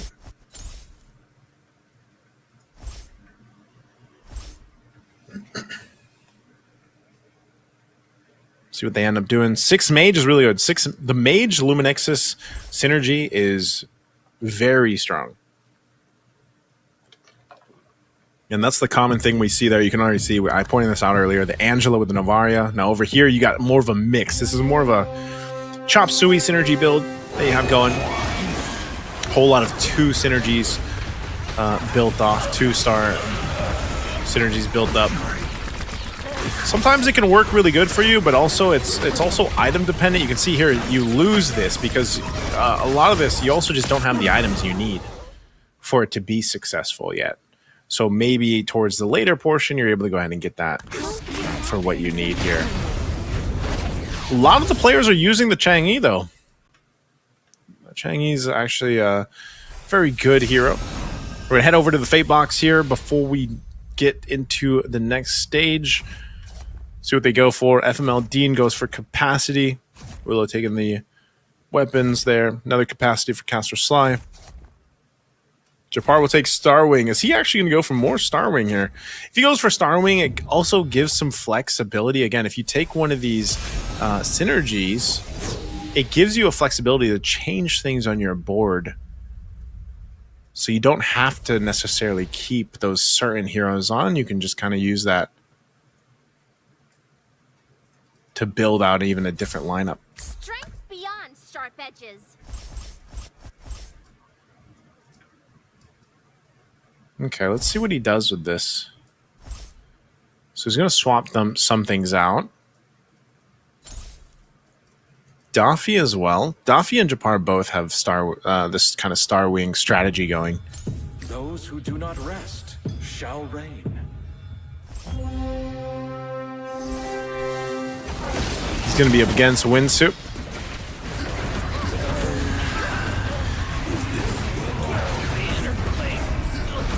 Again, his Harley's doing pretty good, but if he gets that to 3-star, I don't know if he's going to try to 3-star the Harley or just keep it at 2-star. I don't think he can handle all this, though, so yeah, that's unfortunate. He's going to lose that one. Oh, he has the usual too. Maybe they can survive this. Again, Harley versus Harley. 1v1. Oh, Windsuit wins that one. Little Harley action. We'll see if he ends up building that into a 3-star. I'm not sure if he's going to. He's still got quite a bit of gold, though, to go ahead and economy into this. Does 2-star the Atlas. Gets another Saber. Might be going for either possibly a Saber play since he's already got the 2-star Saber. Some switching going on here, too. Now for Japar, again, he's sitting on 7 out of 10 on the Starwing. I don't think he's even going to go for more. It's more so if he can switch or sacrifice one of the Starwings out to pick up something else if he wants to, since he picked up the Starwing emblem earlier on. So he switches things around, but he's going to hold on to gold. He's holding on to gold, too, because interest, again, you want to make sure that you are getting interest from round to round if you can.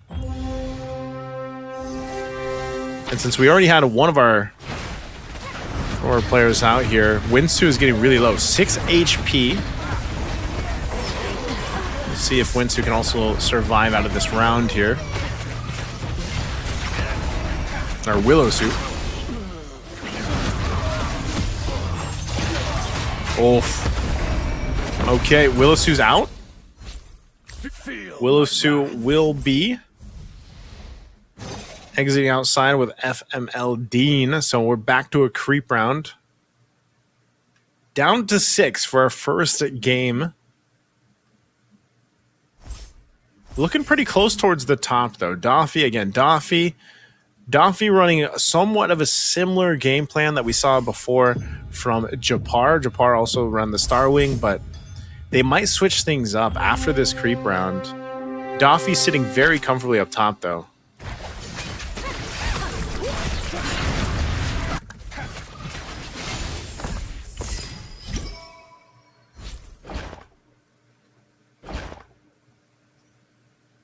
That is what is left of the 5-cost heroes. This one I'm mentioning earlier. Whatever it takes.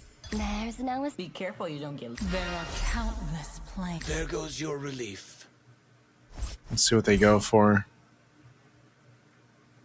It's always around this time, that stage 4, round 4. The sought after 4-cost, 5-cost heroes. Japar's not going to change too much, though, with his lineup. Again, just kind of holding on. Even though he spent some of the gold, he's going to sell some to try to roll here. You can see it. He's trying to switch things out, trying to get most ideal for him. This Chang'e is built up item-wise. Doing pretty good damage, actually, there in the corner. Still surviving with a little bit of HP. Finally goes down. Yuzhong still here. Oh, that's another Yuzhong. Oh, Japar. Very close, but unfortunate. Little Baksha versus a Harley. Yeah, Baksha wins that any day. As logic would be. Oh, a Novaria 2-stars we saw there. We got a lot of 2-stars happening here on the 5-cost. The Yuzhong 2-star for Daffy. Hayabusa also the 2-star for Daffy. So Daffy's hitting a power spike here. You can see this. Caster Sly is telling the players, watch out for Daffy. He's getting close to the 3-stars. I am the only judge of myself. See, this is the thing about Magic Chess Go-Go too. The players keep an eye on all each other, right? So they will point out what's going on here. Everyone's calling out Daffy. Watch out for the 3-stars that he's building up. Senzi T, he's got his own 3-star now with the Argus. This is a pretty good build too. We'll see if it ends up working out. He's got the 6 marksman. Really good synergies here. He's actually still going to be alive. It might be tough to kill this Argus as a 3-star. He might just get all of them here. Yeah, this is actually going to be pretty good, especially with the Hozclaws, the Guardian Helm. He's still going. He still has a Revitalize. Revitalize is down now, but there's some good burst. Oh, I was going to say that 3-star Argus is really good. Saves Senzi T with 6 HP. 3-star Argus. We'll see if he can keep it up. I mean, he's still got to go ahead and win a couple rounds before the next Fate box. Next Fate round. Sen able to keep it together. Senzi T also from Indonesia. Could potentially be killed here if 9 HP. Caster Sly as well. Caster Sly, 2 HP. Bellow, my ghost generals. We'll see if they're able to pull something off here before this. A lot of 2-stars for Caster Sly. He's got good synergies here, but he's against Family 969. It's a good lineup. Chang'e. He spread out his items too, so even there, the Eve on the corner, able to pump out quite a bit, plus the Chang'e. So very good spread of damage and the items. They should be able to take that out. That's a big item too. The Feline Blade, by the way. So you can actually transform one of the heroes over on the other side, and that's what we saw. So that little interruption, I mean, you could see Family 969 the way he reacted to that too. Again, the feline blade works really well to stop some of those moments where it should have been a kill or it should have been, you know, this, and so that's a clutch item to get.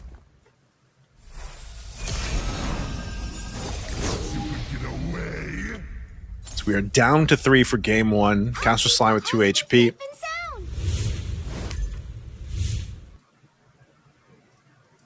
Caster Sly might just have an upper hand based off his itemization, and as he's working on the 3-star Changi, he might even switch some of the items, but he's got 2 feline blades here. So we'll see who Caster Sly ends up playing against. This is also a strong lineup.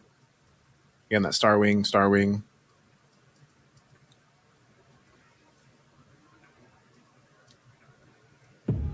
I just have a hunch. Caster Sly, if he goes up against, is he going to go... let's see who he goes up against. Okay, Doffy, Star Wing lineup. He's getting good stacks with his Shadow Cell too. Again, that feline blade. Does he end up getting the saber here? The saber is wrecking though. Oh, it's a no-go, sir. Caster Sly is going to be out. That 3-star saber again. 3-star saber, 3-star Hayabusa, 3-star. There's a whole lot of 3 stars here. Only this 3-star Valentina. Doffy, very comfortable in the lead. Unfortunately for Winsu as he has a Star Wing lineup too, he has no 3 stars. So this is just going to be one of those situations where, unfortunately, he's kind of outgunned, outstatted.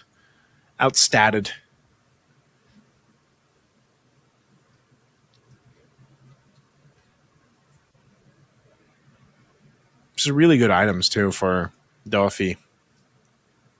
He's got his own feline blade as well on the saber, so not only is the saber messing with some of those higher damage profile heroes, but he's also feline blading them with the sweeping, with this triple sweep. Oh, Doffy again. Those multiple 3 stars are going to give you that upper hand. So good try from Winsu as he's going to get second place. Doffy though will get that first place. Good start there. Again, Doffy getting that first place. Doffy is a player from, looks like Uzbekistan actually, from the EECA region. So great game 1 there. And again, one of the things about our MCGG Rising Stars, guys, is we had people participating from 200 different countries. We had some new regions involved in it, and, you know, imagine that, 200 different... 200... Is that right? 200... Is there 200 countries? Or is it 200 participants? I might be saying the wrong thing. I might be saying 200 people from different countries is probably the right thing. You know what? I gotta Google that. How many countries are there in the world? Okay, well, I'll have you know, in the world there's 195 countries in the world. So let's just say that, you know, there's 200 people from different countries, maybe even more. I don't know. But Rising Stars, I know this. The group stage portion of Rising Stars was massive. Like my family members were in Rising Stars for Magic Chess. Okay, but I want you guys to join us on Facebook. Go ahead and head on over to our official Facebook page, Magic Chess Go-Go on Facebook. You can scan the QR down below if you want to. That'll lead you guys over there. Make sure you guys give it a like and a follow. And while you're at it, we want to give you guys some freebies or a chance at some freebies as well. So make sure you guys go ahead and comment here on the stream wherever you're watching. MCGG FB milestone. Go ahead and make sure you type that, chat that, screenshot that, head on over to the Facebook page that you just liked and followed, and then make sure you find the pinned post there and post your screenshot, okay? And some of you guys will have an opportunity or a chance to get some goodies for your Magic Chess journey, all right? I know I'd love some because I'll tell you what, I want to 3-star my commanders. Yes, if you guys didn't know, if you have played Magic Chess Go-Go, there are commanders, of course, within the game, and you can go ahead and rank your commanders up as well to get to those 3 stars.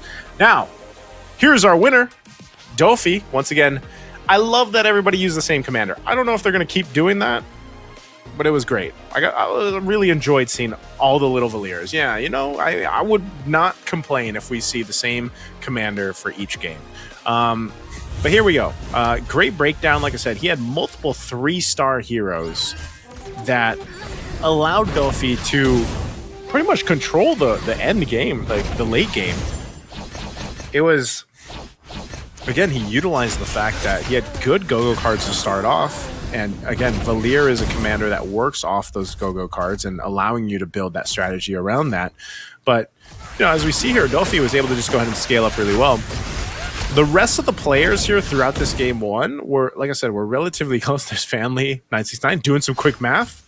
Most likely. Family 969 was also someone that was very competitive and close to getting to where he needed to be. But, you know, he got feline bladed a couple times, which kind of messed his lineup up. But, again, a very good showing here. Dofi controlling much of the early to mid and late game with this kind of lineup.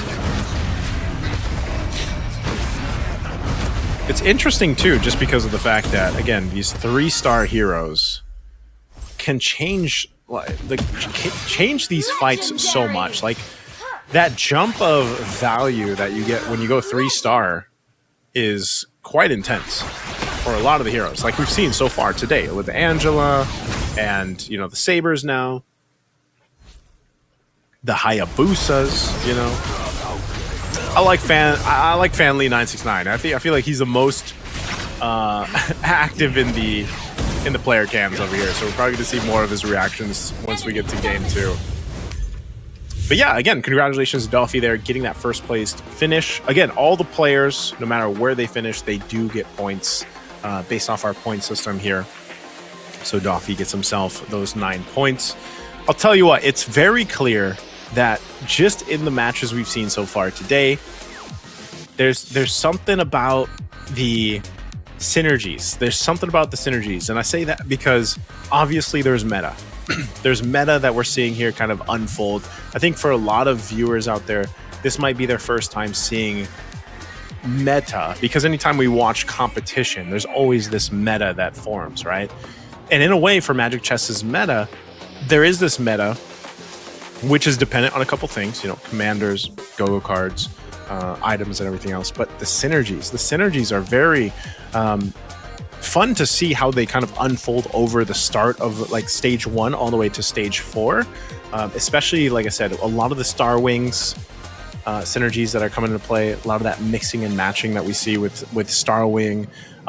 Surprisingly, even the last game, we didn't see too much Dawnbringer. Like we saw maybe one synergy, maybe two synergy of Dawnbringer, but a comparison to Group A where it was like we saw Dawnbringer all day, you know. So I don't know if that was just, again, based off maybe some of the starting points that some of our players in Group B got, but it's a whole lot of Star Wing and a whole lot of again, Mage, Luminexus.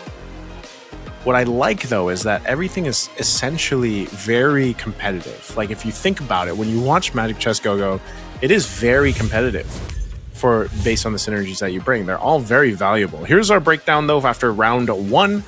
We said Dofi's going to get that 9 points.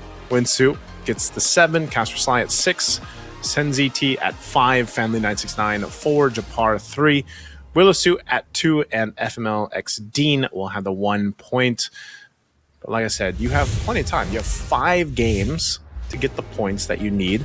A lot of the players are going to be shooting for around that 18 mark. So for some, that's just getting 2 first place finishes. Now for Dofi, again, we could be seeing something very similar to what we saw with Opu. Getting, what do you have? 3 out of 5 first place finishes, based on how that one went. So we'll see. I think there is going to be a change up, though. I don't think, like I said, I like to see all the Valier commanders, but I think they will switch things up for game 2, which is now this will showcase their strategies, right? Some of the players here, obviously they know because it's a unique commander system and they can't continue to play the same commander from game to game, that they will go ahead and play most likely their best commanders either now or save the best for last. Like I said, even with one of the surprising things that we saw from Oppo in Group A was that last game he played, he waited for the Guinevere. He picked up the Guinevere in his last game 5, who was so pivotal in him getting clutch refreshes on the shop, which some of the, who knows how many free heroes he had because of Guinevere's skill. Free hero in the shop that he was able to pick up to get some of the 3 stars that helped him win. So we'll see. Again, commanders are a big part of your strategy here. And I want to see what Group B has in store for us. So far, too, we had a whole lot of like EVOS players in Group A. And, I feel like in Group B, we have a lot of variety here. So even down to the strategy and the way they approach the game is kind of different already after game 1. And Fanly969 is very... I believe he's a KOL. Yeah, he's a KOL from Indonesia. And so, I feel like he was off to a better start. No bias, like I said, to my boy Elgin. KOL from Philippines, but we'll see. I like to see the battle of the KOLs too, I'm glad that they're mixed up with some of these veteran players so far in Magic Chess Go-Go, though, because it basically... I think it pushes them, man. I think it pushes the KOLs. And, I know some of these KOLs are educators themselves, and I'm sure that they were able to go ahead and learn in their experience here. So we're going to take a look at the commanders that they are bringing to game 2, and this is what we got. We got a Popol and Koopa. Oh, finally, we get the Aurora. I was wondering if we're going to see an Aurora. So good job, Fanly969. It's going to bring out the Aurora. We've got, of course, the Lancelot here, the Lunox, the Paquito, the Cho, the Nana, and the Amon. Okay, let's jump on in here to game 2. I'll tell you what, I just absolutely love the Magic Chess boards. I need to get a board myself. I'm seeing all these pro players and KOLs with these fancy boards. My board does not look like this. So I hope, hey, maybe if you guys go to the Facebook page and you like and follow all the instructions, maybe you'll get lucky to get... No, I don't know if we're giving away chess boards, but hey, we're getting some lucky stuff, right? All right. First round done. Creep round. We're going to see what the first card's going to be. Some of the early synergies here built up as well. Already, though, a little swordsman action in the Dawnbringer for Dean. First item pickups. Yep, we got some blood claws going here for the Haasclaw builds. Bounty hunt.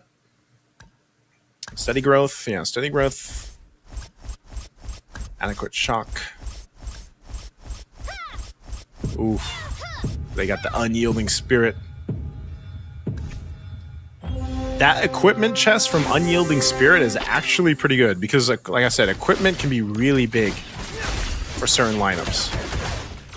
Especially if you just get good rolls on the equipment. They'll be really beneficial to you. Okay.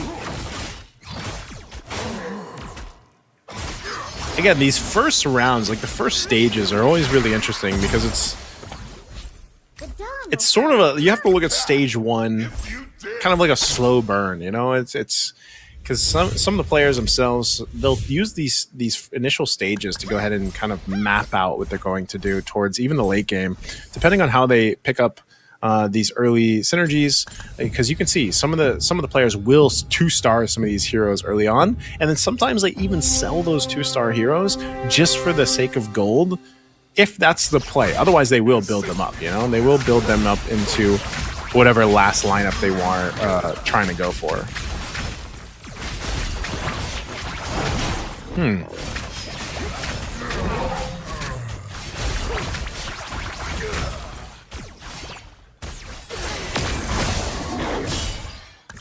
Okay. So this is going to be the game that we see some Dawnbringer. I was just saying, like, we haven't seen too much Dawnbringer. Well, this one we probably will. Because now there's a couple.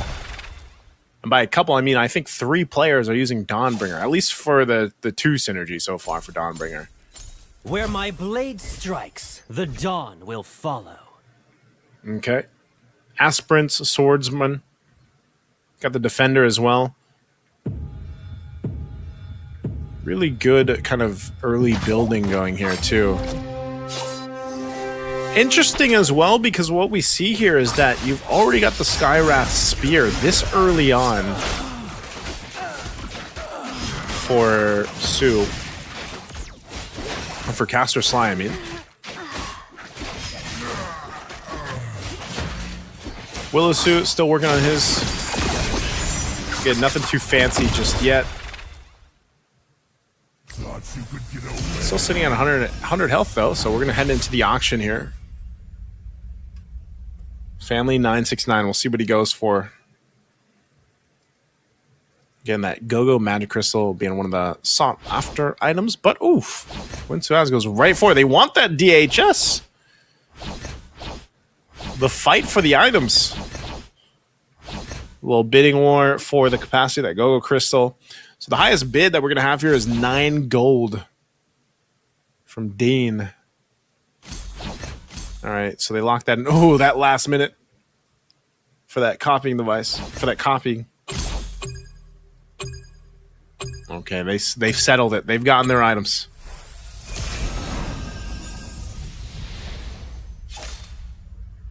No one escapes my hunt.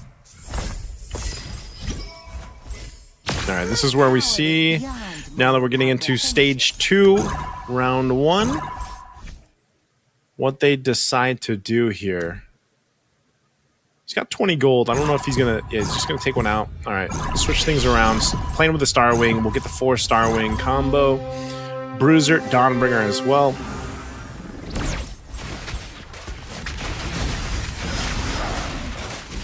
See how Japar does. This should be pretty good. I mean, he's got the Aldous.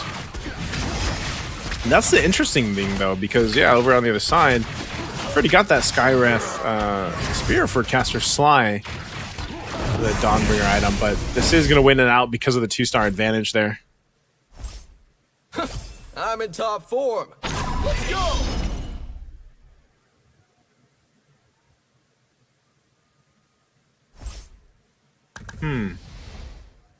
More Starwing. There's Weapon Master Swordsman, Dawnbringer. He's going to go ahead and get that Blessing activated for the Luminexus. So now he's got the 2 Luminexus here. He's going to switch things around for Caster Sly. He's going to sell a little bit, pick some up. He's got 23 gold, so he's actually pretty good for economy.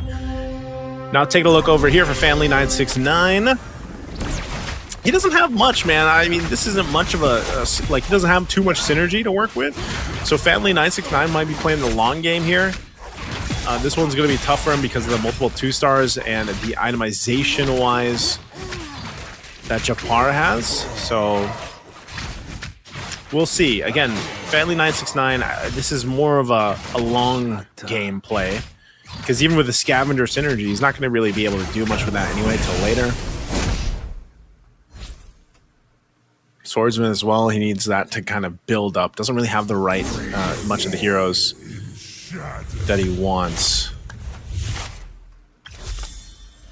So we'll take a look at this before the creep round. Second cards coming up. Second Go-Go cards. Also, some of the synergies are changing. Now you got the 4 Dawnbringer over there for FML Dean. See things being swapped around by both players. Good cards picked up here too. A fresh, by the way, Winsu getting that adequate stock. A fresh free refresh every first start of each round is really good. Rising Festivities. It's adequate stock. Also really good. Payday gains 7 gold immediately and 7 gold per round for the next 2 rounds. So that's really good economy. Payday as well. Northern winds blow with Trust Fund. A whole lot of gold cards being given out. This is why the thing is, like, always creep round stage 2 is usually more so, if you look at it, it's kind of like a mid-game power spike. A mid-game power spike for a lot of these synergies, especially now that you start to get in territory of the, you know, the 4 out of 6s, or some of them are even capable of getting those 6 out of 6s. I think most of the synergies, yeah. We do have a 6 Luminexus for Doffy. Doffy's got a 6 Luminexus already.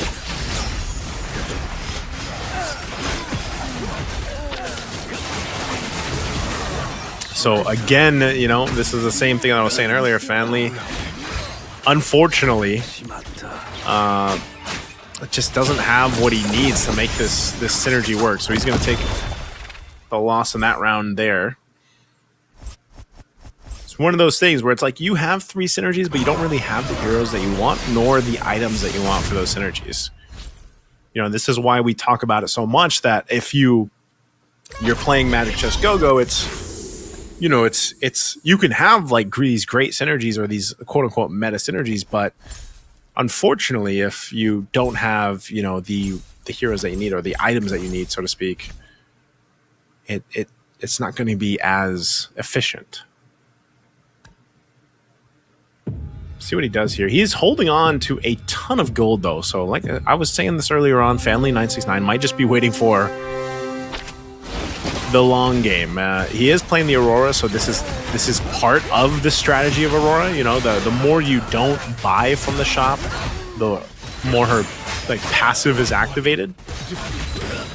Her frosty treasures.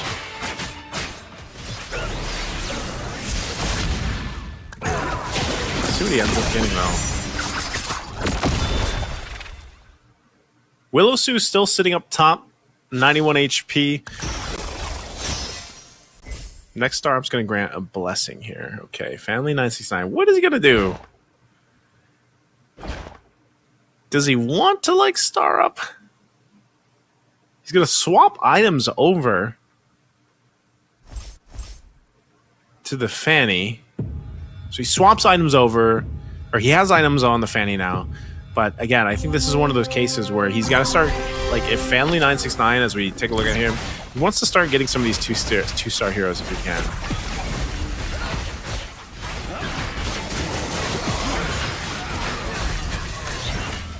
It's looking decent though. Well, he has these synergies. He's actually going to be able to take out Caster Sly. Oof. Very close. This Matilda, though, got so close to killing the Fanny. Oh, no. Don't tell me the Tigreal is going to beat a Hanzo. I mean, not a Hanzo. Hayabusa. There's no... Okay, I was going to say, there's no way Tigreal is going to beat a Hayabusa. You got close, though. All right. The Fate Box. Family 969 and Doffy. All right, Doffy's going to go for capacity. Family gets... He wants to continue to build the sword. The swordsman. He wants the 6 out of 6, which will give him a pretty good buff to be 6 out of 6. He went for that instead of like the Hayabusa or the Saber, though. So he went for that. What is he gonna build here?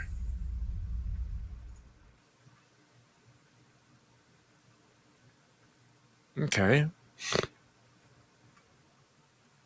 There goes your life. One day, we will return to. He's gonna roll. It looks like, I mean, we're gonna see. Yeah, he's going for it. There. Oh, he's got the blessing activated, but the blessing went over to the aspirants.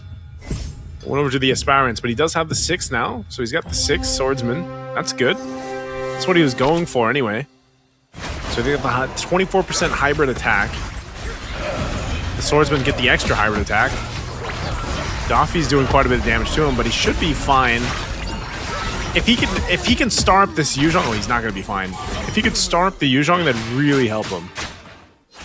Or not the Yuzhong, the Hayabusa. The Hayabusa. If he could start the Hayabusa, that'd be really good. Not go too far away from the others. There's no backing out now.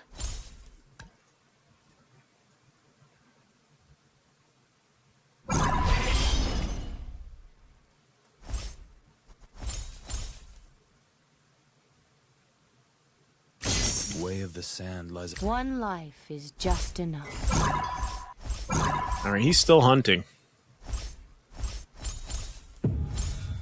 Enemy ahead. Selling. 12 o'clock.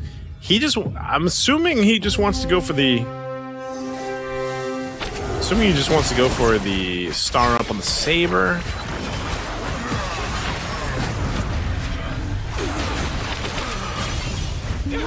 Okay. He made it happen. You can see he's excited. He's excited. Family's feeling pretty good. No one... I'm surprised, too. We're We're about that midway point of stage 3. No one's out just yet. So we're going to see another creep round and these last go-go guards being picked up. We got the healing fountain coming out. The glittering jewels, so the 9 free shop refreshes. Also the prime selection, get 1 magic chest crystal, select one of the magic crystals for Dean. What else are they going to be going for? Are there any more healing fountains? A lot of economy here too. Caster Slicing on 51 gold, Doffy on 50. A lot of gold here.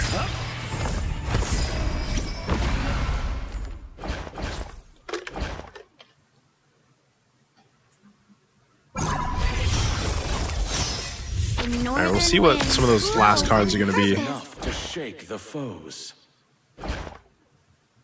Family 969 now for 9 for 9. He's going to pick up, spends all his golds. His gold's gone. One life is just enough. Okay.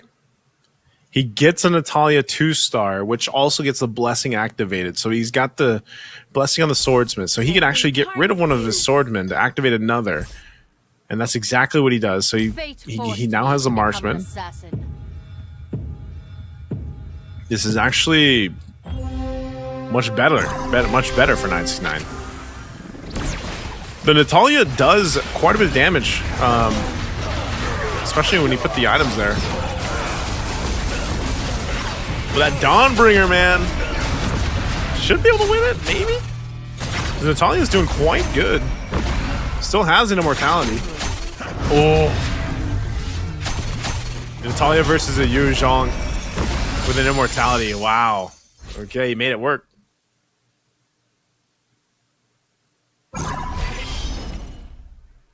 Discipline and focus. Balance the soul. Okay. Now we take a look elsewhere. This is what I was saying. The Dawnbringer, 6 out of 10. Stacks are looking okay. This is the combo that we see a lot of too, the Mage and Luminexus for Doffy. Take a look at some of the 5 costs that are still available out there and how many there are. Some of the 4 costs as well here.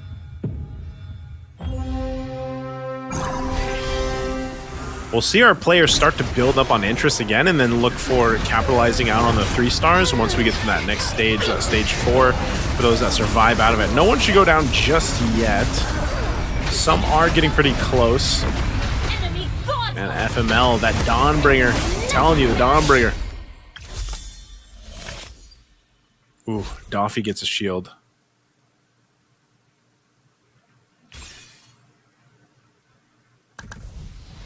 All right, Doffy picks up a shield. Our winner from the previous game is now facing potentially to be the first knocked out. Now that he has a shield, he'll survive another round if he loses it, but that's fine. What do we see from here? A couple 2 stars happening here. Family now finally having some 2 stars himself. The Saber there.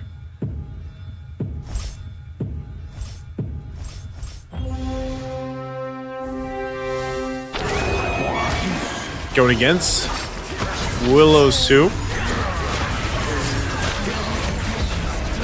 Yeah, he might get wrecked here. Pretty good lineup. Aziraphale's still alive, but yeah, eventually the Natalia. Can Natalia kill you? So okay, good. Good job from Family 969. He's been fighting, he's been holding on. They might have a hard time here. This is once again the Argus that we've seen strong before.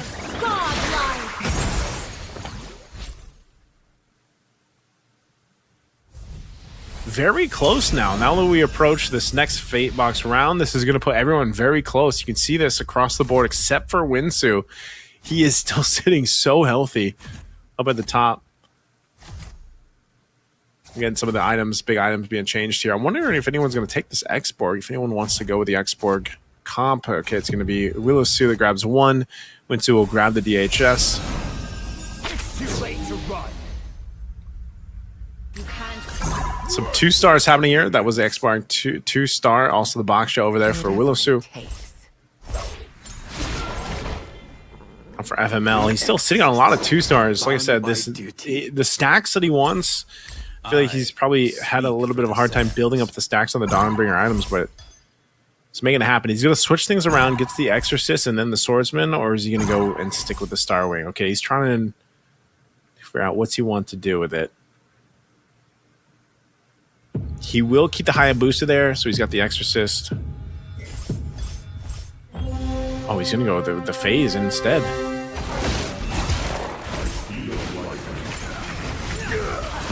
Goes with a little bit of extra attack speed.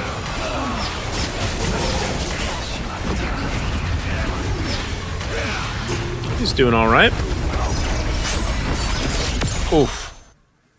Was doing all right until he wasn't. There we go. FML Dean. First one knocked out here. It made it all the stage 4 just nearly.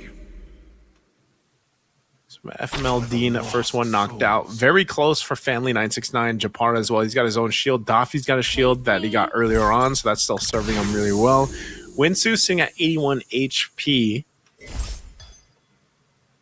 Thought you could get away. There's not too much that Family can do unless he starts selling, so it looks like he's going to do that. Going for some of the rolls here. Not getting what he wants to, it looks like, so just left with what he has.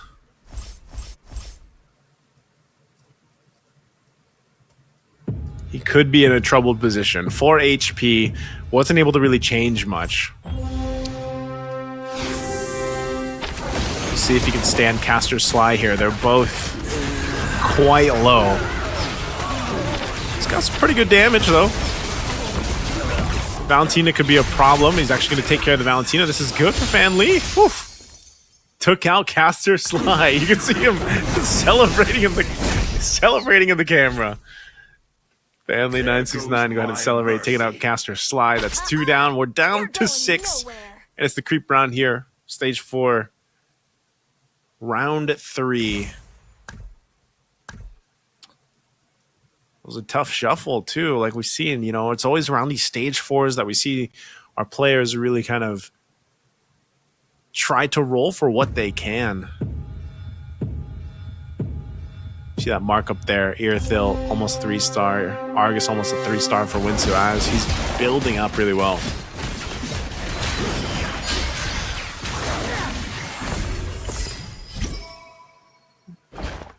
All right, creep round done.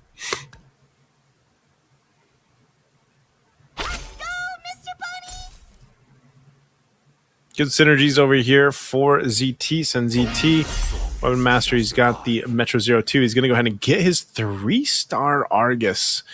That's going to be really good. He's got 1 HP, so his 3-star Argus is going to be his clutch play if he can make it happen with the Haas Claws, the Winter Crown, plus the Immortality. And then he's got an Alpha over there, too. That's somewhat tanky, rolling with the Haas Claws himself. This might be good for SenZT. Also gets a 2-star Moskov, so really good with the items that he needs. This could be one of those clutch things for SenZT where this last creep round basically keeps him in the game for a longer period of time. This is a really good synergy. He's going against Family 969. This is going to be really tough for Family to win this. Does have a Saber to go for the Moskov. He's able to actually do so much damage though. But the Argus is still going to be a problem unless he's able to deal with it, but he can't take out this Argus. 3-star with a Winter Crown and an Immortality. It was a good try. But Family 969 won't be able to deal with that Argus. Again, this 3-star Argus is a monster. Family's still in it, though. He had a shield, so I was thinking he was out, but he's still got a shield. My blade is restless. So he'll survive to fight another day, but this round might be tough for him.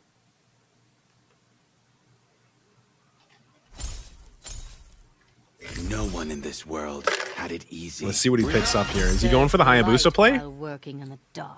Okay, he got the 3-star Hayabusa. That's really good. He's got the 4 Synergy, Exorcist. He's still going with the Marksman, so he's going to have that extra bit of attack speed also with the Shadow Weaver. And then he lost the 6 for 6 Swordsman. Now he picks it up. So he's got it. Is this going to be good? Is that 3-star Hayabusa going to be good enough? It's a good amount of damage against Japar. Still alive for now. The shadow kill is going to be what he's relying on. Oof, that's massive. Ooh! And he got it. Family 969 still in the game. Still in the game. And now I'm surprised at how many players had shields. A lot of our players had shields, and they were able to go ahead and stay in this long. It's a good thing they had the shields. Again, that rock-solid shield that they got on their last go-go card draw. Playing a big part here. Now that we're approaching Stage 4, Round 6, this is the last battle part before the next Fate box in our game, too.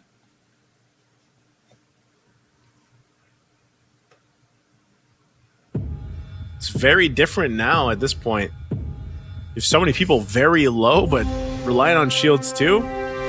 Potentially see 2 go home here after this. Bow out of game 2.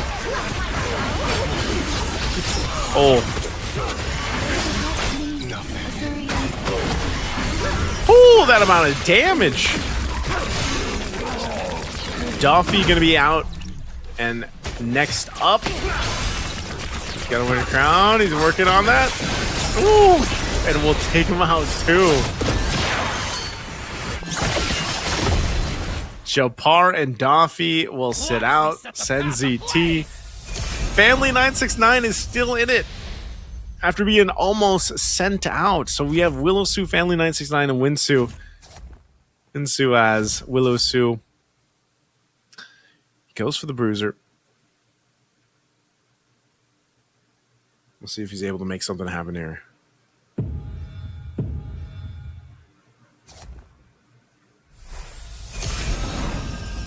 Tremble in my presence. For my kingdom. I'm Leslie's grown-up helper. Winsnu has a chance to basically win this. We'll see what he ends up doing. He does switch some things in and out here.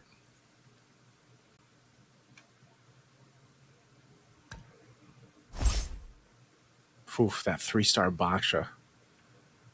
That 3-star Baksha is so beefy. You saw how much damage it did earlier when it critted.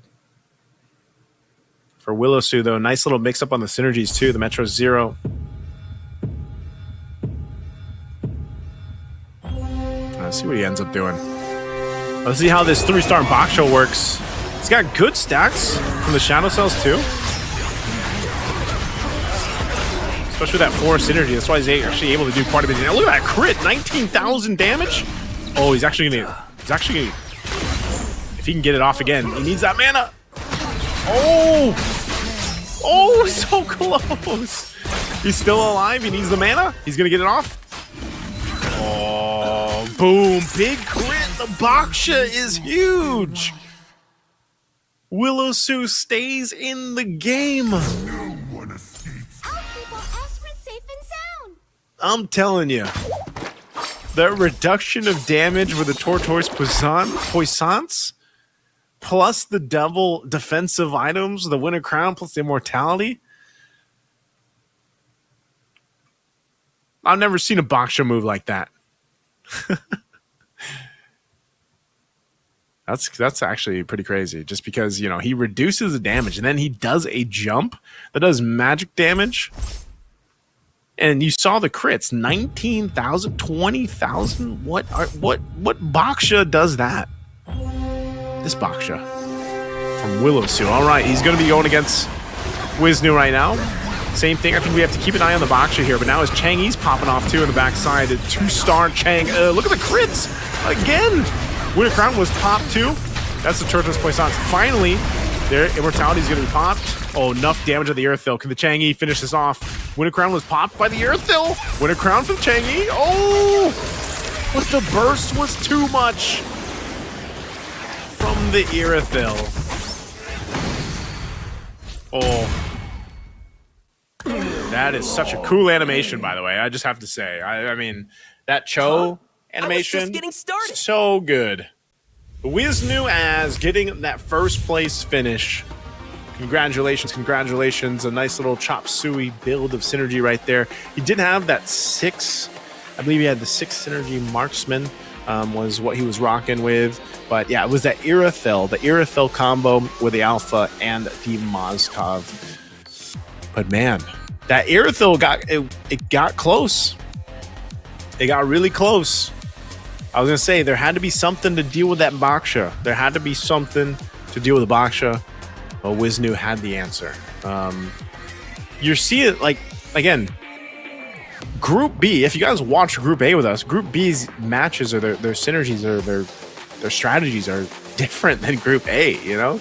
Again, that's why the thing about Magic Chess, there's so much room for something successful to work for you to get the win there. And again, even if you look at that, Fanly 969, the guy was at like 1 HP for the longest time, and then he got a shield too, and then was able to go ahead and stay in the game all the way at 2. I believe he had a 3rd place finish there for game 2.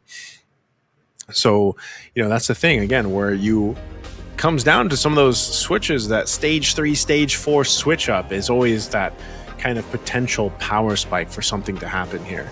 But that was definitely one of those games where it's like it comes down to some of these unique builds, even on the heroes, on the heroes themselves.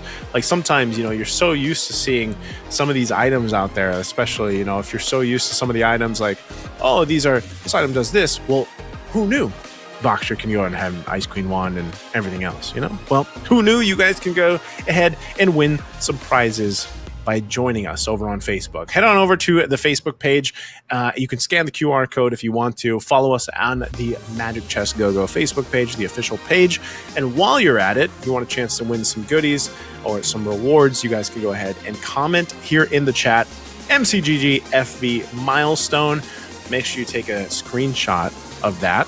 Head on over back to the Facebook page and then find the pinned post and comment there down below on that pin post, and you'll have an opportunity, a chance to go ahead and win some prizes. Now let's go ahead and take a look here at our winner for game 2. It is Wisnu. Wisnu as he's also from Indonesia, player from Indonesia. Like I was telling you guys, man, like the Indo players in Magic Chess Go-Go are different.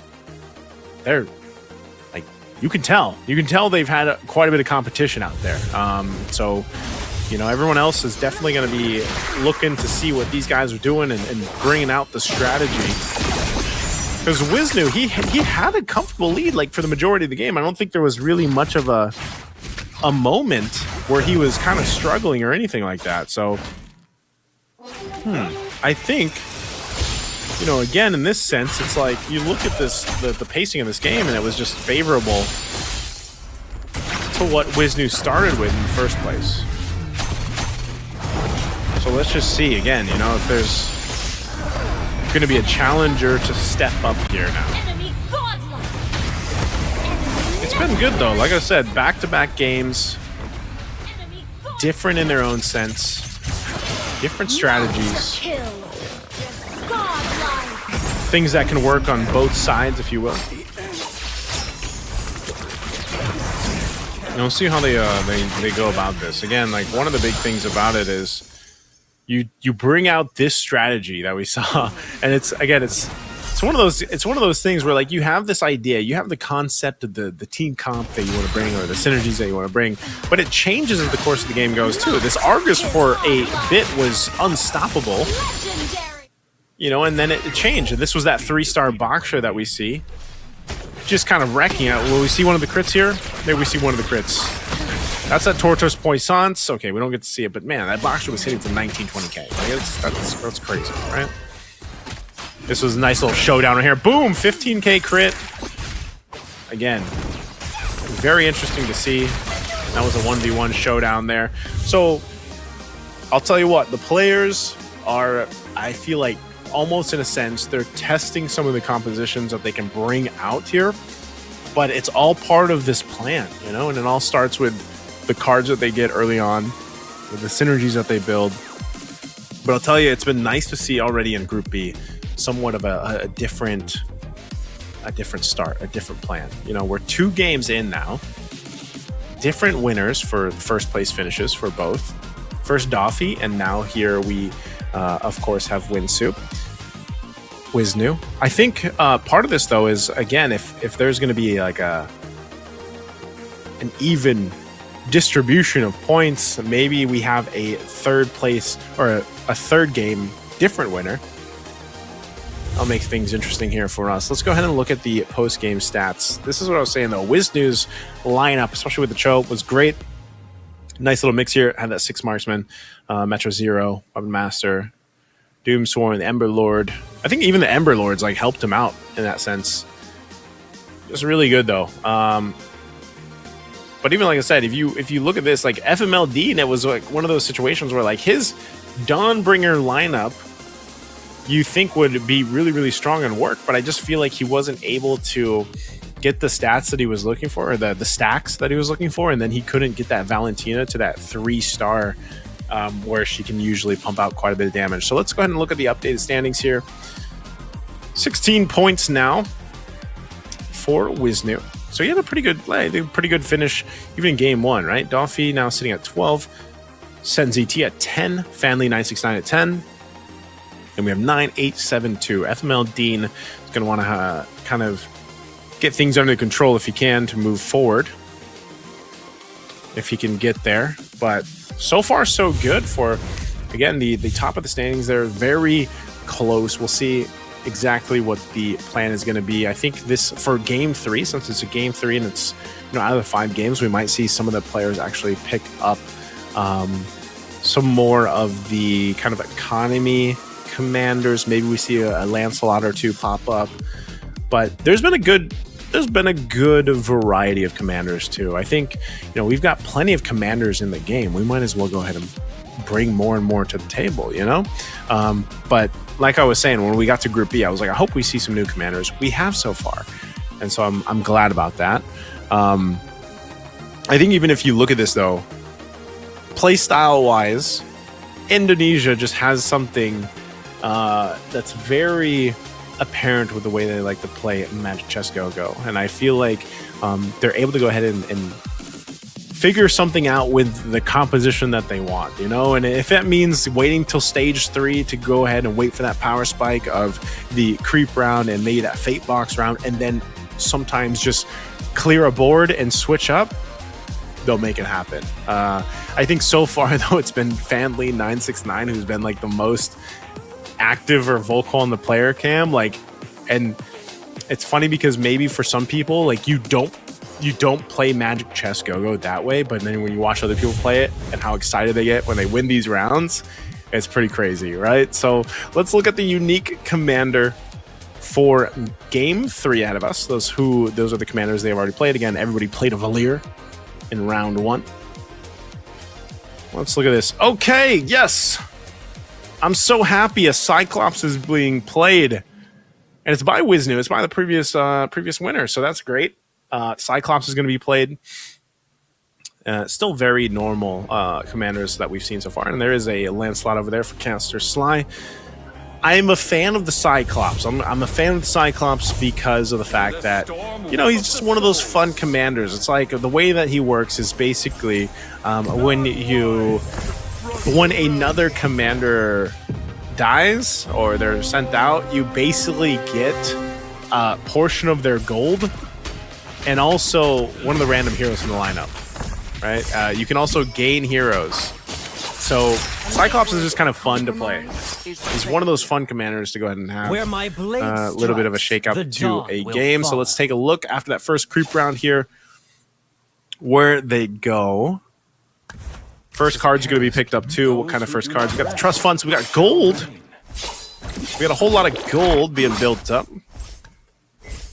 Unlimited expansion, 4 gold when upgrading commander level.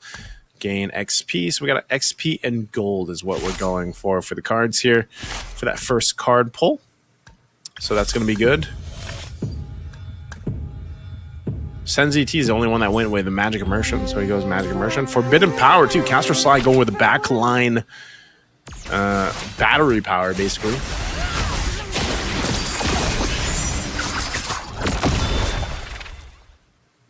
We'll see what he ends up doing with it. Again, these first rounds, the fact that we got the first cards being mostly gold and XP based are going to be able to go ahead and help them scale up a little bit quicker. Maybe even by the stage 2, we start seeing some pretty aggressive strategies being used here.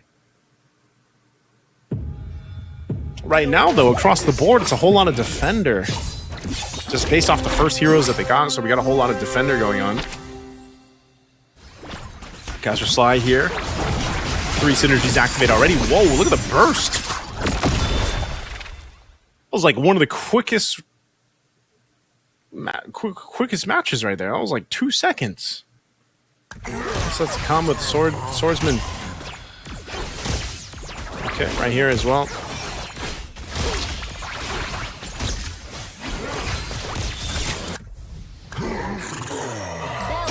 My ghost general. Ready for the real challenge? Okay, holding on to that gold. This is where they want to go ahead and build this interest. This is one of the things too. When you start with these kind of cards, these XP cards and the gold cards, you will have a little bit more gold to work with. And, you know, before this first auction, that could give them an upper hand. We still have a lot of this, though. A lot of the Defender kind of eccentric synergies being built up. Daffy's only got the 2 mage synergy built up right now. Japar's got the 3 over here, 2 Defender, Doomsworn, and the Stargazer, so he's going to get a little bit of extra mana, which is going to help him with this. These kind of heroes that he has. So everybody that had that early kind of advantage, they'll play into that. Which, you know, necessarily, like I said, with the auction coming up, it's not that big of a deal if you know, take too much damage. Because at the end of the day, someone can just outbid you if they want to. Up the energy here.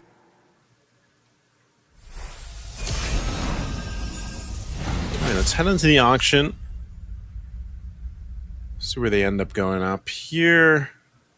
Good items, too. That even the enhanced feline blade up here in the auction is actually pretty good. For more of these aggressive synergies that are going to be built up. Let's see if anyone goes for it. No one's bidding really for anything? Okay, no. There is going to be a bid for the Feline Blade.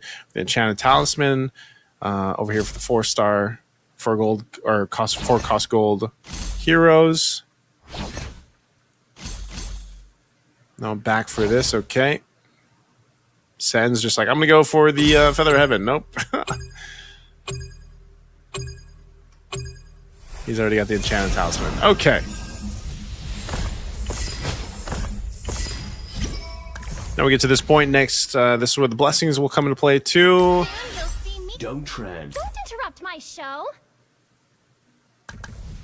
What are we going to have here? The dawn will All right, finally Dean's come. got this going through. I think he's going to switch things out. He did get the 2-star Tigreal, though. I am the will of Azurian. The greater the power, the stronger the curse. Kill you makes you stronger.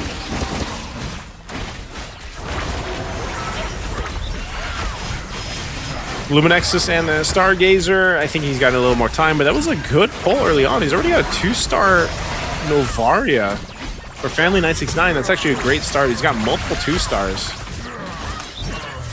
But having an early 2-star Novaria is such a big damage profile hero strategy to have, and that's why I was saying, you know, when we had those early cards picked up, the XP and the gold cards picked up, you knew they were going to scale quickly. I mentioned it would be stage 2. Well, now stage 2, we have a pretty good power spike here. Now he's got a 4 set of Luminexus that's going to really help with this Novaria. Not an option. He's got plenty of heroes here to sell, too, if he wants to, depending on how he approaches this. Yeah, he's going to go ahead and sell and shuffle a little bit. Beyond sharp edges. Okay, he's got that Lolita now. Once again, Luminexus will go ahead and deal. Like, you see those health bars, that's going to be the reduction of that hybrid defense. And imagine, this Novaria doesn't even have items.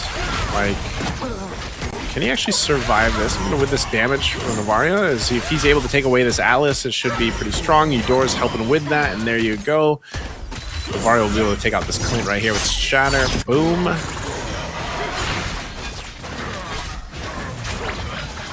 Wisnu's got nice synergy going up, built up too. Defender with the Scavenger plus the Shadow Weaver and then the Doomsworn, so he's got that. on the road, Clint. It's a long way. Say across the board, some of the synergies that are already built up at this point in the game are good. We do have one Dawnbringer this time for Caster Sly. Second card's being picked up too here. Help more with the scaling here. Some item dependent. Oof. Caster Sly even gets a Sealed Dispel card. So that's going to help with this 5 regrowth. So stacks for the Dawnbringer. So immortalities as well for the Eternity. It's more health when they come up from the immortalities.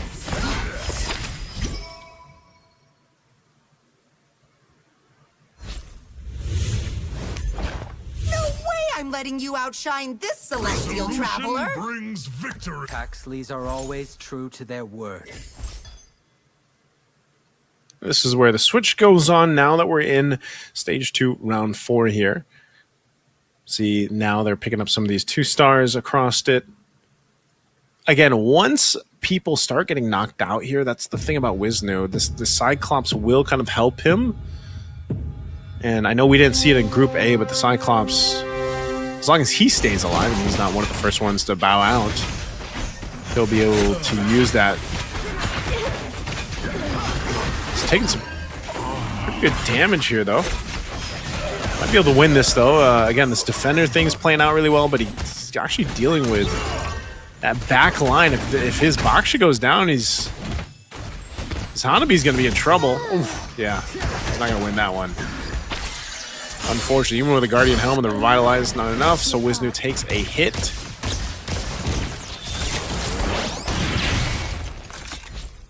I'm locked and loaded. My greatest weapon is my imagination.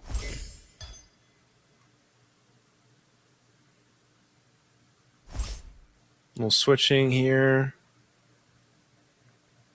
This is where we usually see, yeah, that Metro Zero, Aspirant, Scavenger, Doomsworn, Stargazer. Start to see some of that built up. If he's able to get the 2-star Chang'e later on, it's going to be really good. The Metro Zero thing will help with this buff here, though. It's the only problem, though. You already got 3-star across from you that you're dealing with, and even though it's a 3-star Lolita, 3-star Lolita is still just like so much defense to kind of break through.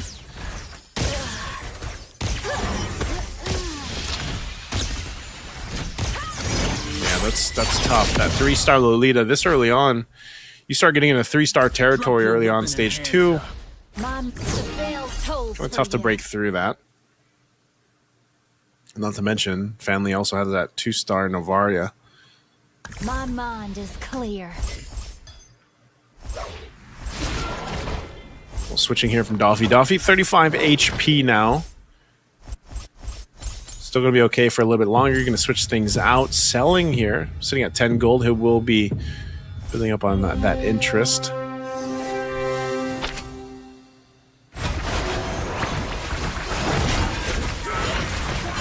See if he's able to make this work. Because Hanabi's pretty good item-wise. You know, you've got the DHS and the Berserker's Fury, but your front line and everything else just kind of gets wrecked. Unfortunately. Really tough for Doffy there. Family, this is such a different game for him. 94 HP right now. I'm locked and loaded. I'm born to bear the weight. Heading into the Fate box. We'll see what they end up picking up. A lot of good options here, too. Some more items, especially in the item department. Good items.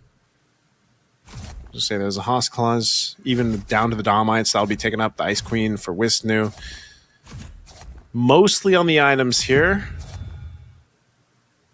Caster Sly, though, will pick up the only one that goes for a hero. 12 o'clock.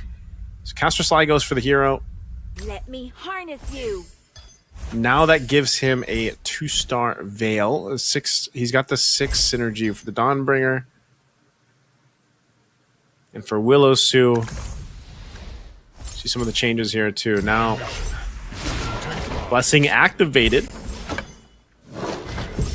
Oh, is this going to be enough? This little switching that's going on here. He's also got 6 out of 10 now for Doomstorm, so he's got the 3-star Hanabi. That's actually really good.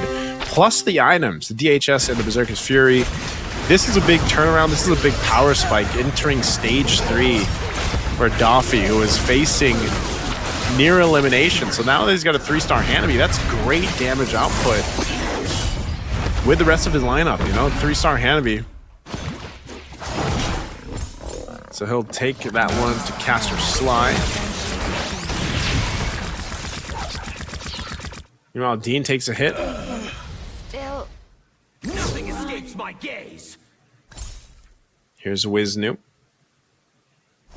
I'm not sure on the entire game plan just yet of Wiznu, but he's still relatively healthy. So he's sitting at 60 HP, so he's going to be fine. Again, he kind of wants to wait for one of these first players to go down so he can kind of benefit from that. But even so, you know, you've got this more so like somewhat of a tankier lineup. He's still running the defender, but you do have some decent attack as well because you've got the Hellcurt there. Of course, the Shadow Weaver and then the Swordsman. It's decent damage. Now you have a Natalia too, 2-star Natalia, who's actually able to do quite a bit of damage. And that's where we're seeing like the defender work. But look at this, the Dawnbringer itemization. Oh, the Natalia, she actually gonna be able to clear through there. Oh, so close. If for some reason that was a 3-star Natalia, that would have been devastating. But Jafar will take a hit here.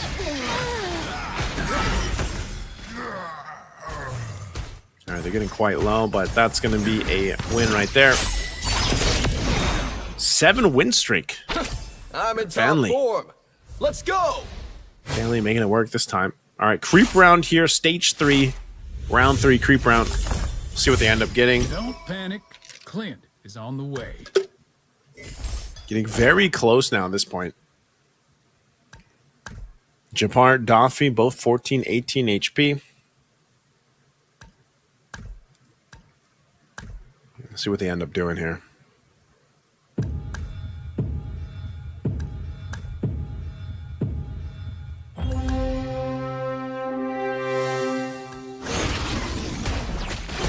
Okay, last cards picked up too. These are some big cards. Got the Eternity, Sealed Dispel, Trust Fund again, gold based here. Something that a lot of these players could use right now that we get into this phase. Little switcheroo happening. Not just a weapon. Selling half the board. We've seen this before, especially now in this stage of the game. This is where things could turn around based on your strategy. It's going to go for it. Has 48 gold too, so plenty of gold to make this happen. Don't be lazy, Leo. Run. Take me. So has plenty of gold. In this world had it easy.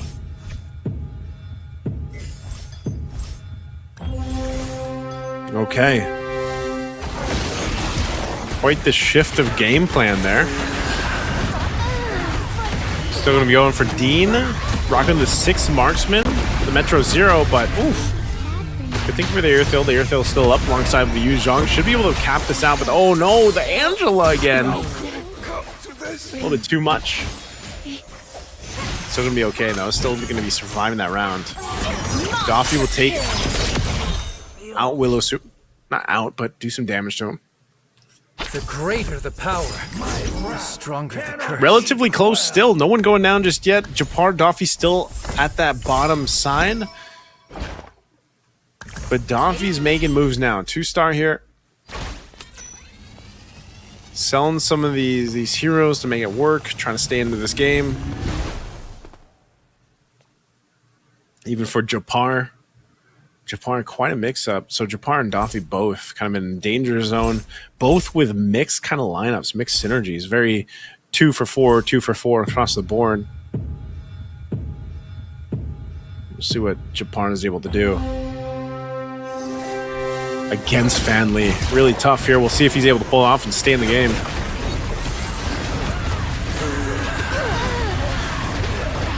Moskov is doing decent damage, but again, you know, you don't really have those items that you want on the Moskov. You're kind of attacking slow, so that's not going to be good. Japar will be out.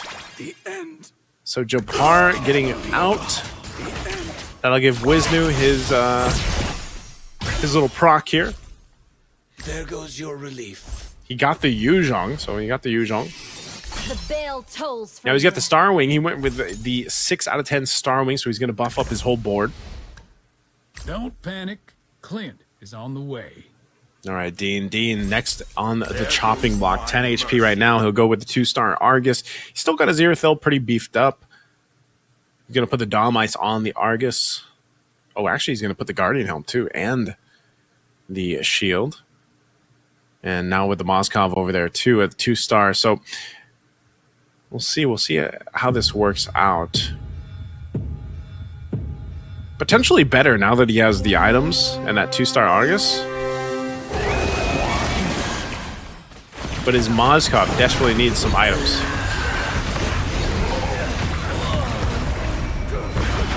Irithyll's doing pretty good over on the corner there.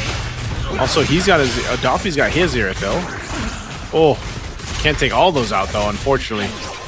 Oof. Doffy staying in it. Dean gonna be out. Even Wisnu took some damage there. We head over to the Fate box.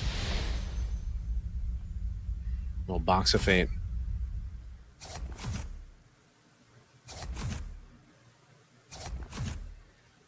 Okay, how are they going to play this one out?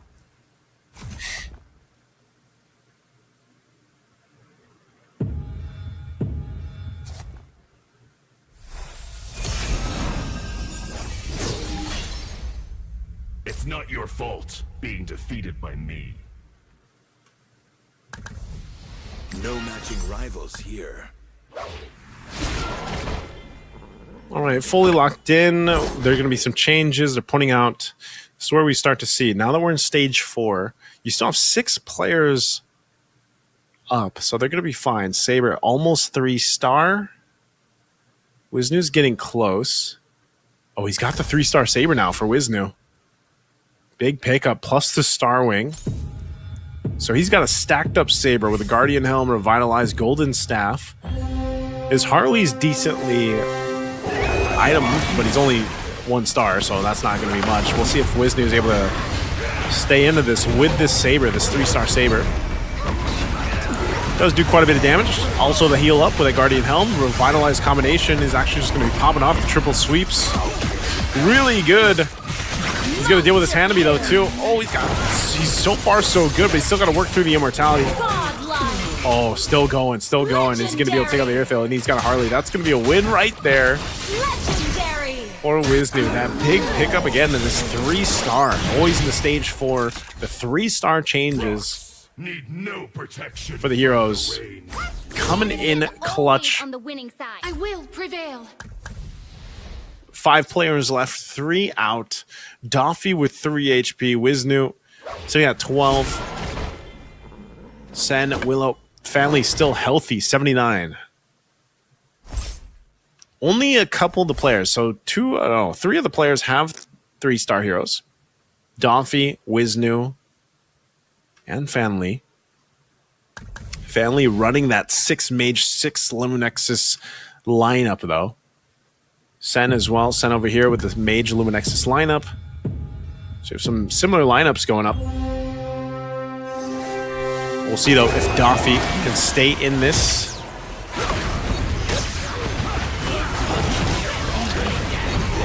Still going to be going.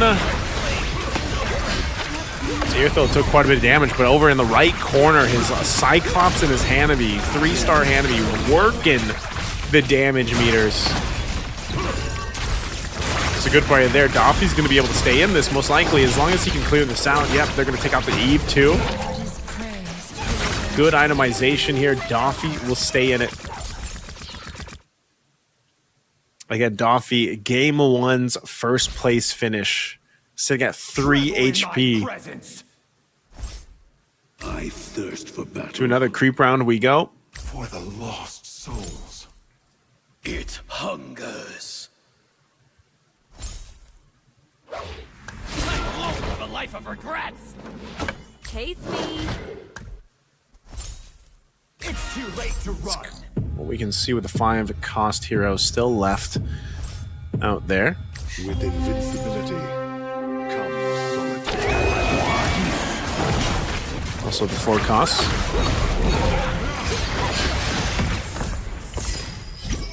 Oof. Or what are these last item pickups? This is where we see those last item pickups from this last Fate round will go ahead and buff up a lot of these 3-star heroes, even down to the 2 stars. So we'll see if there's any switching going on. A little bit of a clearing here from Wiznu. He's still holding on. He's got plenty of gold, 22 gold. He's going to go in. Still keeping with his swordsman build here. Also the Hayabusa. Nice little balance between the Saber and the Hayabusa.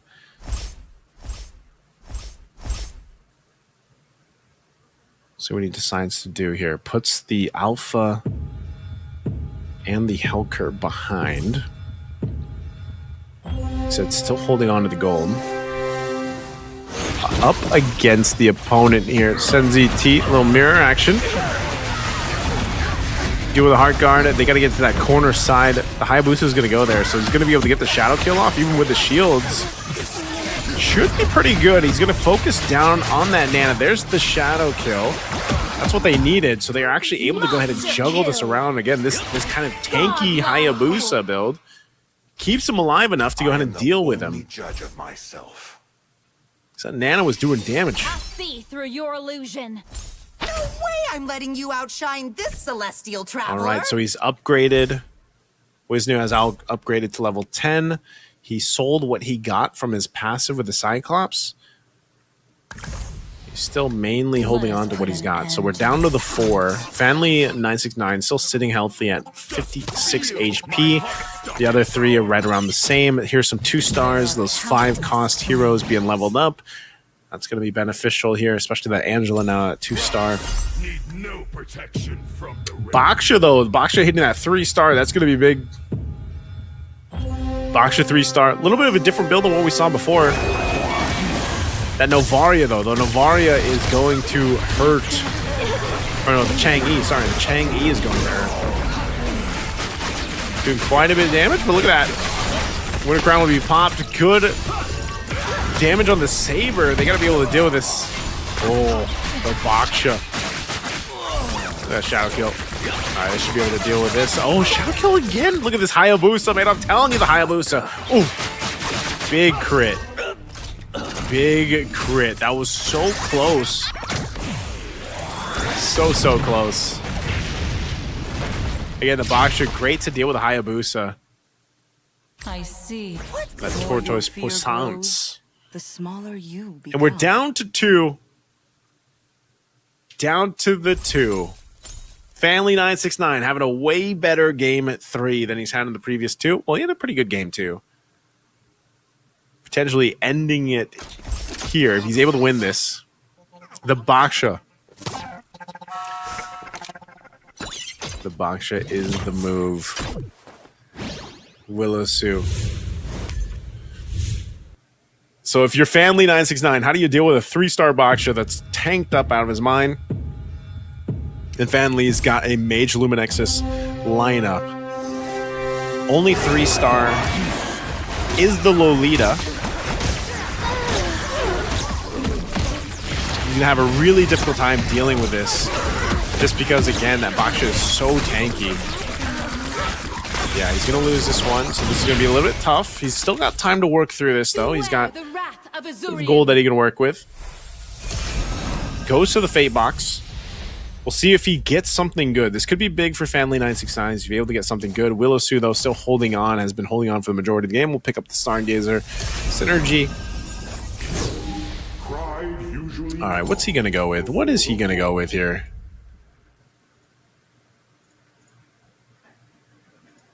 That's the thing, though. The fact that Willow Sue picked up Stargazer, like he's just got so much mana now. The way of the sand lies ahead of me. So he goes Ember Lord. Oof, that's really tough. He just 3-starred his Chang'e as well. So she's going to have constant meteor showers. That's the problem. These meteor showers, because it's also got an enchanted talisman plus that Stargazer earlier on. That's really, really big.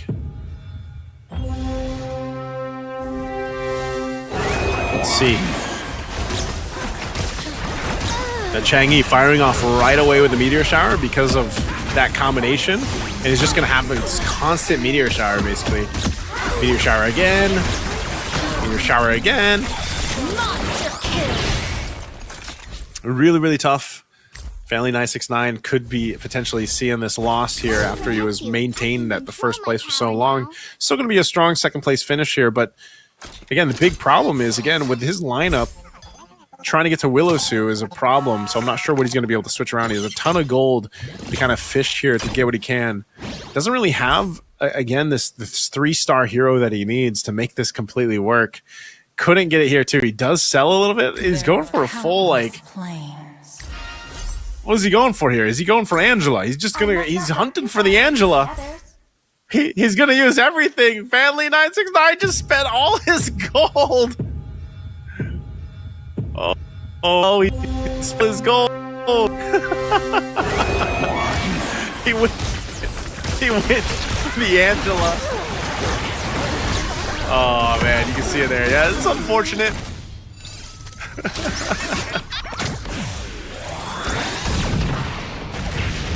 That's what Magic Chess Go-Go is all about sometimes. When you get down to it and you know you have to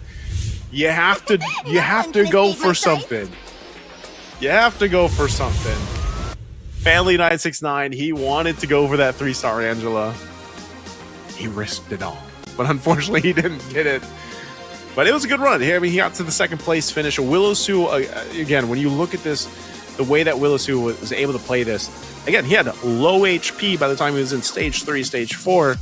But again, the way he played it, the way he even played his cards, like the way that his cards, they were XP gold-based cards that he had, were really good for him, you know, and that Chang'e Baksha kind of synergy worked so well. Baksha kind of, even at times, protecting the Chang'e. But I think even when we had that last Fate box and we saw him get that last Stargazer synergy, it really helped him. Again, you have so much mana. You have an enchanted talisman on the Chang'e. It's just, again, it's one of those things where how do you play, how do you play against that, right? The constant meteor showers that you have, the Chang'e in that corner, just secured, not really worrying too much. It was one of those things where no one could really figure out how to get rid of the Chang'e's damage or the Baksha. The Baksha, for some reason, the Baksha 3 stars has insane HP, right? And then he's able to soak up and reduce damage too. But I want to invite you guys once again to follow the Facebook page. Head on over to our official Facebook page for Magic Go-Go, Magic Chess Go-Go. It is on Facebook. You can scan the QR if you want to. Also, we have some special stuff for you guys too. If you want to join this and get a chance to get some goodies, you guys can go ahead and follow these instructions right here. Just chat down on the chat, MCGGFB milestone. That's all you got to put. Then you take a screenshot, head on over to the Facebook page, look for the pinned post, and then post it there. And we'll be picking some winners there for our exciting prizes.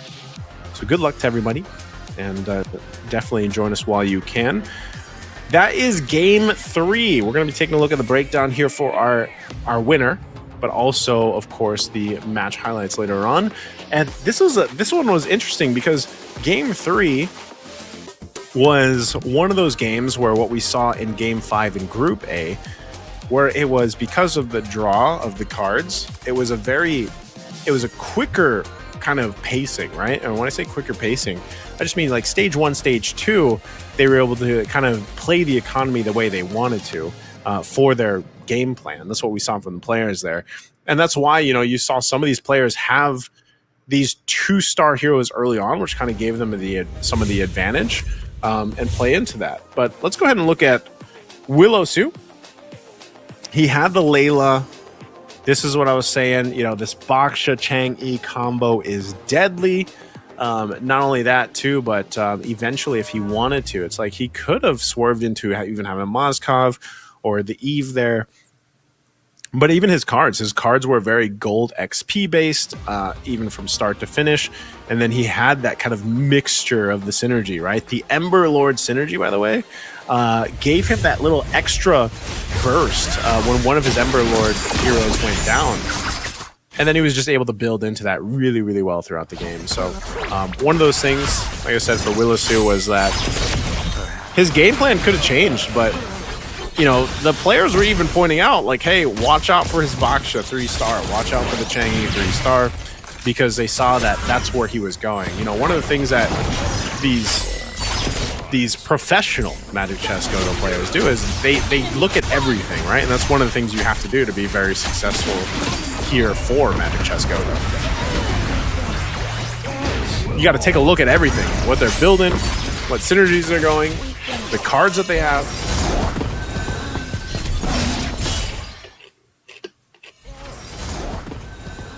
Again, you can see their reactions for the players here. That's what I love to see. I love that we have our player cams, of course, because Magic Chess Go-Go can get intense, as we have seen.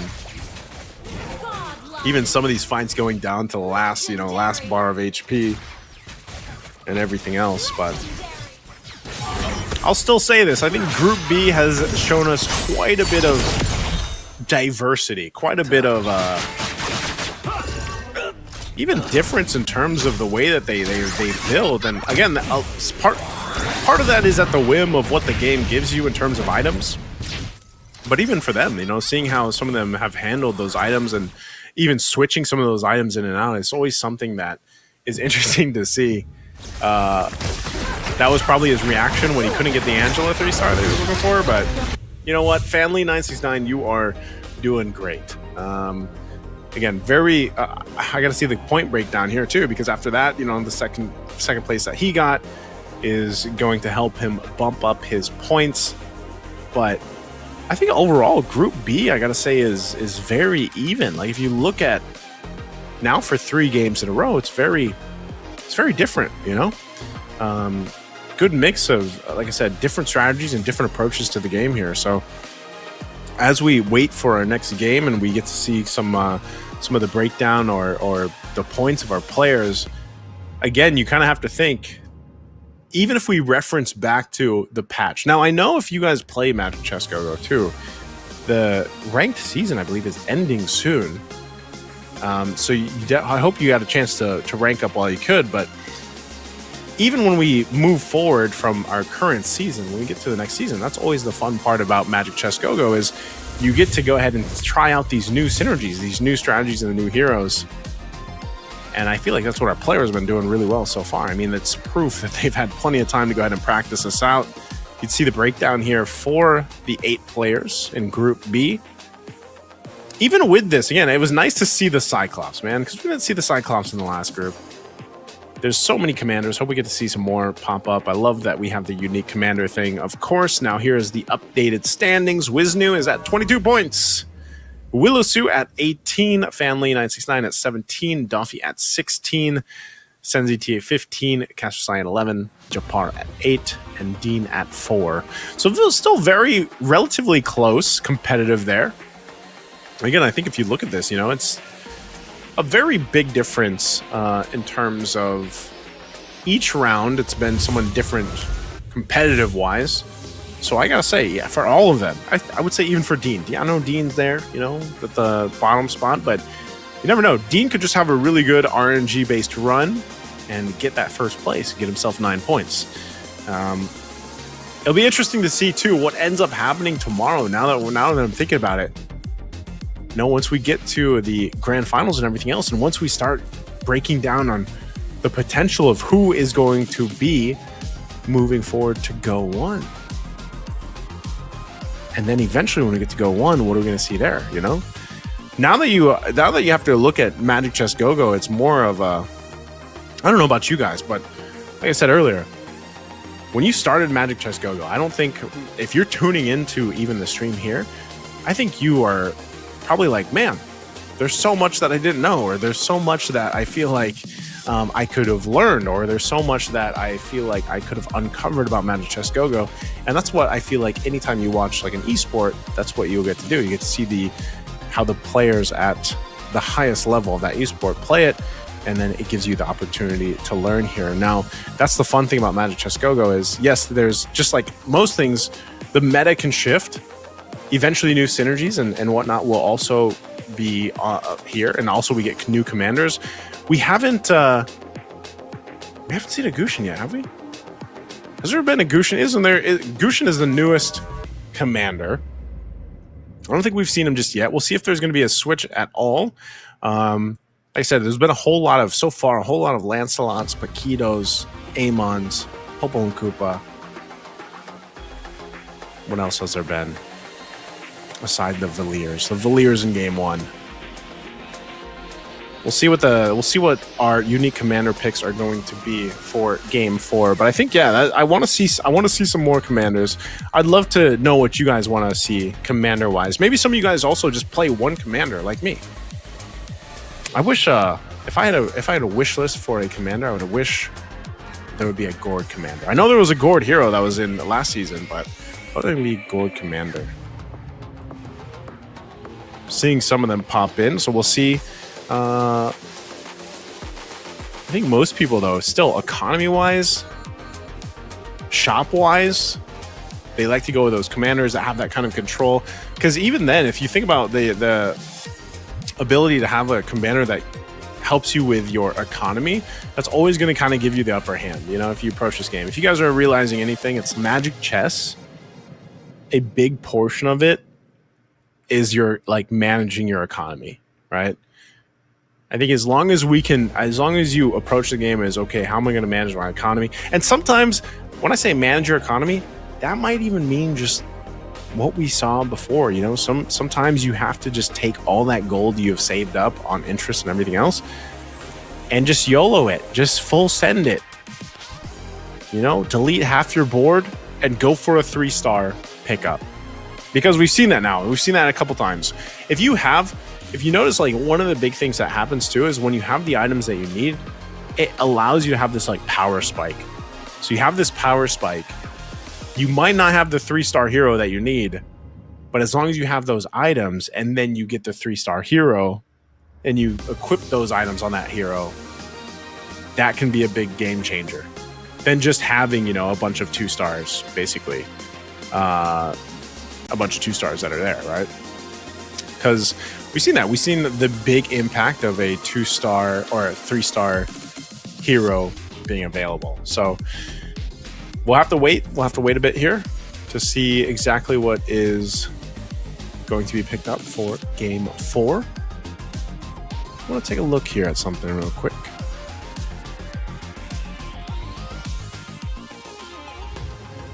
The surprising thing that I'm seeing here is, again, if we look at how much Dawnbringer has been brought up, right? Dawnbringer has been brought up so much in Group A. It's been brought up a little bit here in Group B, which is funny because obviously Dawnbringer, you have those 3 items, right? You have the Skywrath Spear, you have the Horn of Prosperity, you have the Direwolf Devastator. But it's that Skywrath Spear that is so deadly. That provides that lightning once that game starts. And it's funny because it was kind of nerfed a bit. But people were also wondering, like, how do we deal with this Dawnbreaker? And I feel like so far our players have really showcased how to deal with Dawnbreaker. Because some teams, they still opt for that Dawnbreaker synergy, but they haven't been mostly getting that first place, that first place finish. A lot of the first place finishes so far are very chop suey build synergies. And I think sometimes even if you look at the leaderboards here, if you also look at the leaderboards for the top players out there, Mythical Glory, 8,000 stars. My goodness, think about having 8,000 stars. Global rankings, what do they have here? Global rankings. There's a lot of chop suey builds for those global commanders. Here we go. Let's see what our unique commanders are going to be for game 4. So we're 3 games in, and for this one, I was hoping. Okay, we do. Oh, you know what? I take that back. I'll tell you what. Big props to Wiznu, because Wiznu's the one who's going outside of the box, man. He's now bringing the Karina. He brought the Cyclops, now he brought the Karina. Everybody else is still going the Popo and Koopas, the Lancelots, the Chos, you know. Like what we've seen, right?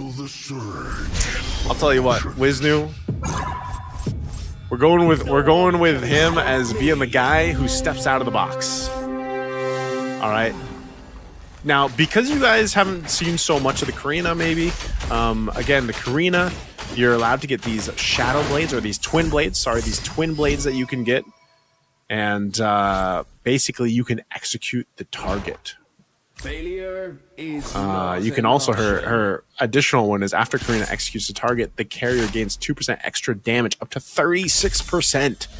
So Karina, her whole job as a commander is to destroy people faster. So that's a scary commander to have on the board. Now looking at the first cards here, this start is going to be a little bit different. Mostly item dependent. We got a little bit of XP too, a little XP reduction.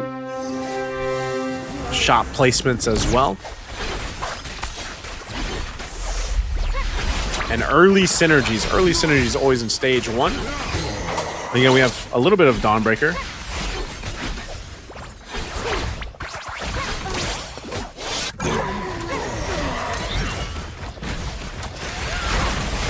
A Dawnbringer, we got some Aspirants. We got 3 Aspirant synergies being built up across the board here. Let's see what else is built up. Really amazing, but I won't lose. Don't ever look back. A lot of defenders too. From game to game so far in the early games. Defender than Starwing.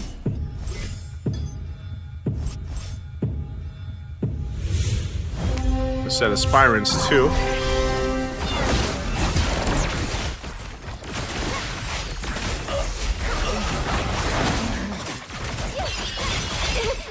FMLD and doing some moves to channel to the RNG.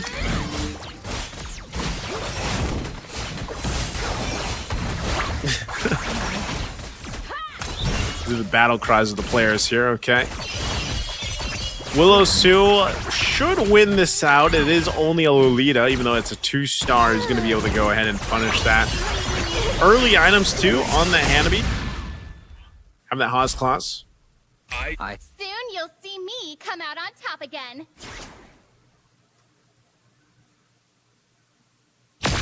No one escapes my hunt. Ready for the real challenge? Okay, he gets the capacity. He's working on that Layla still, too. And all over here for Dean. Aside from the dance moves that we see Dean doing, he's got the Bruiser plus the Dawnbringer. So he's already got one of those he's already got the one Dawnbringer item, but he's still got to build up on it too. Most likely wanting that spear. He's not going to be able to get a stack though, unfortunately. I don't know if Japar's going to be able to beat this though, because the Badang 2-star should get the burst damage here. Oh no, he doesn't have the shield anymore. Okay. So Japar will win this against Dean. But again, Dean's just kind of building up here. You can see this is more of like a slow cooked gentle breeze is enough composition that he needs.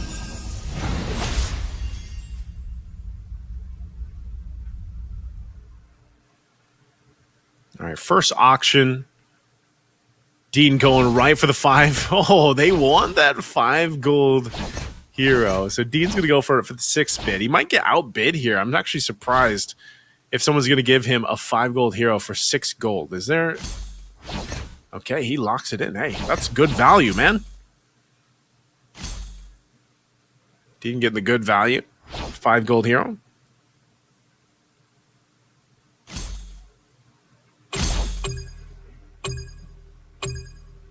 All right, let's see how they do this. A lot of defensive items. So the copy as well. Okay. Let a storm Come whip up the souls. Activating it. So he's got his activated Dawnbringer. He's now got the 4, so that's going to give him the second item. That's going to be good for him. Also the Veil there. He's going to go for a Sail here. What's he building into? Does he actually want the 3-star Veil? There's a reason why he's staying at level 4 as well. Now for Wisnu. He's got the Shadow Weaver now, so he'll get that little knock up in the air. Not many 2-stars just yet.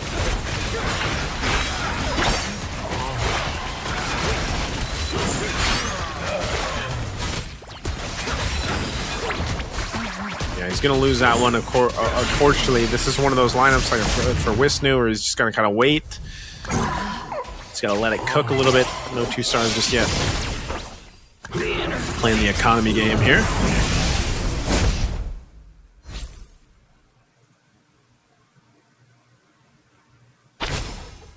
Those who do not Part of the fact too is Wisnu is playing with Defeat's Dividend, you know, so he gains a magic crystal chest for every 3 defeats, up to 2 chests.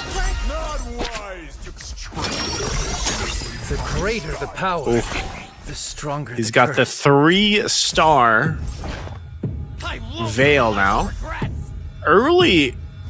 Kind of early moves here from Dean. This is what Dean needed, though. Again, he's sitting at the bottom of the points.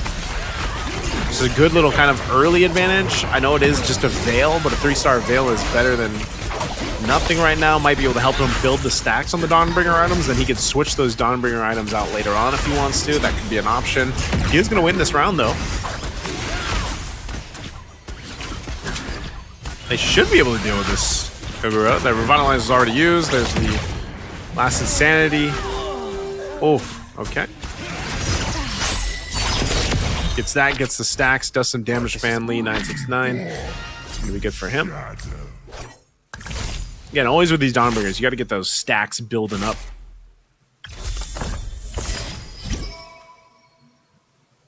Creep round for stage 2. We'll see what ends up happening. Second card's being picked up too. Can already see here, Solid Alliance. We got the synergies, of course, the Eternity with that Immortality, Rising Festivities, Trust Fund for Fanly.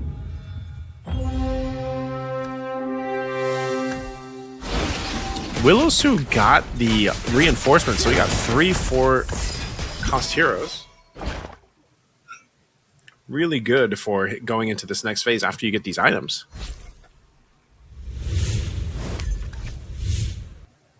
Real strength, the bell tolls for you. Okay, let's see how they play this out. He is always on the winning side. Everybody's still quite healthy here, running into halfway point for stage 2. Some of these synergies building up now. Get a little more built.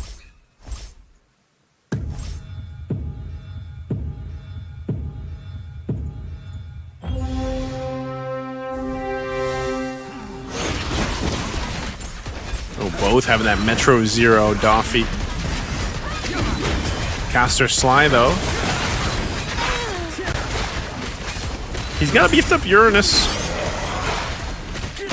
Doing some good damage. That Clint, though, in the back. I don't think he's going to be able to burst through this Uranus. Plus the Kogura firing off with that kind of damage. Yeah, he's going to go down, so Caster Sly will win this round.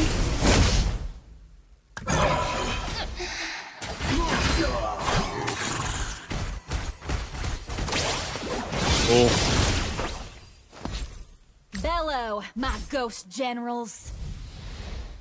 It's not your fault being defeated by me. Very close still, too. I mean, again, one of those situations where very close here.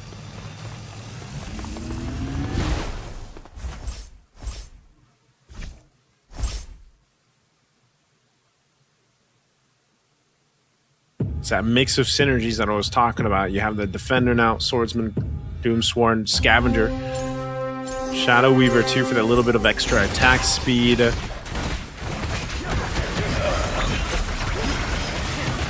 The attack speed actually surprisingly works well, even with the Cyclops here, but that Dawnbringer.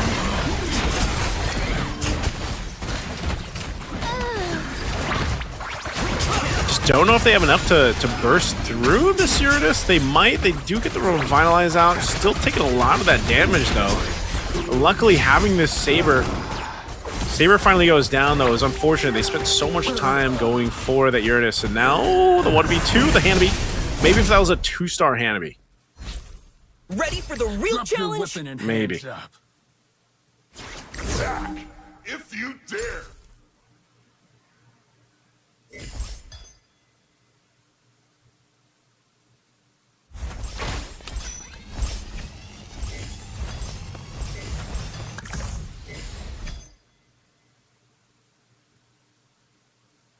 Okay. We can hang out in the moonlit. They have plenty of gold. They have plenty of the interest built up. This is where they can go ahead and switch things in.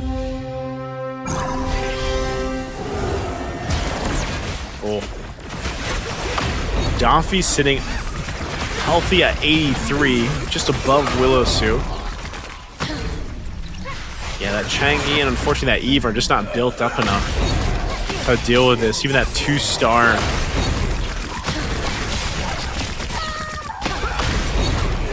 Oh, the Thams. The Thams.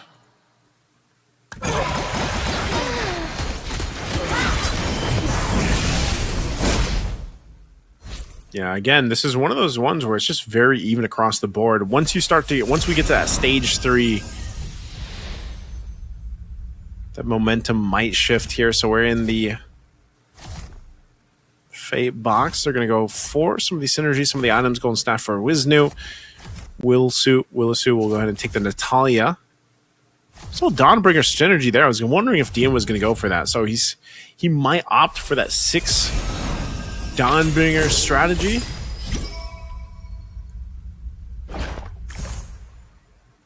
It's getting close. He actually, okay. I think Dean's got the 6 Dawnbringer strategy too. Over here we got the Scavengers for the economy to build up here for Wisnu. I'm in top 4. Let's go! All right, Caster Sly. He's got a couple of the 2-star heroes now too. A little defensive with that Dauntless and the Defender.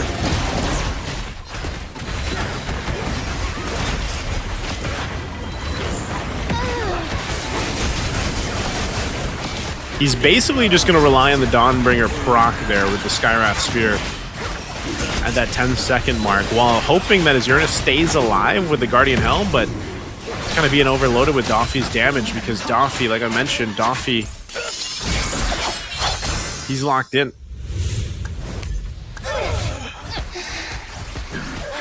Oh, little 1v1. Ooh.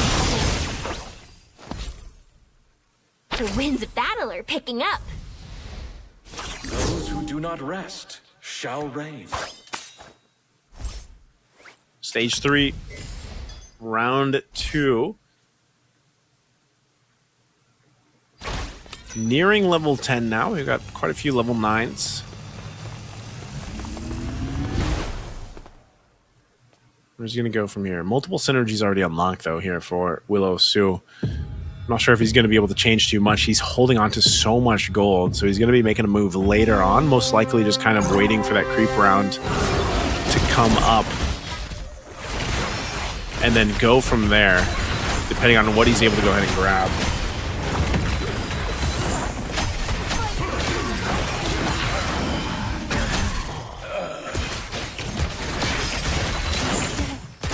Oof.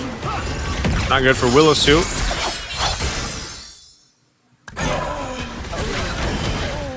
Over here on the other side, Fanly969.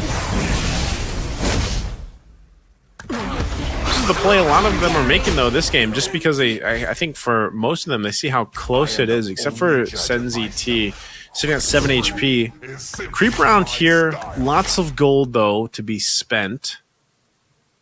Let's see what they do. Last card's being picked up, too. Prime selections. Lot of prime selections here. Get 1 magic crystal chest, select 1 of the 3 random magic crystals, so that's going to help with the synergies. See what else they get picked up.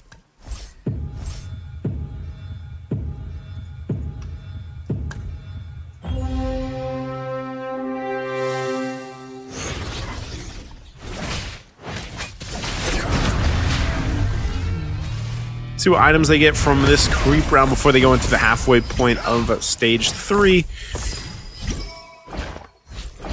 SenZT needs something good for him to stay in here. Locked and loaded. We'll see what he picked up. He's got plenty of gold. He's got 50 gold. He's going to go ahead and star up now. So this is where we start to see the players. After they got those 3 cards, they held on for a lot of the interest. They'll go ahead and start building up. In death, I am the sacrifice. Very big plays. Just feel my heart. I can't get more excited. Still going, still going. All right, he's got the 6 swordsman plus the star wing. 6 star wing up. That might have been enough too to keep Sen in. And again, playing this Guinevere, he was able to go ahead and grab some of the free heroes from the shop based off the Guinevere commander. So this keeps him in. Still holding on to 38 gold too. That's great.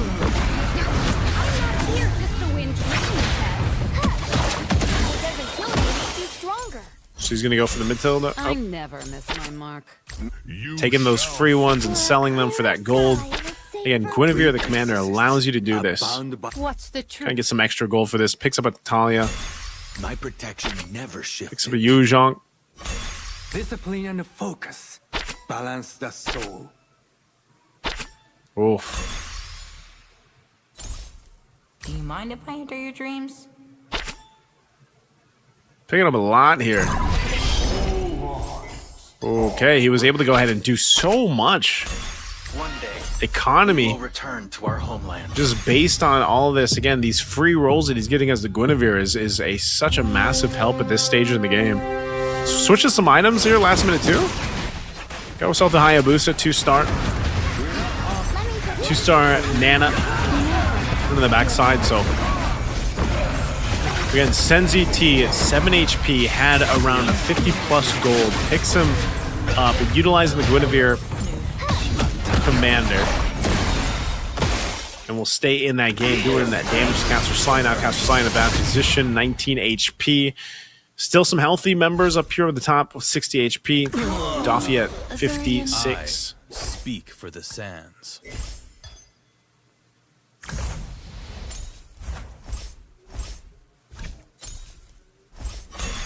I join, I win. Sen still making the moves.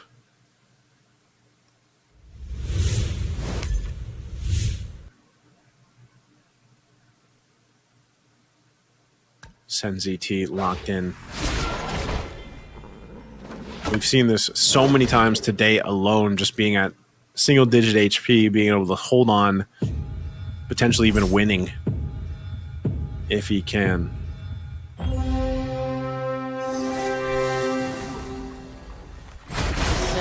He's facing off against SenZT. Even with this Luminexus mage build. See? We're gonna take out Sen here. Oh, so close. Still has that Angela. Oh, but this Hayabusa. Oh, can he make it happen? He's so close. He's so close. Shadow kill again. Pops the winner crown. Has that. Boom. So close. You can see Sen. So close. He made such a big move economically too, but still unfortunate. Not able to win that one. Now we're back here to the Fate. See what they grab. Family going for the capacity. Moscow being picked up by Dofi. Itemization, the priority by the majority of the players here, so they'll go for the items. Another target to me. Again, these items have such a big impact, especially towards this part. Now entering stage 4 here. Starting to get a little dicey. This is where we enter that territory where it gets a little spicy here. Have a drink with me? The economy also going to be huge. Forest. Let me protect you. I can control my power now. See what they end up doing here. Still 7 players on the board. Caster Sly in trouble. Japar as well. 10 and 7 HP.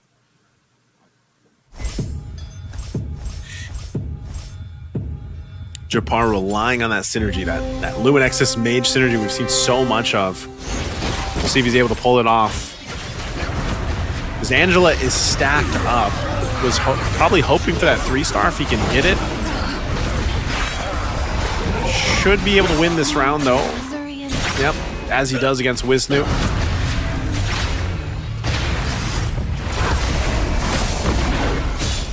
Okay, he stays in it. Wisnu still alive too. Good move there from Japar. He's trying to go for that 3-star if he can get it. Tetra, let's go. Even working on the Kalea.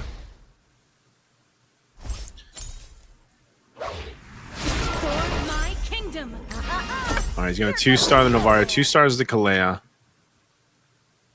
Doesn't have that much gold left. He might just wait to go ahead and build up on the synergy here. He still hasn't picked that last card yet as well.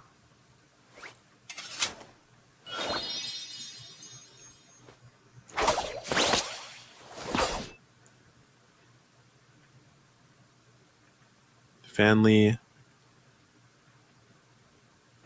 See what he ends up doing to beef up this lineup. He's only got 1 gold though. 23 HP.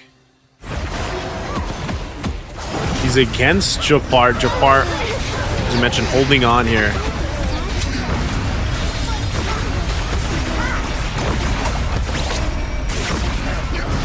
Okay, Japar's actually going to be okay. He's going for that next level up on the Yuzhong too, so he'll do the damage to Fanli. Fanli picked up his rock shield, so he picks up the rock shield that he was holding on to. So he'll stay alive. You have the same thing happening over here. Japar as well. Creep around now, so this is a big part. You're also getting close here to some of these 3-star heroes now up to this point. Again, 3-star being held on here by Dean.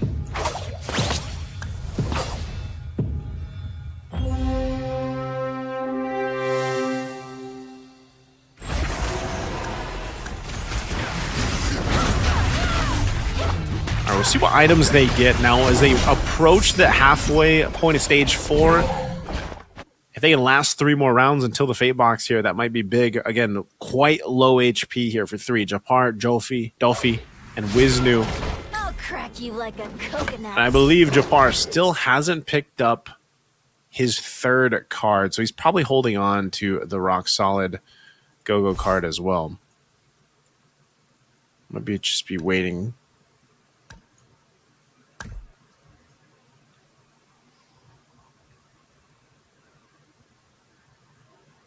Some of the shifts here, looking for those 5 gold cost heroes, seeing what's left and what's on the board.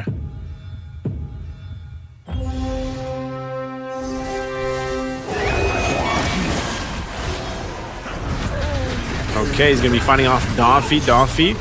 Japar or Dolphy, one of these two are going home. Or getting knocked out, rather. Japar seems like he's going to be okay. He's actually got enough to rely on. He's going to take out Japar. So close. Or no, Japar taking out Dolphy.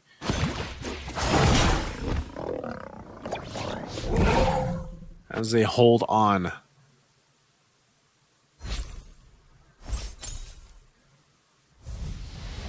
No matching rivals here. Nana has learned to control her power.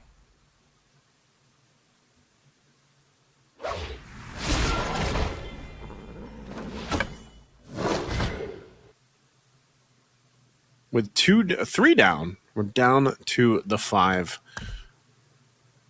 Any round here too, as they have 2 battle rounds before the next Fate Box, could still potentially lose 2 more to have 3 left, unless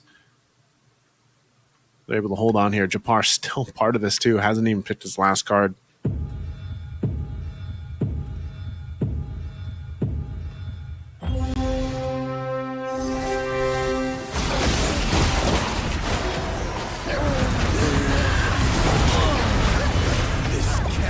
Good placements. Yu Zhang is beefed up. That's what I was saying about the 3-star heroes at this stage of the game. Japar was hunting for it. He got it.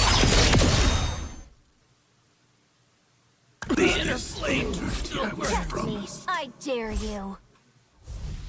3-star Yuzhong, and this is where we have to see, now that we're down to the 3 last players. Do you know what loneliness is, Tetra? Who's going to be able to make that work better? There's no backing out now. Let's see what 3-star compositions come through. I can control my power now.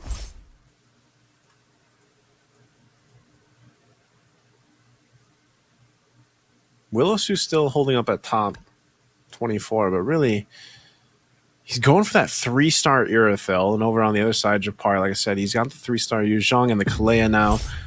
The Angela. If he's able to get the Nana to 3-star, I think Japar is going to be in a really good position to win. At first place.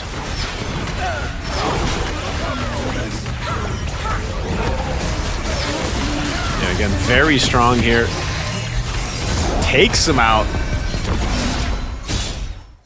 Boom. Japar picked up the shield too, so now he's got that shield. That's what he was holding on to. We're going to head on to the Fate box.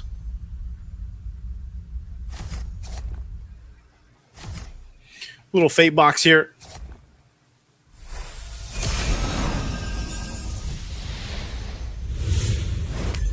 What did he pick up? Again, he held on to that last card for the longest time. Now Japar in a good position that even if he loses this round, he's still going to be okay. But Willowsu, does he have enough to deal with this? The multiple 3-star heroes in the hands of Japar.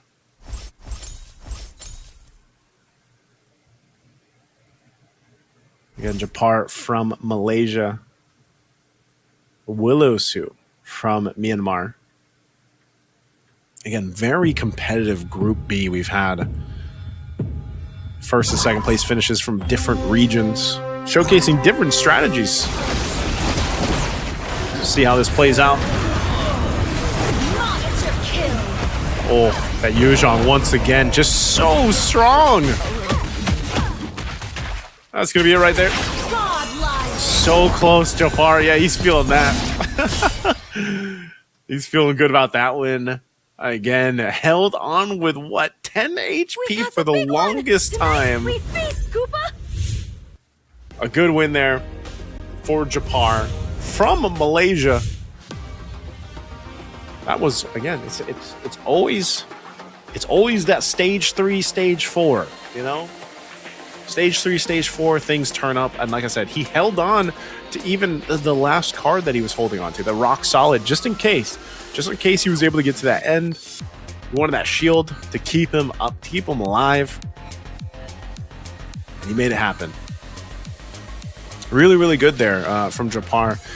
Like I said, you know, having those synergies, the mage, the 6 mage, the 6 Luminexus was really, really good for him.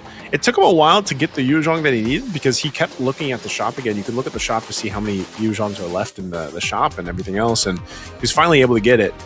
And that 3-star Yuzhong with the items that he had, you know, the Winter Crown, that Revitalize, and then the Exorcist item, it just really helped him play that composition the way that it needed to be, and then he could just rely on the Yuzhong to be such a it's weird how the Yuzhong is, because it's such a front like hero that causes distraction and stuff, and it you know, it takes a lot, especially when he's in dragon form, but then he does a lot of damage too. Like when he lands from the dragon form and then he follows through, there's just so much damage there for the Yuzhong. So great there. We'll break it down a little bit more, but also, guys, again, I want to invite you guys to head on over to our official Facebook page, Magic Chess Go-Go.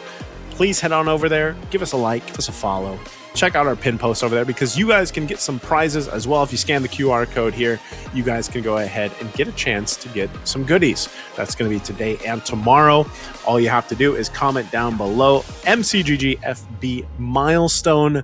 Make sure you guys take a screenshot of that, and then you head on over to the Facebook page you guys just liked and followed, and go ahead and leave your screenshot there, and good luck to everybody, okay?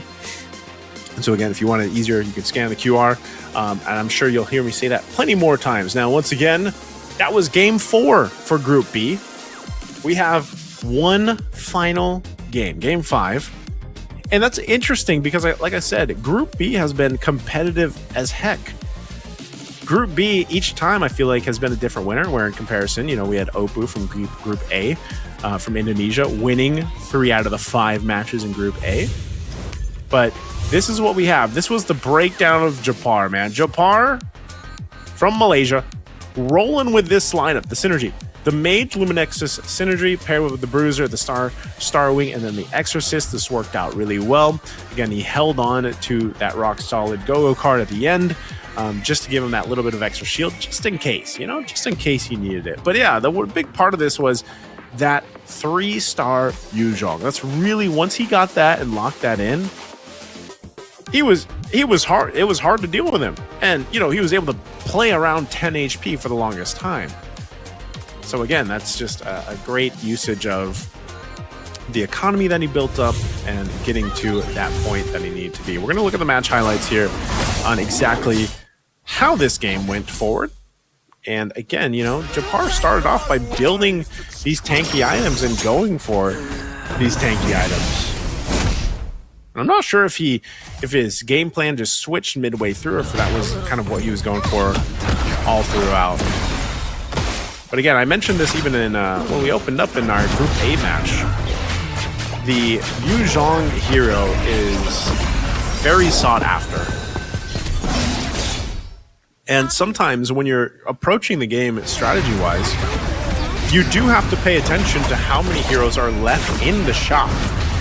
You know, again, that's one of the things you guys can do. You can go ahead and look at the shop and see how many heroes are left in that shop. Because that is going to help with your decision making on do I plan to 3-star this hero? Are there even enough heroes left in the shop to 3-star it, you know? But again, it was a good usage of everything they had. And holding on by 10 HP now. I mean, this is what we've seen lately, really, is playing around single-digit HP almost. Like I said, yeah, there's the celebration.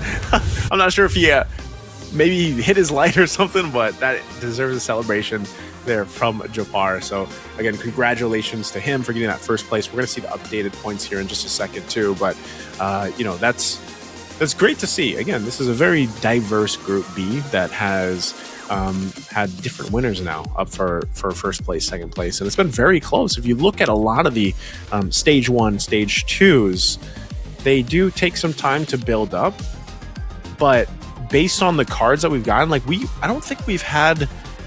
Oh no, we did have a stage. We had game 2, I think it was, where we had the first cards were gold cards, gold go-go cards. We'll see if that happens in game 5. Let's go ahead and look at the stats here, though. For game 4, again, this is what they went with.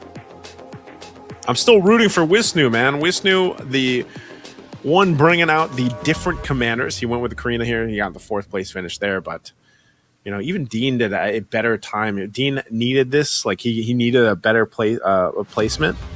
He got a better placement, but he's still sitting there at 10 points, still at the bottom, unfortunately. So we got Wisnu at the top, 27 points. Willow Sue at 25. Fan Lee 20-1. Dolphy at 19. Japar gets a big 9. Now think about that for Japar, by the way. Okay, Japar needed that. So if we look at this game 5. Japar and even Sen ZT, they need to have a higher finish here to get in that top 4. This is the hard part, right? Because again, as we were saying when we were going into this, we had 16 players today. Tomorrow we move forward with just 8, right? So the top 4 from each. So that's really tough. And you can see, like, these players, they're going to be kind of hyped. You know, Japar, hey, if he punched his light, that's fine, because he's super close. After getting that first place finish, he's super close to getting to that top 4 that he needs to be at for the next stage tomorrow. So if he's able to go ahead and replicate a higher place finish here, he might find himself there after getting those 9 points there in game 4. So very crucial for him. And like I said, you know, you can see that it's very close in that range for the players here.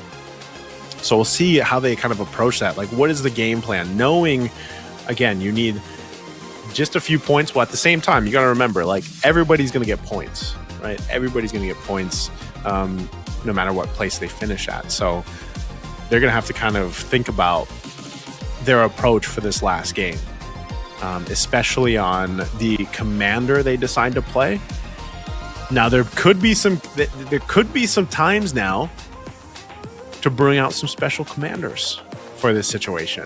We might see some unique, well, we will see unique commanders technically because it's called unique commanders, but we might see some commanders we haven't seen at all yet today for Game 5. Again, you guys got to put yourself in their position, right? These are the MCGG Rising Stars. They have gone through some of the qualifiers that we had during the group stages, which everybody was able to join. All right, yourselves included. So hopefully the next MCGG Rising Stars, you guys join the next one. And then they get to this point where we are today. This is one of the very first English broadcasts we had for MCGG. And then they're fighting for a prize pool of $10,000, $10,600, right? And this is our unique commanders. We're down to the last round, round 5. We're going to see exactly what commanders they're going to bring for that final bout. For the 4 hopefuls to move on to tomorrow, to eventually to find out who will move on to Go 1. Season 1, that first big tournament for Magic Chess Go-Go that we will be having. And here are the commanders. So as you can see, we are going to see another Karina. I like it. I got to say I like it, you know? Lancelot, Paquito, Karina, Mozkov, Nana, Lucas, Popol and Koopa, and the Amon. Very interesting, too, because we don't see too much of the Mozkov. We don't see, we don't see that too often. Even though Lucas has popped up maybe once. But we are going to see that Karina again, too. So let's see what happens here. Again, stage 1, round 1. Kind of early compositions are going to be built up here. Early synergies, and then even those first cards once they get picked up. We'll see what they go for. Time to change.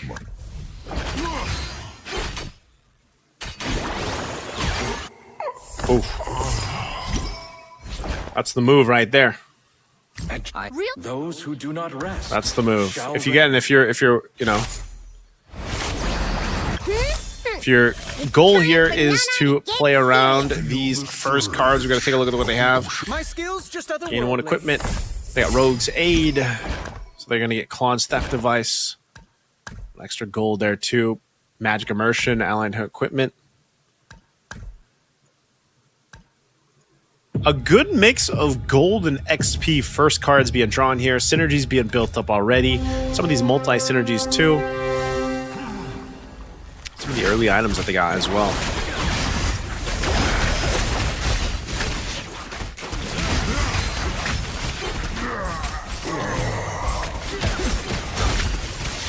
Already having that early Dawnbringer item for Willow Sue plus the Defender. He'll win this round here, getting that stack that he needs, and also it's a very beefed up Hylos. This early on, 3 items. It's time for Nana to get serious.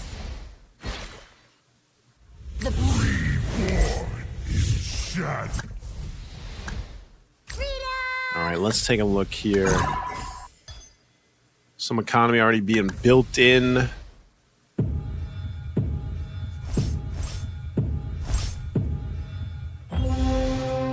Doffy's got the 2 Dauntless, the Defender, Doomsworn.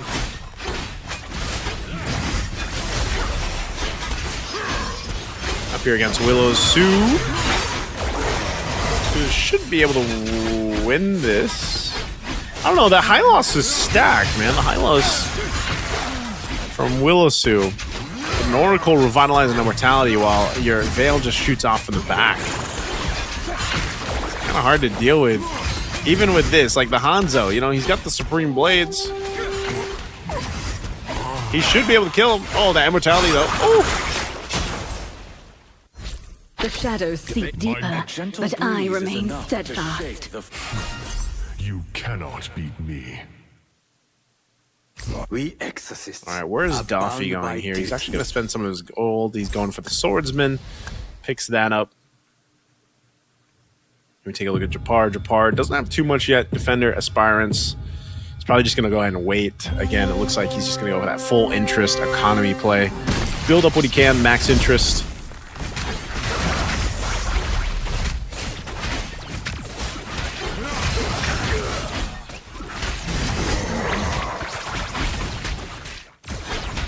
Japar not going to win this round against Wisnu.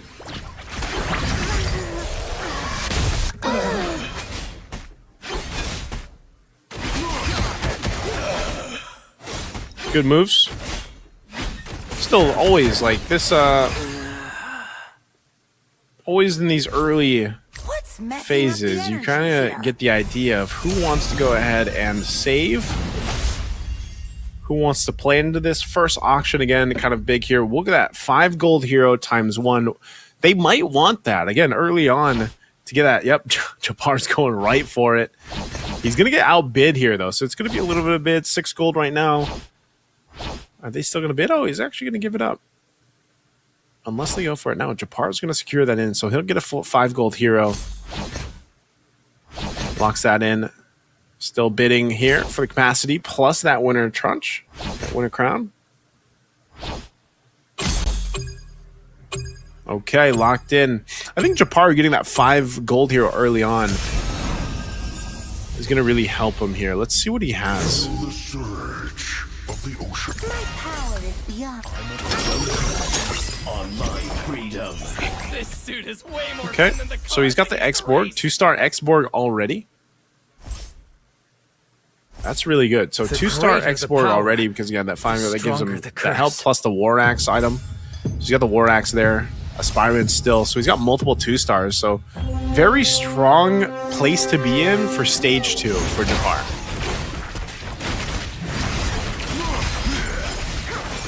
Like, that should at least secure him a couple rounds here at stage 2.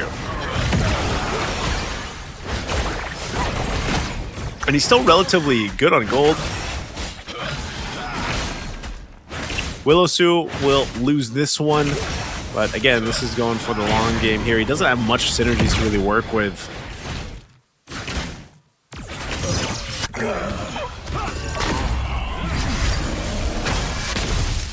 Whoever's crossing me, they'd better be careful.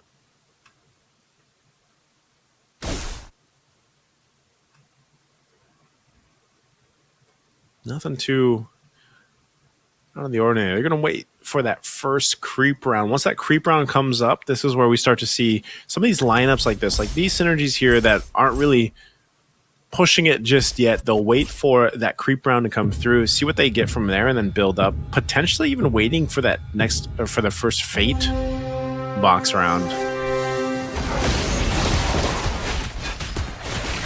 Whereas again, some of the lineups here, you see them take that advantage of the early game that they have and secure themselves some of these earlier wins. Again, just like with anything in chess, it's just always about kind of give and take. What do you take early game, or are you more for the mid to late game?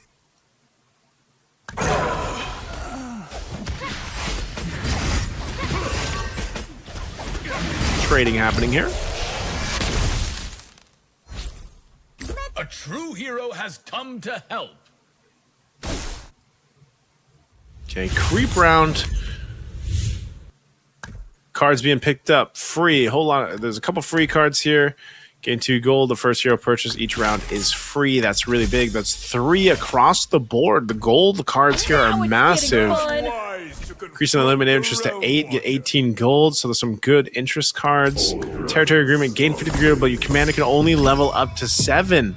Wisnu's going with a play here with the territory agreement. Big move right there. Fortified as well for Fan Lee. Caster Sly still waiting here. So these gold cards and the second cards are actually going to be a big shift this early on. Thicken Blood. 55% extra damage for Caster Sly's lineup, who, again, he might change this lineup. He's got kind of a mix going on here. All glories to the Empire. Let's see what he does. I'm coming to get you. Gets that blessing activated. Now has the 5 Dawnbringer. Potentially going for the 6 if he can find it. He does get it, so now he's going to be able to give himself the crucial items here for this Dawnbringer lineup. That was a good play. Now he's just got to get these stacks. The fact that he's got the Valentina already as well. Starting into the 2-star if he can get it. That Saber is doing work, though. He might not get a stack, so he wins the round. But that's tough. That's tough because, yeah, that's Valentina. Monster kill. Already with Hayabusa.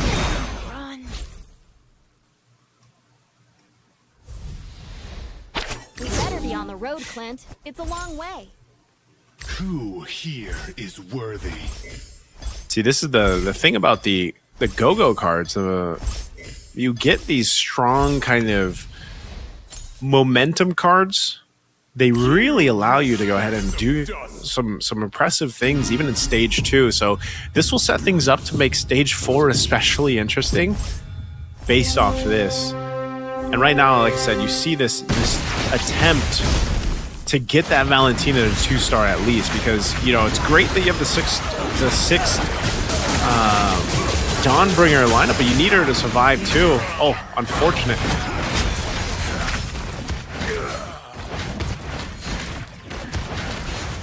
A little bit of trade there. Immortality's still up. Big slow battle. Plus building the Baksha again. Like we've seen this already today, that Baksha is going to be playing a big part of this later on if it can get to the 3-star. So nearing that Fate box. One more round here. There's no escape. Building things up. There's the blessing. That's the mage blessing. I'm not sure if they're going to be able to use that too much. It does actually. The Jushin's going to go for some sales. Still sitting on 42 gold. We'll go ahead and play the economy there. Starwing, though, 4 Starwing here. Is not an option. See what they can roll on with this. Copy device for the Saber. That's going to be good. Metro Zero buff over there for Japar. Still rolling with it. Good damage, but relying on that tanky front side of that X-Borg that he got early on. Still paying dividends here for Japar. In the middle of stage 2. He's going to be able to win this one too. See if he gets that X-Borg to 3-star later on. My love. The end.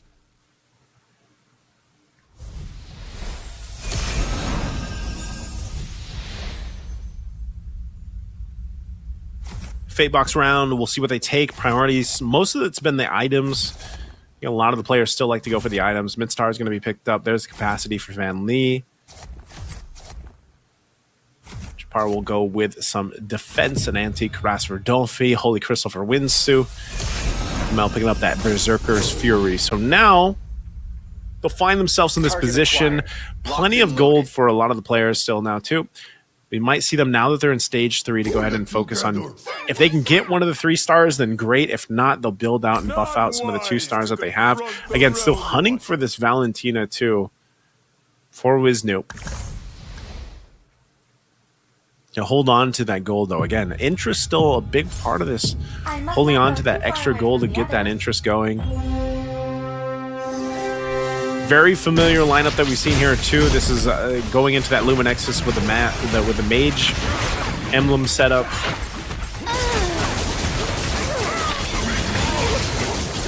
Wisnu, Dawnbringer again. As I was saying, the Valentina's popping off on the backside, not even on the 2-star yet. So just imagine that at 2-star for Wisnu. Gonna be able to get rid of this Jushin. 2-star Baksha. Senzi T, first one to get, or second one to get quite low. Caster Sly next, 12 HP here. So they got to start making moves. Surprise! Cowards don't deserve peace. Strength is simple. Don't worry, my friend. They got to get to a point where they're making moves. Let me protect you. I can control my from a cocoon to a butterfly. They've got this round, then they've got the creep round for their third and final card. We'll see what they decide to do.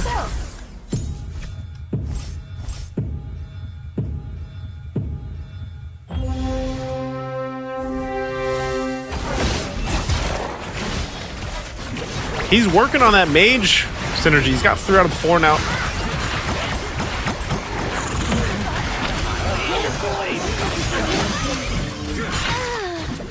Oh.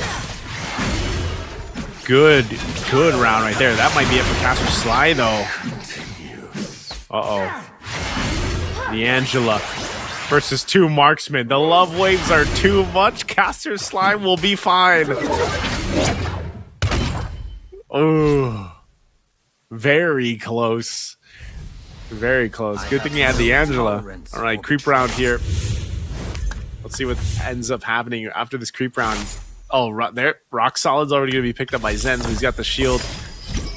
Healing Fountain for Family. That's going to be big. A lot of Healing Fountains. That's going to be crucial here.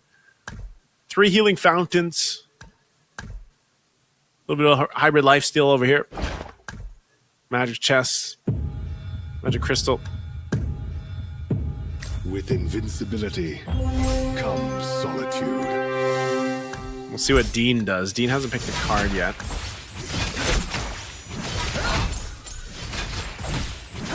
Yeah, we've seen it before. These Healing Fountain is great for the end.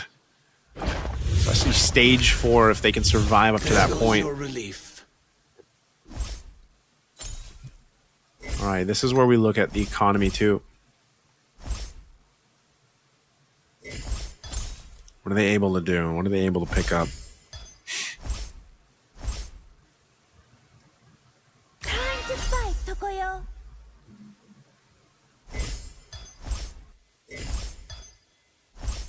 There goes my mercy.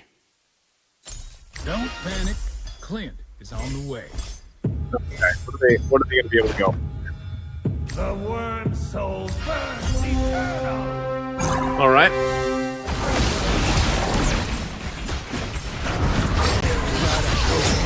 It's a good setup there. Now the Moskov 2 having the Berserker's Fury and that Winter Crown even for a little bit of defense. If he's focused on, he'll be able to heal up. Ooh. Good use. And that War Axe. He might be able to switch that out later on if he can get a 3-star Moskov later. That'll be good. Means let a storm whip up the souls. Very close now towards this, and the Caster Sly sitting at 12. He's going for it though. Oh, there's the Star Wing we were looking for.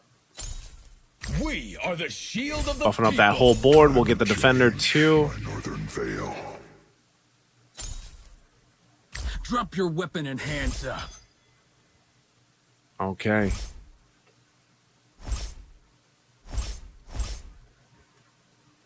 Really good synergy. Really good attempt. Again, you got to be able to pull this off. That Star Wing buff is so good. My skills just otherworldly. But he's going to want to start to get some of these 3-stars too up to this point.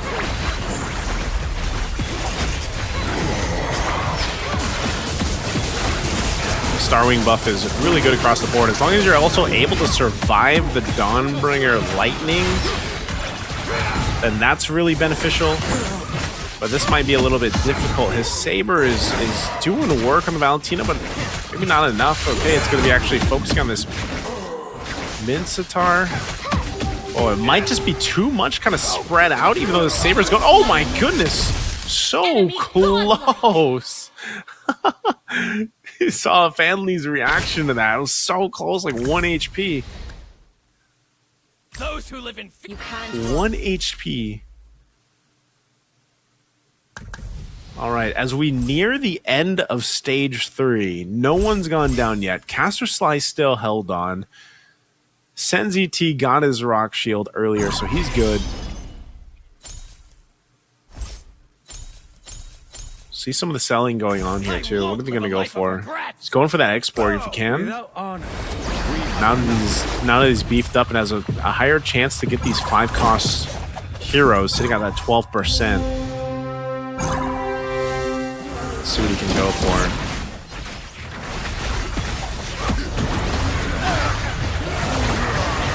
Utilizing that. He's got to survive that damage. He does really well surviving the damage there from Stanley. From Fanley. Oh, he actually survived? Does it? Oh, he does. He still got the Minstatar. Oh. Very close. There is no yield, you spectre. All right. They pick up his shield that card he was holding on to. So now we're down to the Fate box again. It was before we get to stage 4. This is where things always turn up.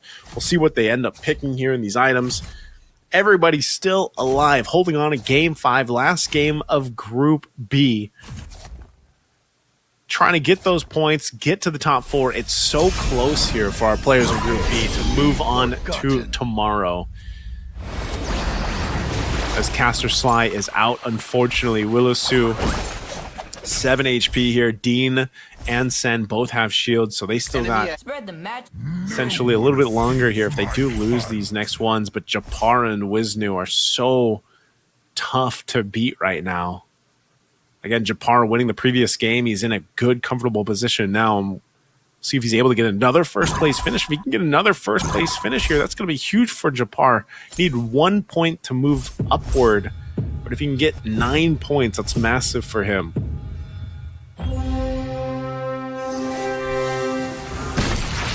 So Willow Sue up against Wisnu.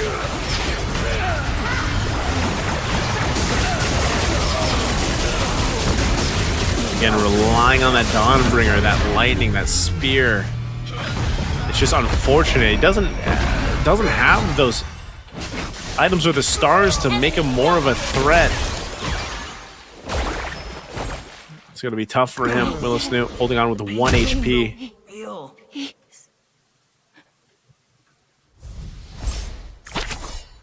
Strike with conviction. A little bit of switch going on here.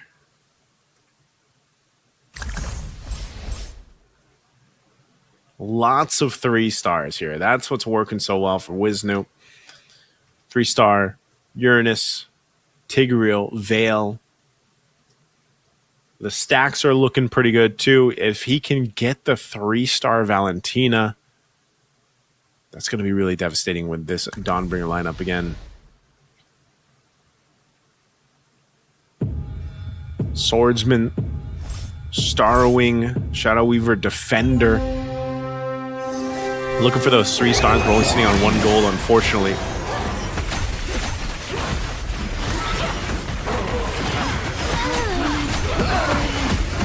Holding on here. Even with the 2 stars, he's still going to have to work through this X-Borg that we've been seeing before. Japar, though. Oh, might actually be able to do it. Oh, he's so low. Japar taking the damage. Fanley 969 still in it. And that's a Willow Sue out. Willow Sue bowing out. We're down to 6. This is a perilous Gonna be going to a creep round here. Smell it in the air. Okay, big creep round. 6 still alive. 2 very close to being eliminated. Taking a look here at what is left for these 5-costers.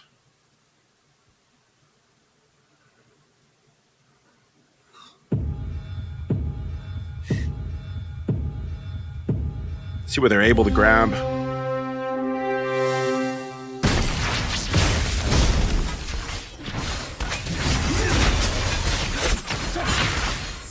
Again, it's always these items here in stage 4. The last creep round and the last fate box, which really pay dividends for these lineups, these synergies that these guys have. So they're able to go ahead and work through, picking up what they can to get the 3 stars now.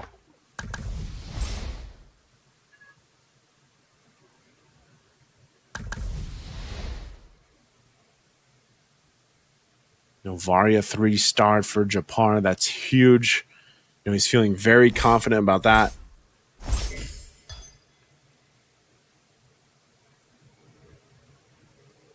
3-star Hayabusa as well for Doffy. So he made moves as well. You can see he made the economy move. He sold.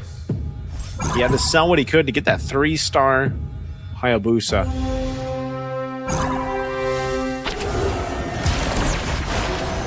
See if he's able to win it here against Japar. Oh, even with a 3-star Hayabusa, it's just a little bit too much. The Shadow Kill is going to be pretty good though, unless they can do something about it. But look at the damage from the Novaria again. Shadow Kill is going to be used, and they make it happen barely. Doffy though. Doffy taking damage. Family taking damage. We got 3 down. We're down to 5. What's the move? How much economy do they have? He's trying to get that 3-star Irithyll. Do you mind over if I here. share your dreams? Again, Wisnu and Japar. It might come down to them. He's got the 3-star Gushin.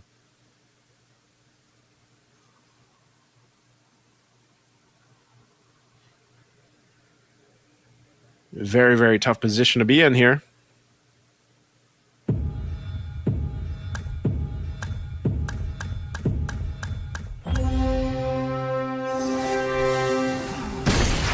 See what he ends up doing.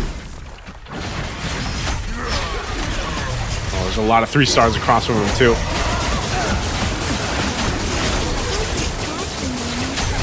Oh, so close with that.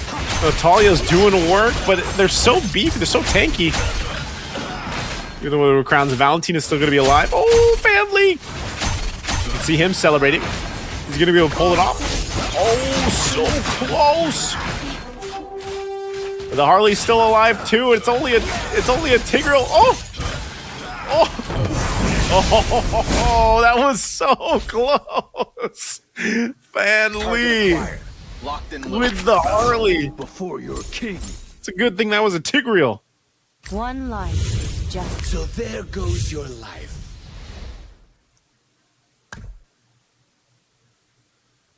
So close.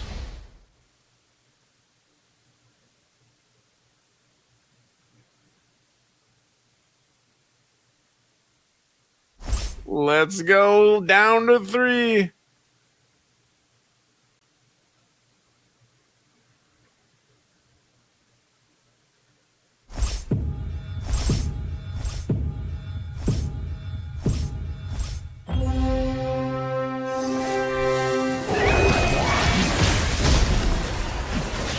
All right, down to it. Down to the last 3. Got the Monster coming, the Novaria popping off of the backside. They have such a reduction for the Luminexus. Wisnu not going to be able to survive this one, even with the tankier items here on the Tigreal. Oof. So close. Wisnu now feeling it. It's down to 2. Japar made it all the way to the top 2 again. This is what he needed after almost punching his light on the victory from game 4. Can he win it here?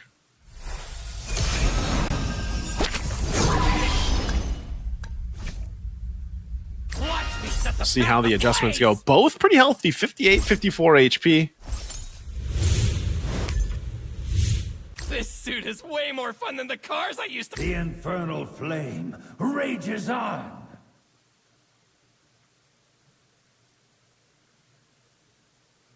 See how they approach this again. What kind of changes can even happen here? 3-star Leslie though for Wisnu. It's gonna be good. That creep round coming up too could be crucial, honestly.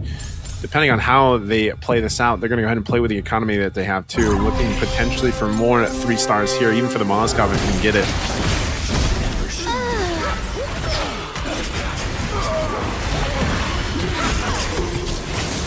Okay. Always getting close. Moskov fire off the back. There's so much lightning though for the Dawnbringer, but still it's gonna be good. Even with this, Novaria is gonna be able to pump enough damage. The winner crown is popped with 19k crit from that 3-star Novaria. Oof. What else are you gonna go for the build up here? Still sitting on 34 gold. Japar and Wisnu.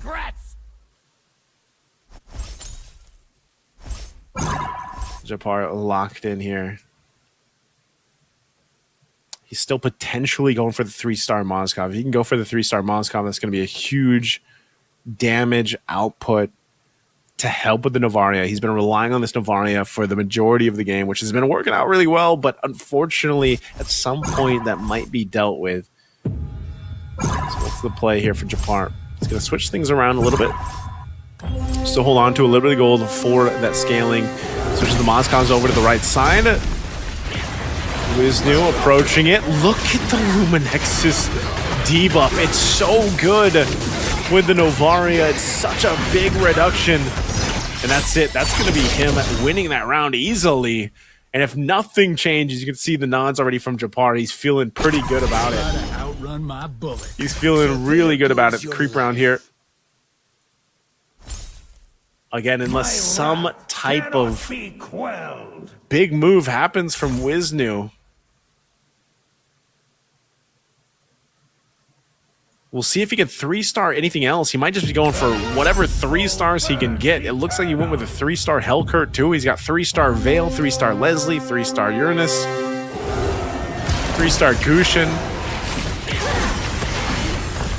What items are going to drop here? Is it changing enough for Wisnu?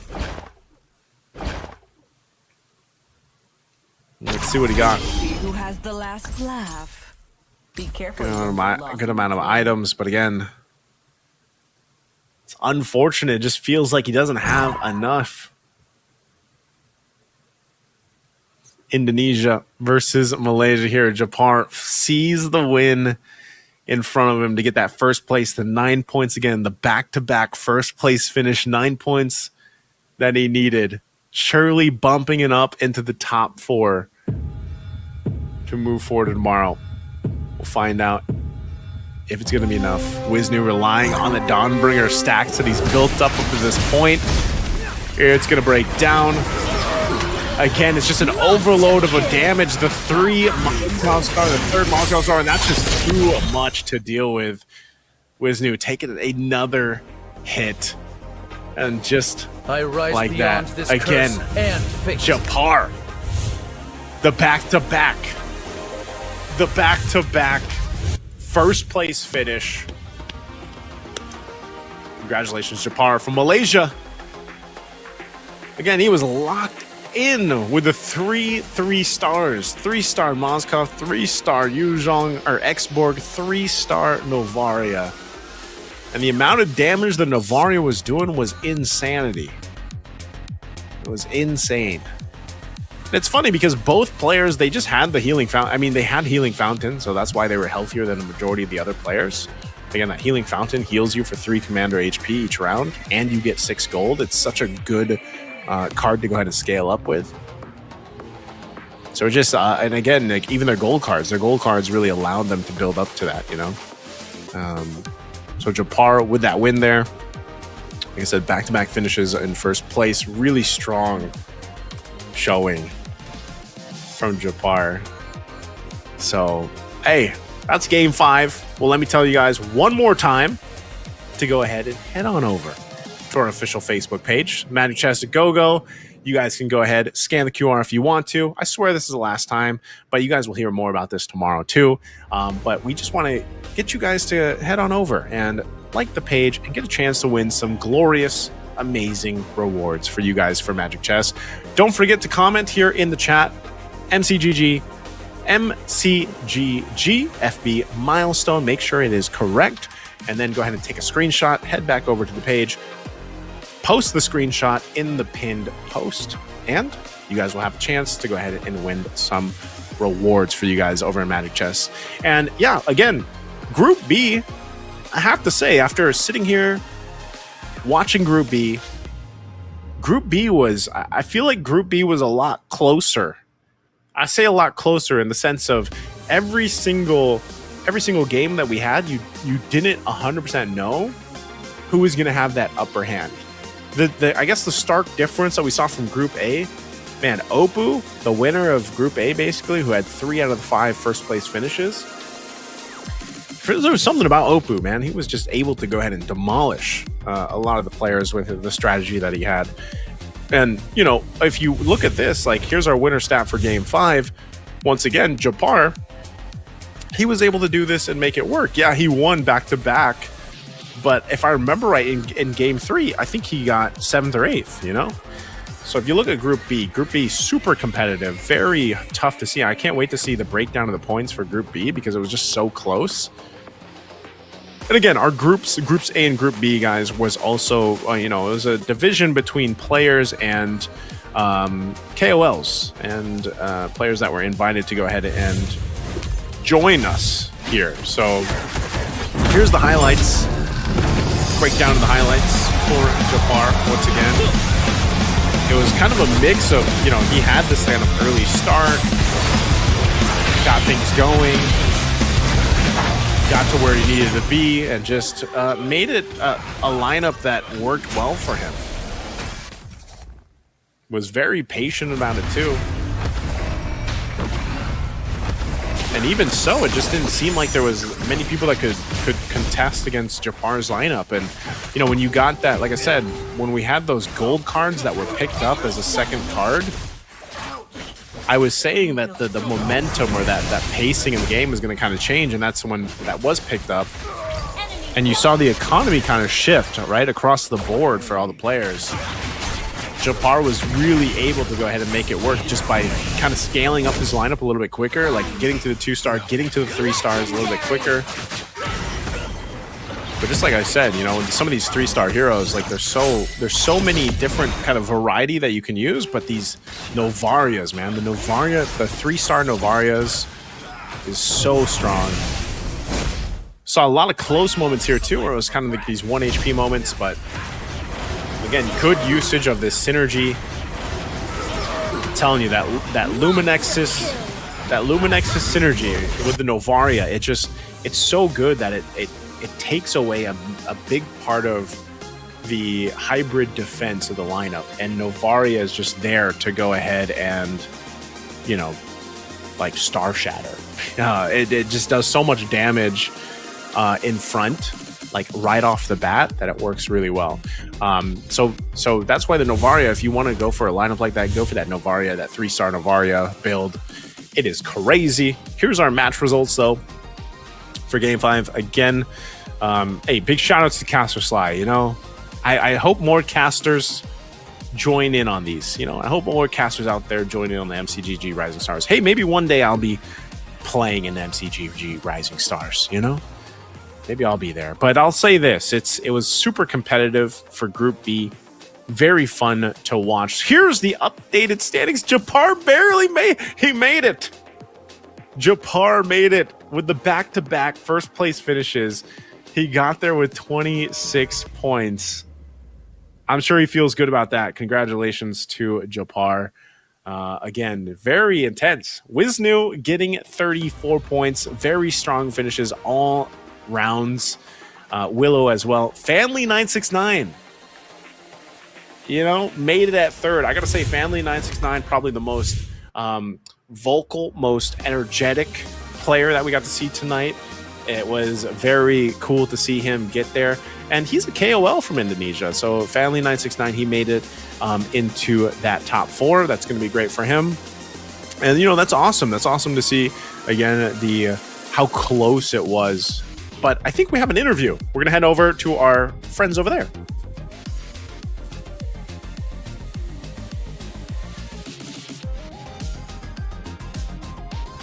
I believe we have an interview.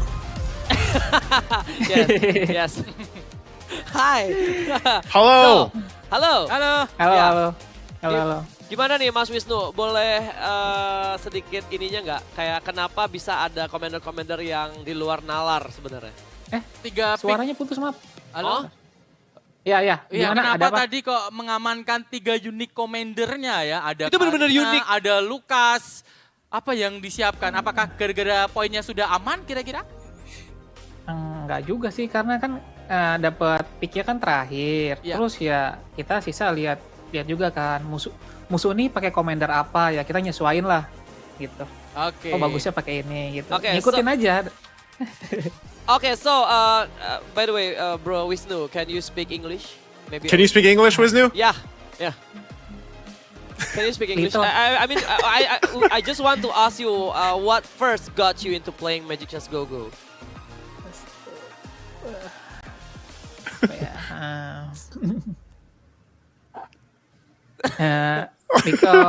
Because Armeni Hero Mobile Legend kan pertama, campur-campur boleh nggak? Coba ngomong aja nanti aku yang translatein ke. You guys can translate for me.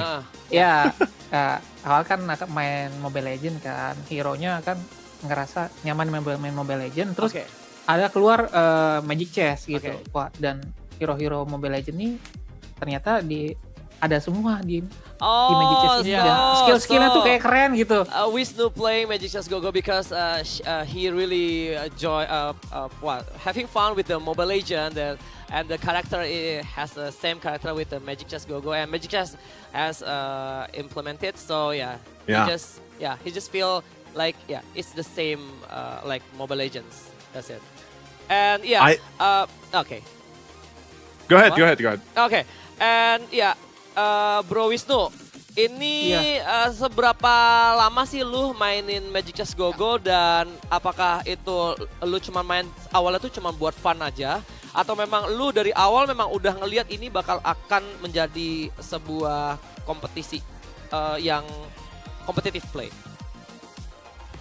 Awalnya emang have fun aja kan gitu, ngisi waktu luang, karena kan ini kan kita bisa main di mana aja ya kan. Di kan tempat tongkrongan gitu kan, di tempat intinya tempat-tempat santai banyak lah gitu. Nah ternyata game ini seru gitu kan, wih menarik nih, strategi gitu kan. Kepikir kedepannya ini kayaknya game ini bakal berkembang nih untuk kedepannya nih, nggak mungkin sirna lah gitu kan, bakal mungkin melebihi Mobile Legend lah. Okay, so Bro Naiso, I asked him that how did that he start his journey in Magic Chess Go-Go, and was it just for fun, or just did you already have a vision for a competitive play? And he said that at the first time he only playing this for just only having fun with their friends. But the next, he saw this as a competitive play. Then even though that this Magic Chess Go-Go even can beat the Mobile Legend itself. Oh. Yeah, when it turns to competitive play. Yeah. I like it. Tadi belum dijawab ya, dari season berapa kira-kira? Main untuk Magic Chess. Dari season berapa? Zaman waktu itu tuh yang masih Mia Kangkung loh. Mia Kangkung tapi sebenarnya udah lama ya. Itu mah udah Oh, Mia Kangkung yang mana ini?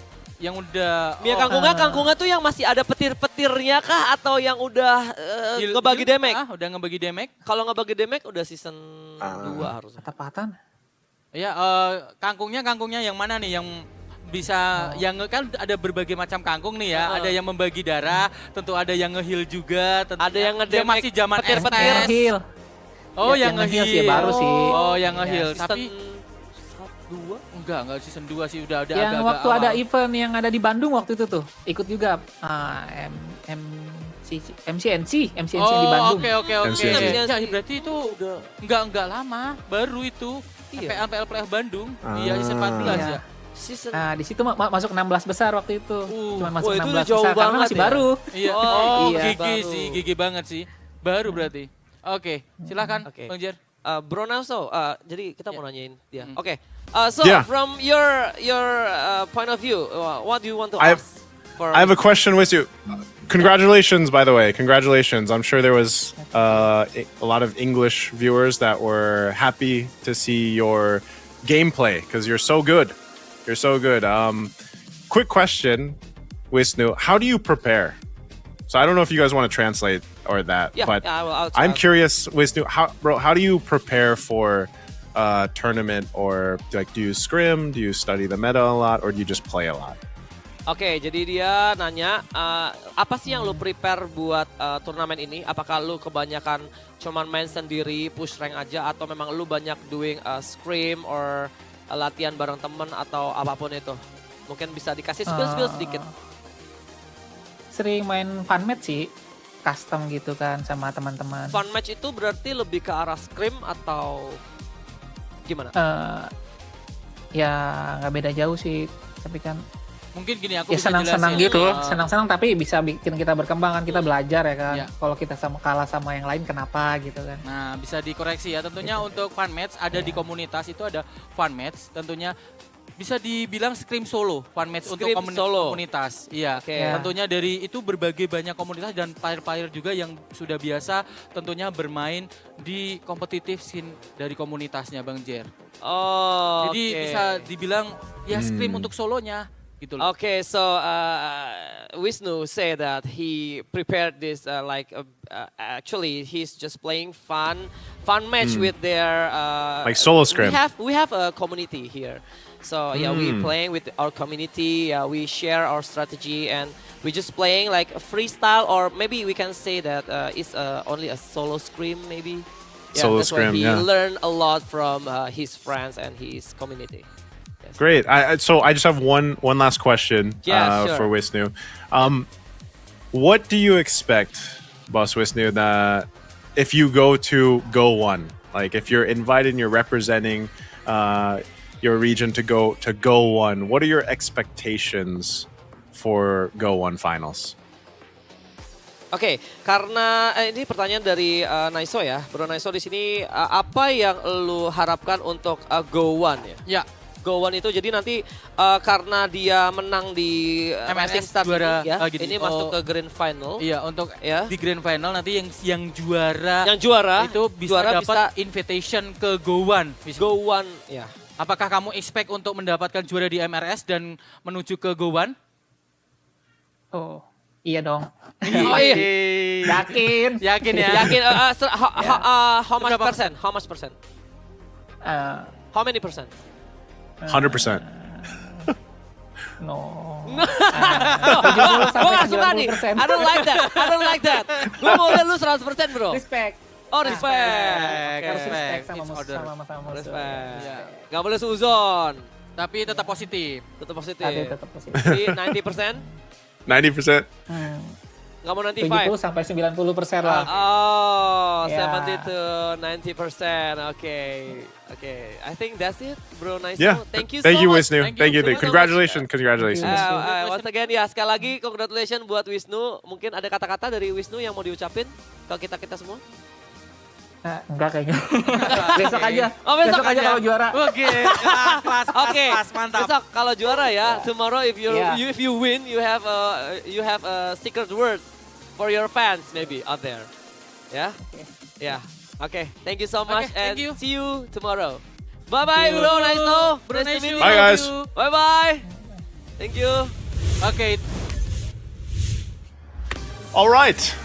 That was interesting. I'm glad we were able to do that. You know, it's always a challenge, guys, to go ahead and do like a multi-language interview, but it's always great when we can. And, you know, props to the production to be able to do that because I think it's really fun. I know it is a little, hard to kind of coordinate, but it's really great to go ahead and interact with the players here. So congratulations again to Wisnu there for grabbing that first place finish. And we wish him luck tomorrow.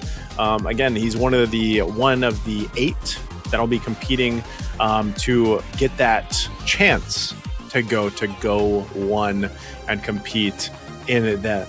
I guess we could look at Go One as, and I know they'll probably talk about it more later here, but it's going to be a big, great celebration for Magic Chess Go-Go, and I think it's really exciting that we have that. So I know it's been somewhat of a long day here for us and for you guys watching in from Group A to Group B. I hope you guys have really enjoyed this English stream. Of course, it's been great to kind of bring it to you guys to finally cast Magic Chess Go-Go and learn and have some fun with you guys too. I hope you guys learned something from this. Again, this is just the beginning for Magic Chess Go-Go. So we'll be back here tomorrow. It won't be me. You'll be joined here with a different caster. It's going to be my friend Renmar. But thank you guys for joining me again. I'm Naisu, and it's been a wonderful, wonderful day to join you guys here for MCGG Rising Stars. Don't forget to like the Facebook page and everything else. And be back tomorrow for the grand finals. And we'll see you guys then. All right. Until then, thank you for joining us. Have a good night, and we'll see you guys next time.